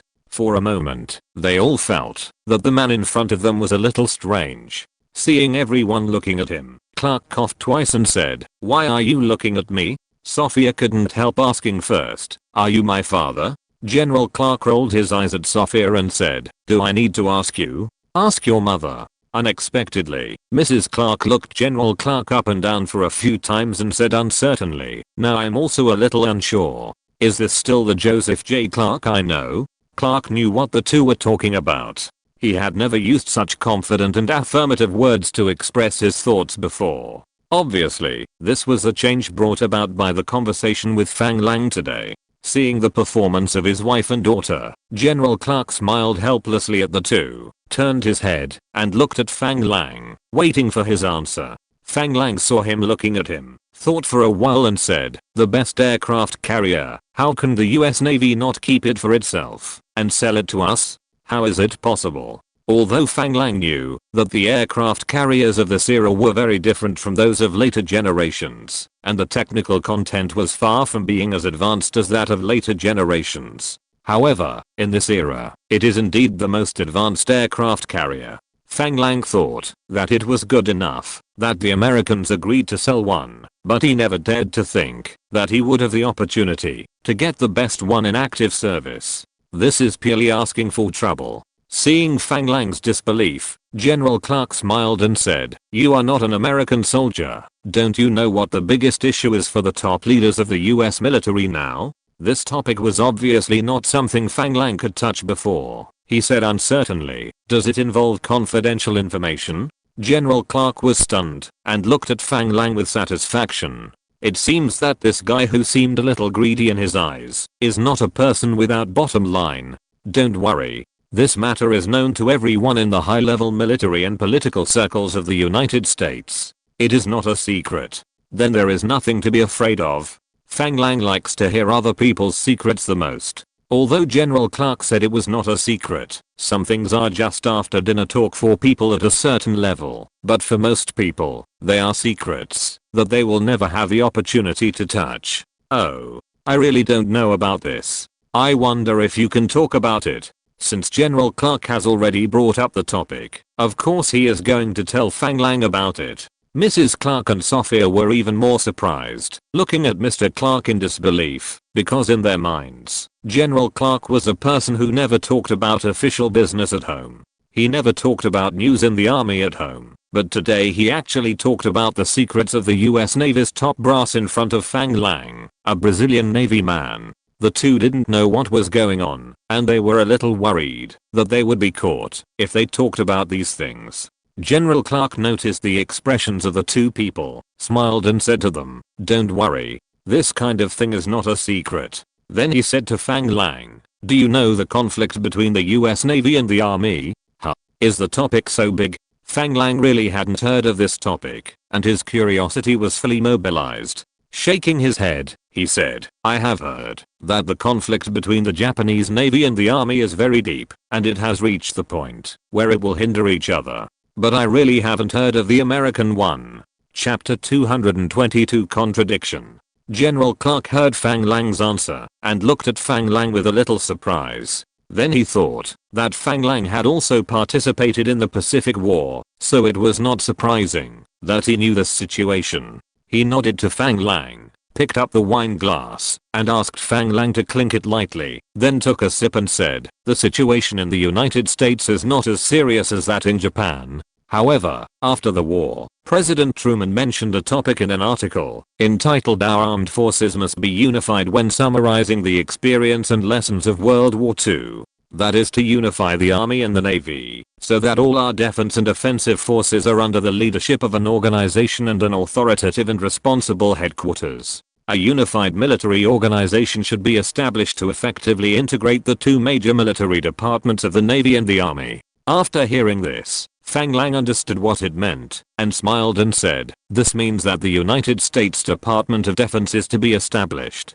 General Clark was stunned by Fang Lang's words, and looked at Fang Lang with surprise and said, "Do you know about this?" Fang Lang shook his head quickly. He couldn't tell the other party that he knew from the future that the United States had a Secretary of Defense, but not now. Aren't the Navy, Army, and Air Force of many countries under the leadership of the Ministry of National Defense? In this respect, my country is actually ahead of the United States. Although the real power is now concentrated in Chiang Kai-shek's head. However, in terms of system, it is actually more advanced than the United States. It has to be said that it is an ancient country with a long history. After listening to Fang Lang's words, General Clark also understood that he was talking about the actual situation, so he didn't think much about it. He continued, "After the war, specifically in October 1945, the Army Department took the lead and submitted a bill to Congress with the establishment of a unified military organization as its main content.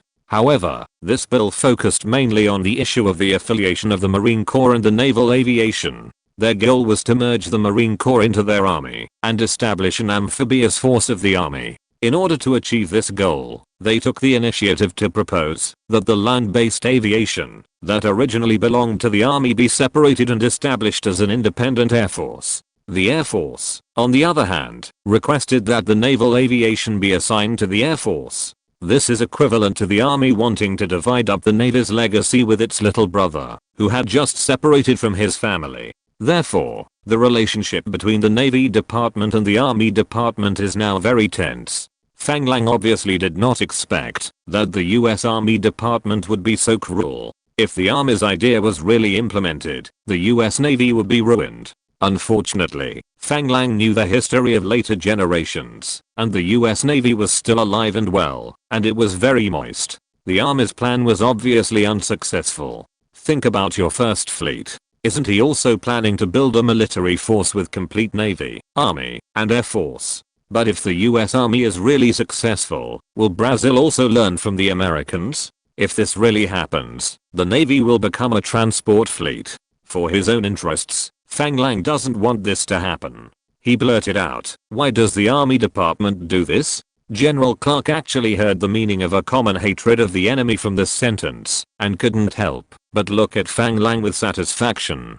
Sure enough, the Navy of the world is on the same side. However, the situation of the US Navy is not good now. He couldn't help but sigh and said, because in this war, the final decision of victory is the Army and the Army aviation. Therefore, it is natural that the Army headed by Marshall and Eisenhower has mastered the right to speak in the new round of defense agency reform. The so-called final decision of victory is the Army and the Army aviation. According to Fang Lang's understanding, it was the US Army that entered Germany. It was the atomic bomb dropped by the US Army aviation that prompted Japan to surrender. Therefore, for a long time after the end of World War II, the US Navy had a very difficult time. The Army and the Air Force generally believed that the Navy had no ability to decide the outcome of the war. I understand what you mean. So the US Navy is in a very bad situation now. The Army and the Air Force that is about to be established are trying every means to weaken the power of the US Navy. This is also the reason why our Brazilian Navy can obtain the US to sell aircraft carriers, right? General Clark looked at Fang Lang and shrugged helplessly. Fang Lang knew that he was right. Then why do you say that you can get us the best aircraft carrier in the US Navy? You were born in the Navy. Aren't you afraid that your behavior of adding insult to injury will make you despised by your colleagues? General Clark said with an indifferent expression. Didn't you say that I have retired? If I want to work in your fleet, I have to show my value, right? Fang Lang looked at Clark's expression with suspicion. He didn't believe that this old guy would really have such a big change. As a general who has participated in the war, Fang Lang believes that General Clara must be patriotic. Since he loves his country, it is impossible for him to harm the interests of his country. Fang Lang is very clear about this. If you say that Americans treat being a soldier as a job, Fang Lang believes it. But if you say that they treat being a soldier simply as a job, Fang Lang does not believe it. Because soldiers without a sense of honor have no fighting power at all. No matter how lax the military discipline of the US military is, the education of soldiers' sense of honor will never be lacking. More importantly, based on Fang Lang's understanding of General Clark, the other party is definitely not an unpatriotic general, or a general without a sense of military honor. I understand. You want to retreat in order to advance. Through this incident, let the US Navy show weakness to the Army and Air Force, right? You want to put yourself in a weak position and win sympathy, right? After listening to Fang Lang's words, General Clark said expressionlessly, you think too much. Fang Lang knew that the other party must have his own plans, but if the other party can really do what he said, Fang Lang will not care what his purpose is, as long as he can successfully obtain the aircraft carrier he wants. As for being able to obtain the best aircraft carrier, that is the icing on the cake. Seeing the other party's expression, Fang Lang smiled. He didn't want to continue to dwell on this topic. Instead, he asked curiously, what makes your Army and Air Force feel that the Navy is redundant? Doesn't the long coastline of the United States need the protection of the US Navy at all? To be honest, Fang Lang really couldn't understand this kind of brain circuit. If it was just a simple struggle for power, it would be fine, but I couldn't understand why they wanted to abolish a branch of the Army directly. Did they regard the Navy as a cavalry? This can only be said that Fang Lang's thinking is not yet able to replace the American people's thinking at this time. The victory of World War II has already made the US military have a general perception that I'm invincible. Especially as the only country that has mastered nuclear weapons, the US military believes that nuclear weapons will become the trump card that determines the outcome of future wars. And strategic nuclear bombing will also become a new combat mode with decisive significance in the future. So nuclear weapons and the newly formed Strategic Air Force, SAC, will become the priority objects of the US military's strategic deployment and military funding. In other words, as long as the United States has strategic nuclear strike capabilities, no country dares to show its teeth to the United States. Under this ideology, the Navy became dispensable. Especially since the Navy also has the Naval Air Force. Isn't this stealing work from my Air Force? Therefore, the US Air Force wants to deprive the Navy of the right to have an Air Force. What's even more exaggerated is that after the new Secretary of Defense Louis Johnson came to power in April 1949, the US Navy's days became even more difficult, and the Navy's military expenditure was repeatedly cut. Johnson even pointed out, there is no reason to keep the Navy and the Marine Corps, because General Bradley told me that amphibious operations have become history and we will never conduct amphibious operations again, so there is no need to keep the Marine Corps. In addition, the Air Force can do everything the Navy can do, so there is no need to keep the Navy. The hard days of the US Navy did not really get better until August 1950, when George Marshall became the new Secretary of Defense.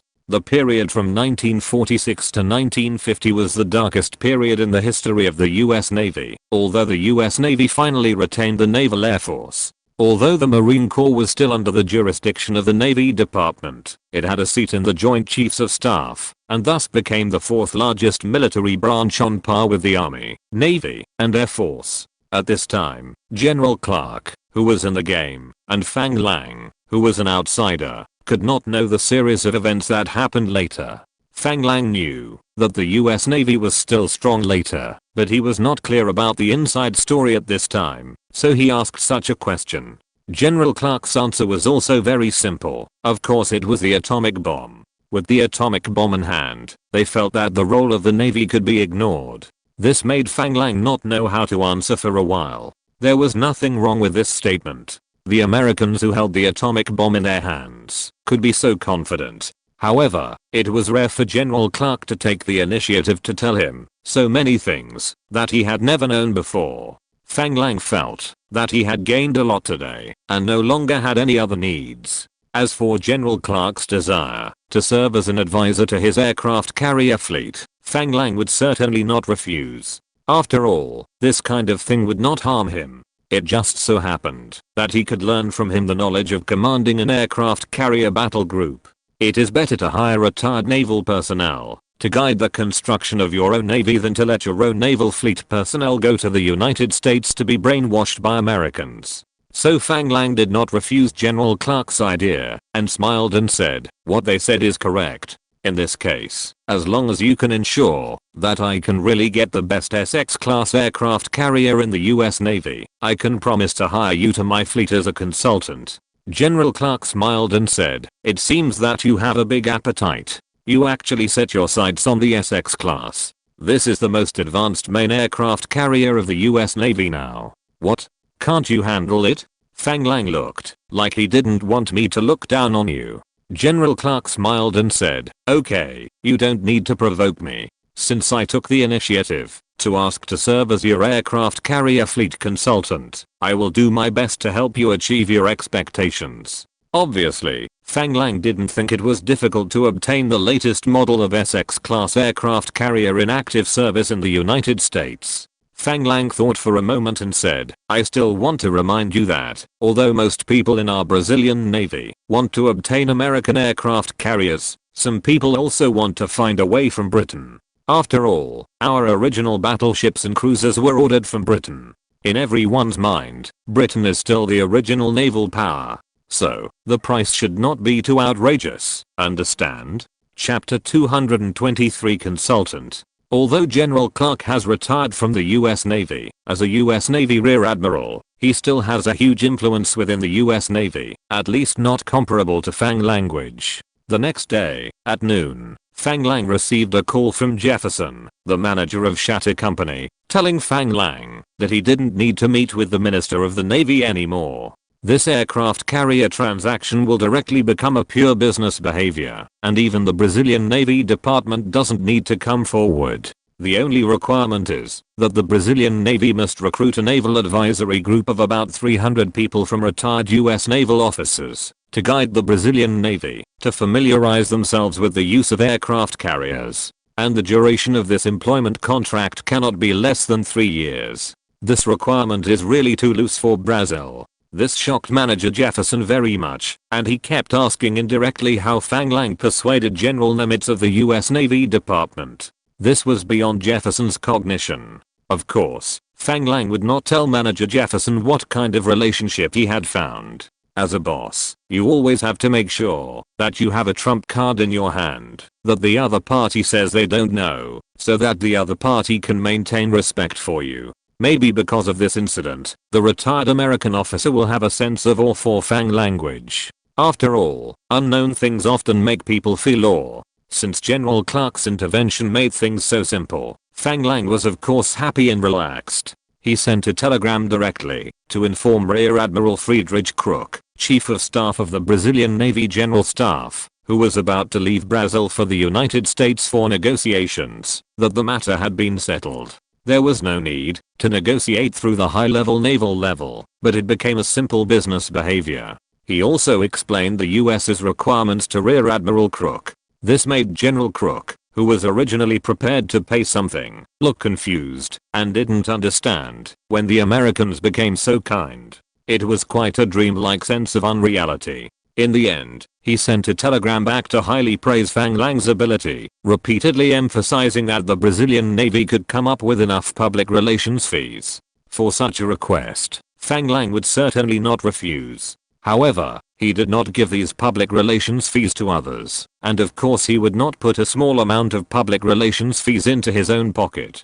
Boss Fang's eyes were not so shallow. Instead, all of it was used to purchase additional F-6F Hellcat carrier-based fighters and TBF Avenger bombers from Shatter Company. This way, no one would be left with a handle. After all, using public funds for private purposes is easy to be used as a handle. As for the salary and benefits of the US Military Advisory Group, it must be the responsibility of the Brazilian Navy. Public is public and private is private. Fang Lang is still very clear about these things. Since the issue of the aircraft carrier has been accurately answered, the first step Fang Lang has to do is to build an organizational structure for the aircraft carrier. That afternoon, Fang Lang reunited with General Clark and began to form the so-called US Military Advisory Group. You mean, this so-called US Military Advisory Group is actually the original team of officers on this Tyrol aircraft carrier? General Clark said as a matter of course. What else? Now that the Tyrol is going to be sold to your Brazilian Navy, the active officers must retire. Is there anyone who knows this aircraft carrier better than these original officers? Fang Lang thought about it and felt that it didn't matter. After all, these people were just consultants. If they could take care of it, they would ask. If they couldn't, who would care about you? As long as they can ensure that the aircraft carrier is under their absolute control, and these people can sincerely teach the knowledge they have mastered to the Brazilian Navy, it will be fine. Okay, as long as they can sincerely teach the knowledge they have mastered to my people, I have no objection.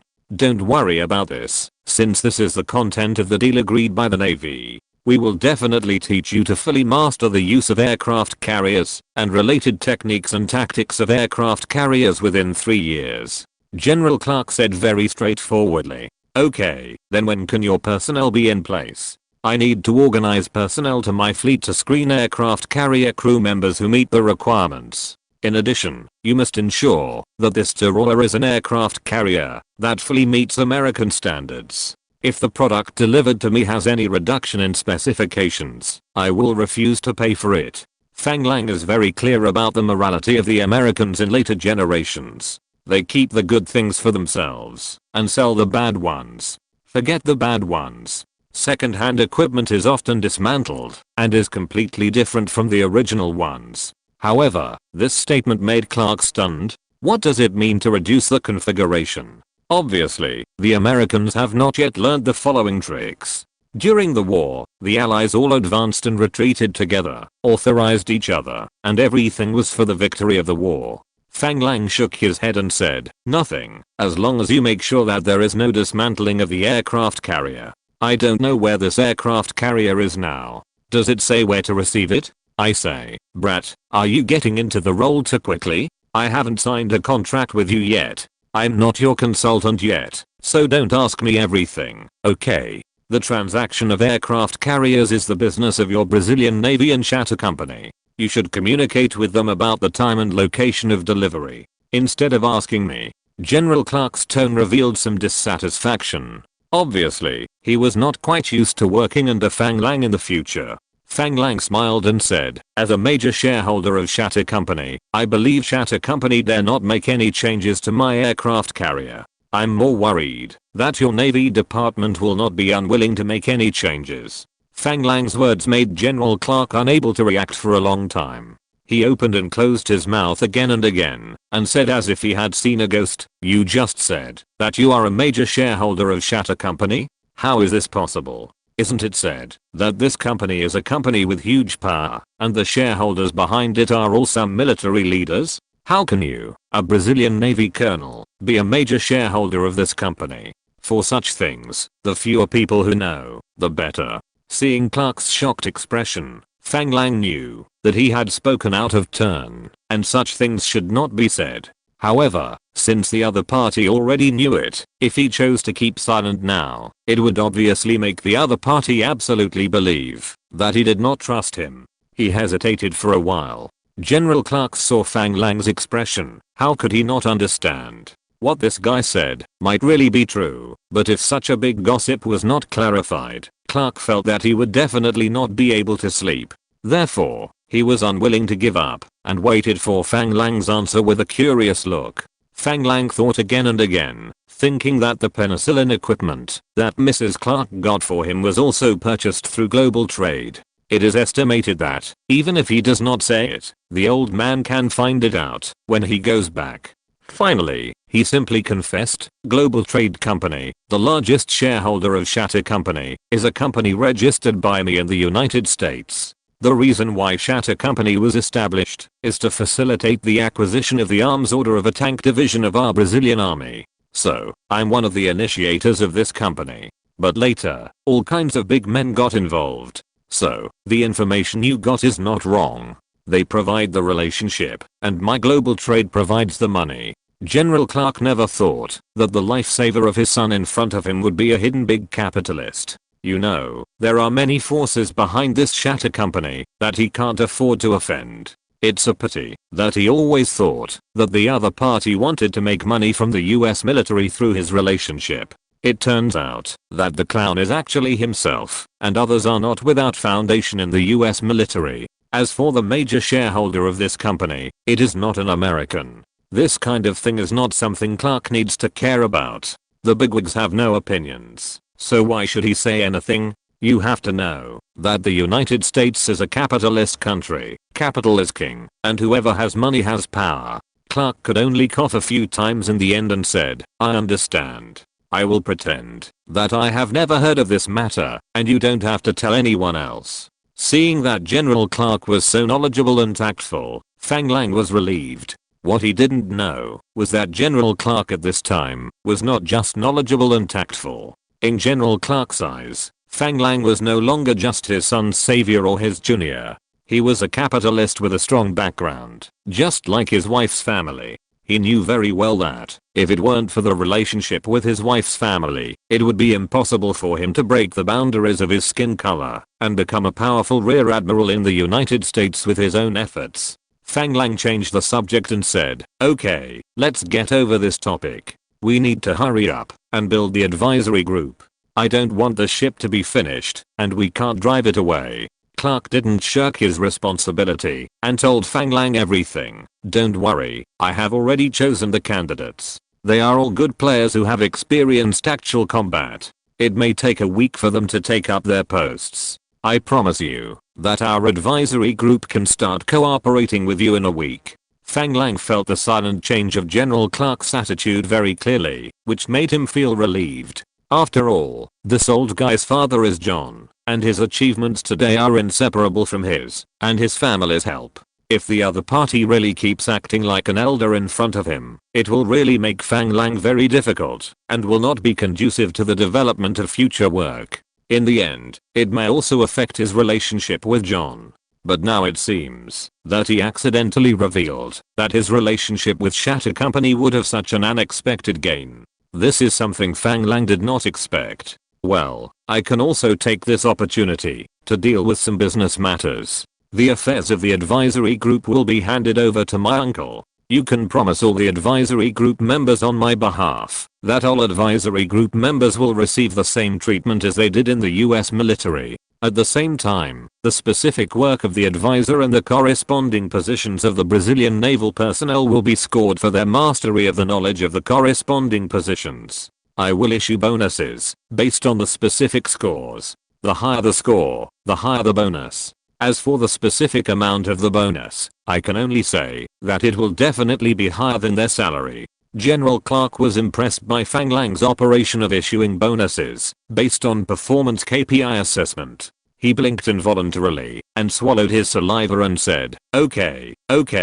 If you're listening to this novel on a channel other than Fanfic World, it means they downloaded and uploaded it without effort. We cordially invite you to visit our channel, Mundo Fanfic Novelos. There you'll find the original version of this story and you can explore many other novels of various genres. We're waiting for you to immerse yourself in a world of incredible novels. Chapter 224 Iron Curtain. The Office of Global Group in New York, USA. Boss, you finally remembered that you have a company in New York, right? Miss Ophelia Berg complained to Fang Language. Fang Lang was quite tolerant of his assistant, who looked like Nicole Kidman. Perhaps this was the privilege of a beauty. Fang Lang smiled and shook his head. He patted the sofa beside him and motioned for the other party to sit down, saying, well, isn't it just that I didn't take you with me to Europe? What's more important, work or play? How is the acquisition of Richfield Oil Exploration Company going? Seeing the boss's gesture, Ophelia Berg hesitated for a moment and chose to sit next to the boss obediently. Taking the opportunity, he took out a document from the thick stack of documents in his hand and handed it to Fang Lang, saying with a speechless expression, boss, don't you read the report I sent over? The acquisition of Richfield Oil Exploration Company has been completed long ago, but the company's situation is not good now. The former general manager, Mr. Iyer, has been staying in New York and wants to meet with you. Fang Lang took the document handed over by Miss Ophelia Berg and flipped through it casually, as if he didn't notice Miss Ophelia Berg's hesitant expression. Oh, do you have the information of Mr. Iyer? You said that the situation of this company is not good now. What is wrong specifically? Watching the young boss flipping through the documents, the sunlight outside the window sprinkled on the boss's face and the documents, as if the whole person began to shine, and Miss Ophelia Berg was a little absent-minded for a while. The more familiar Miss Ophelia Berg was with the business of Global Group, the more she knew how excellent the man in front of her was. Think about how long it took to build Global Group from scratch, and how big it has grown. No wonder the Morgan family in the United States wants to make friends with the boss. Boss, Mr. Iyer's information isn't the information you have. As far as I know, Mr. Iyer is an employee who started a business with Mr. Richfield. He has a high prestige in the company. Since the death of Mr. Richfield, the company has been relying on him to maintain. I heard that Mr. Morgan once invited him to work at Morgan Stanley. However, Mr. Iyer refused. As for the company's biggest problem now, it is actually all the funds invested in Prudhoe Bay, Alaska. As a result, this place has still gained nothing so far. In the end, all the working capital of the company was filled in, which is why this company will become a high-risk company. I have read the information of this company. In fact, its oil wells in Texas are still producing crude oil. As long as it can pay off the debt and give up the exploration project in Alaska, this company still has the opportunity to become stronger. Hearing Miss Ophelia Berg say that Mr. Morgan had recruited Mr. Iyer, Fang Lang's eyes lit up, and he couldn't help but pull out Mr. Iyer's information and read it carefully. Unfortunately, from the information, General Manager Iyer has been working in this company and has no outstanding resume. Fang Lang could not tell from this information where Iyer is so outstanding. It seems that it is necessary to meet with General Manager Iyer. Unexpectedly, Miss Ophelia Berg would actually suggest him to give up the oil exploration project in Prudhoe Bay. Fang Lang couldn't help but smile and didn't say much. It can also be seen from here that many people in the outside world now hold the same view as Miss Ophelia Berg. Although Fang Lang didn't know whether this oil field was finally discovered by a Richfield company, he was very sure that Prudhoe Bay was a large oil field that had been proven by history. He went there for his project, so how could he give up? Please help me make an appointment with Mr. Morgan to see if he is free tonight and have dinner together. Since Iyer is in New York, Please inform him to come to the company to see me at 2 o'clock this afternoon. Miss Ophelia Berg heard Fang Lang's instructions and nodded to show that she understood. He stood up and put the stack of documents in his hand on the big desk in the office and said to Fang Lang, "Okay, then I will make an appointment with Mr. Morgan's assistant and notify Mr. Iyer. Here are some documents from the subsidiaries of Global Group that need your signature recently. Please take some time to review them." Fang Lang felt a little headache when he saw Miss Ophelia Berg standing by the desk, pointing at a thick stack of documents.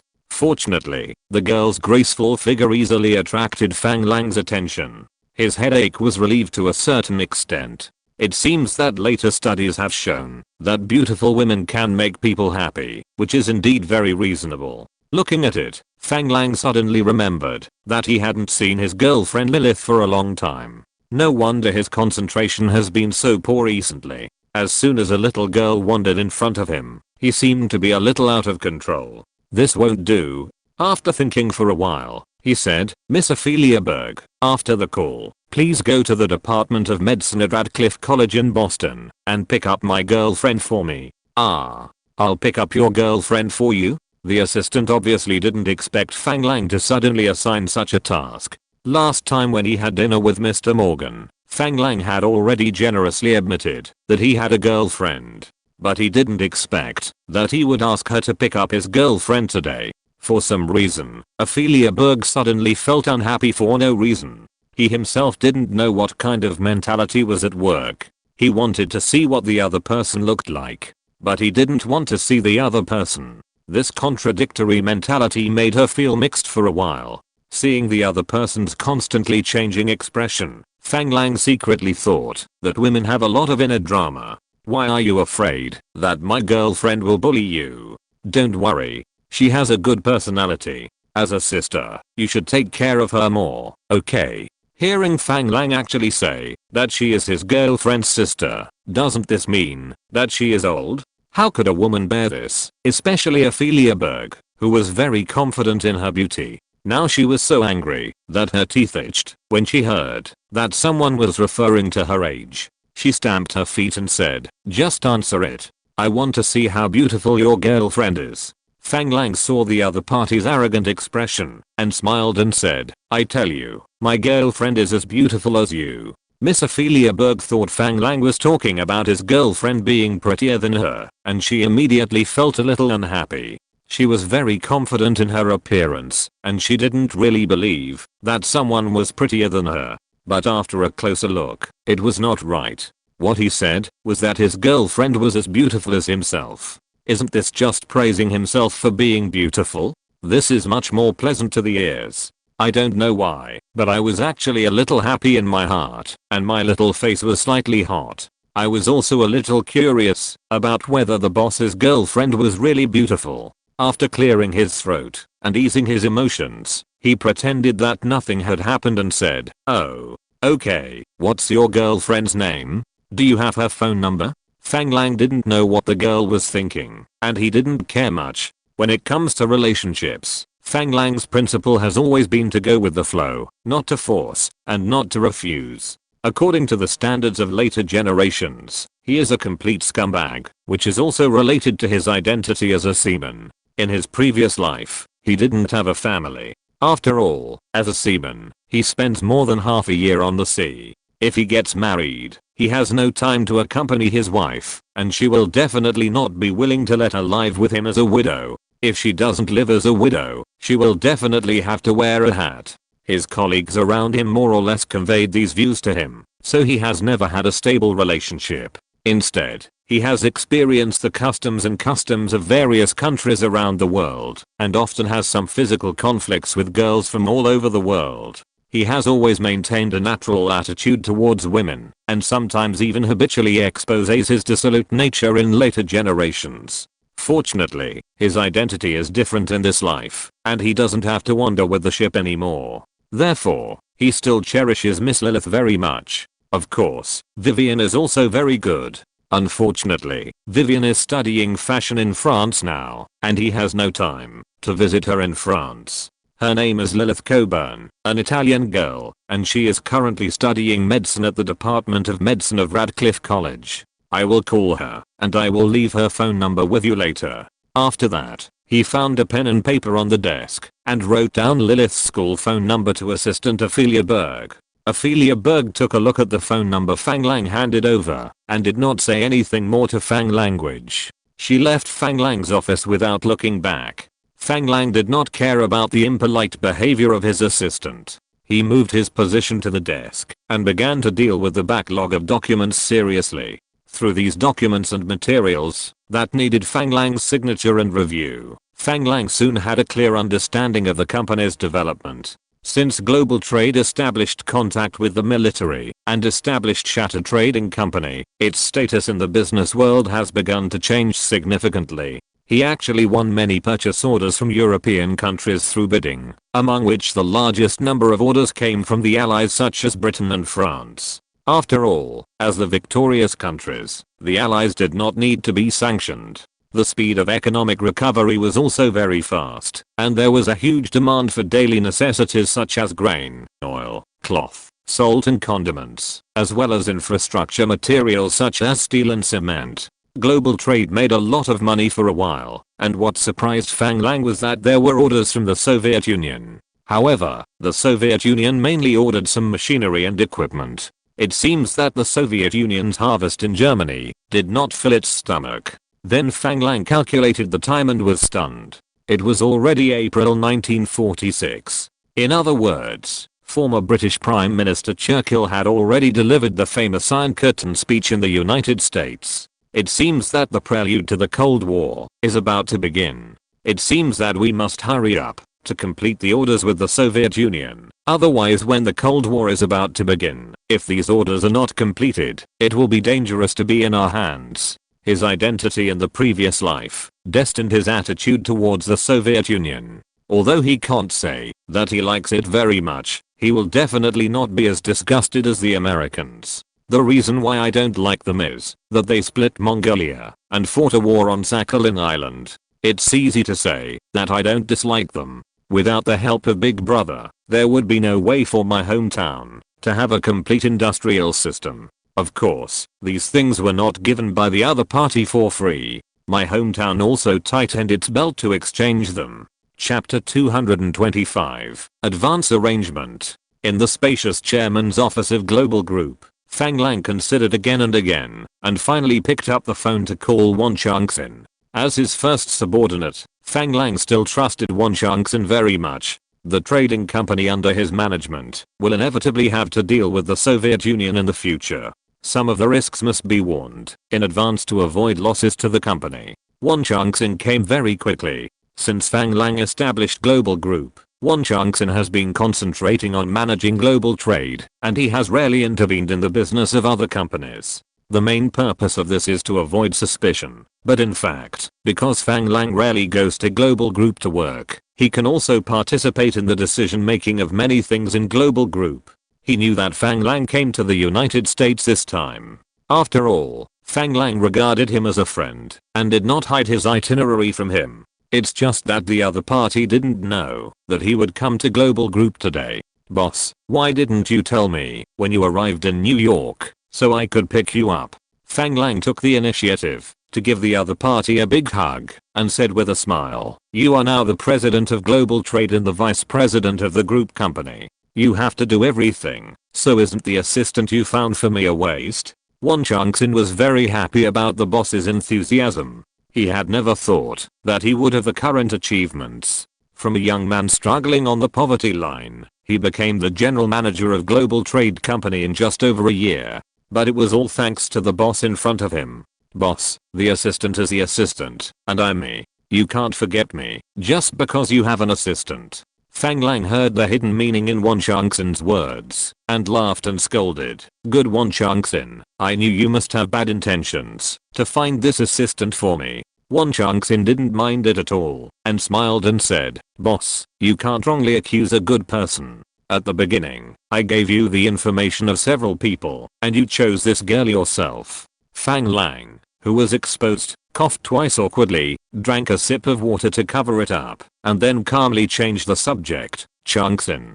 Do you know that in mid-March, former British Prime Minister Churchill went to Fulton, USA to give a speech? Speech? Churchill? Won Chunks-in understood that Fang Lang was changing the subject, but he didn't understand why he suddenly took such a big turn and discussed the political figure show with him. Seeing Won Chunks-in's look, Fang Lang knew that the other party obviously had not paid attention to this kind of news and couldn't help shaking his head. He said to Won Chunks-in earnestly, Chunks-in, our global group is no longer the small company that smuggled cigarettes. Today I noticed that many of our businesses are signed with government departments in some European countries. If we really want to do these businesses well in the future, we must do a thorough research on the country's political trends. The country we are in now is the United States, a capitalist country.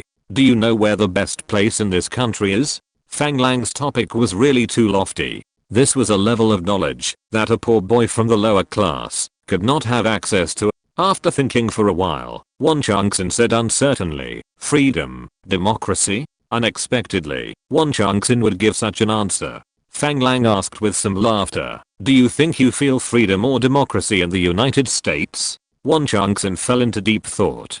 After thinking for a long time, he said, it seems that neither. But isn't the news promoting freedom and democracy in the United States? Looking at the confused Won Chunks-in in front of him, Fang Lang shook his head helplessly and said to Won Chunks-in, don't believe what others say. You have to feel and analyze it with your heart. Only then can you discover the truth of the world. We have gone too far on this topic. I can only tell you, don't follow the crowd at any time. It seems that you don't know much about the United States. Then I will reveal a corner of the United States for you today, so that you have the opportunity to see the real world. As a capitalist country, the United States represents the interests of big capitalists. All politicians are funded by big businessmen to come to power. Whether they are members of the state government or the president of the United States, they are all spokespersons for the interests of businessmen. You must know this. With the size of our group company, we can now actively choose some politicians to invest in. This business has a higher return rate than investing in business. Boss, are you going to provide political donations to the president? No, not me. I'm Brazilian, and American politicians cannot accept my political donations. However, as an American, you can participate on behalf of the global group. But it is not the time yet. If necessary, I will tell you what to do. What I want to tell you today is that, if we want to expand our business in the United States, we must participate in politics, not just supporting the election of congressmen or presidents. We must also understand the rules of the game between businessmen and the government. Take the speech of former British Prime Minister Churchill in the United States that I just told you about. Of course, you may not have heard of it, but I hope you will study his speech carefully after you go home. I will tell you my understanding of this speech now. Churchill's speech is to remind everyone to pay attention to the Soviet Communist Party's infiltration into Europe and the United States, which will dig out the foundation of the capitalist camp, artificially created two opposing camps. Unfortunately, Fang Lang talked for a long time, but Won Chunks-in obviously didn't know much about these political structures, and he was confused. Seeing Won Chunks-in looking at him blankly, Fang Lang didn't continue talking, but looked at Won Chunks-in, hoping that he could digest and absorb some of what he just said. After a long while, Won Chunks-in asked uncertainly, you mean, the world will reappear, like the Allies and the Axis, two new hostile groups, right? Fang Lang was sure that Won Chunks-in might not understand the rules of the game between businessmen and the government. However, he had understood the meaning of his last sentence. He smiled and nodded, saying, that's not wrong. When Fang Lang confirmed his guess, Won Chunks-in was shocked and said with horror, the war has just ended. There won't be another war soon, will there? There won't be a war, at least not a direct war between two major powers. After all, the World War has just ended, and no one can continue to bear another war. I understand what you mean. You are talking about the Soviet Union, right? Do we need to cut off business with the Soviet Union? Fang Lang shook his head and said, of course not. As long as the policy is not implemented, we can do business normally. However, we must pay attention to risk avoidance. We must not send the goods to the other party, but cannot recover the payment for political reasons. In this way, our losses will be great. Today I saw that our company has business dealings with the Soviet Union. We must always pay attention to the political trends in this regard, and be prepared to be cut off from trade ties at any time. The best way is for us to cultivate our own people in the government. It is obviously too late now. However, there will be many signs in front of such a big thing. We should focus on the statements made by some people in the main departments of the government in private or public. We must get out safely before the policy is officially introduced. Do you understand? Won Changsun nodded seriously, obviously realizing the seriousness of the matter. This is a major event that will affect the political, economic, and military structure of the world in the next 50 years. No matter how much attention it pays, it is not too much. However, Fang Lang's next turn almost made Won Changsun fall. Since you have understood the danger of this crisis, can you find the opportunity in it? Won Changsun was completely immersed in the dangerous scene described by Fang Lang, and did not react to Fang Lang's meaning at first. Things have become so serious that there is no time to worry or be afraid, so how can you think about whether there will be any opportunities in the middle? Fortunately, after more than a year of training, Won Changsun is no longer the ignorant young man who knew nothing at the beginning.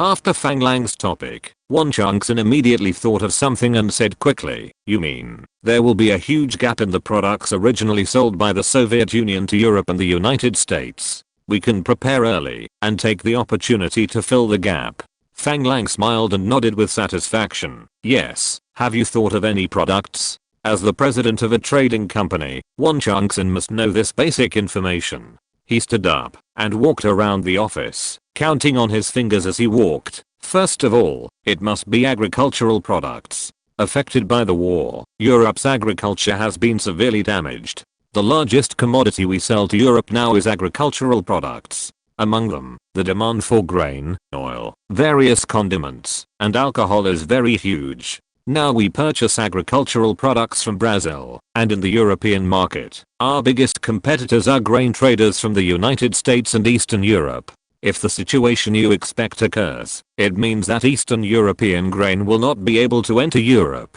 It seems that we need more food. As for other commodities, I think we need to start investigating now, to see what products Eastern Europe is selling.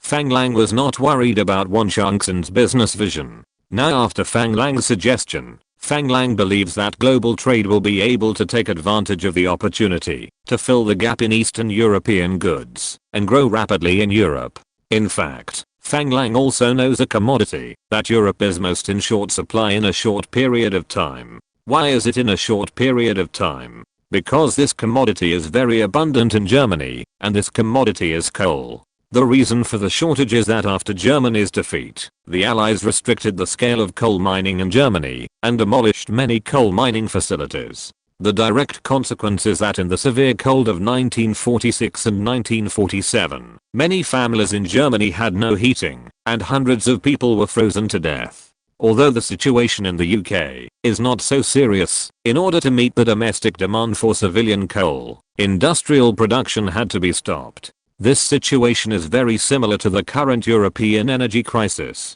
Unfortunately, Brazil's coal resources are relatively small, and the quality is relatively poor, which is not very conducive to development and utilization. End of this chapter. Thank you very much for reaching the end. Don't forget to like. Looking for more exclusive content and immediate access? Subscribe to our Patreon. Remember, every like, subscription, or donation encourages us to continue. Thanks to everyone. See you in the next video.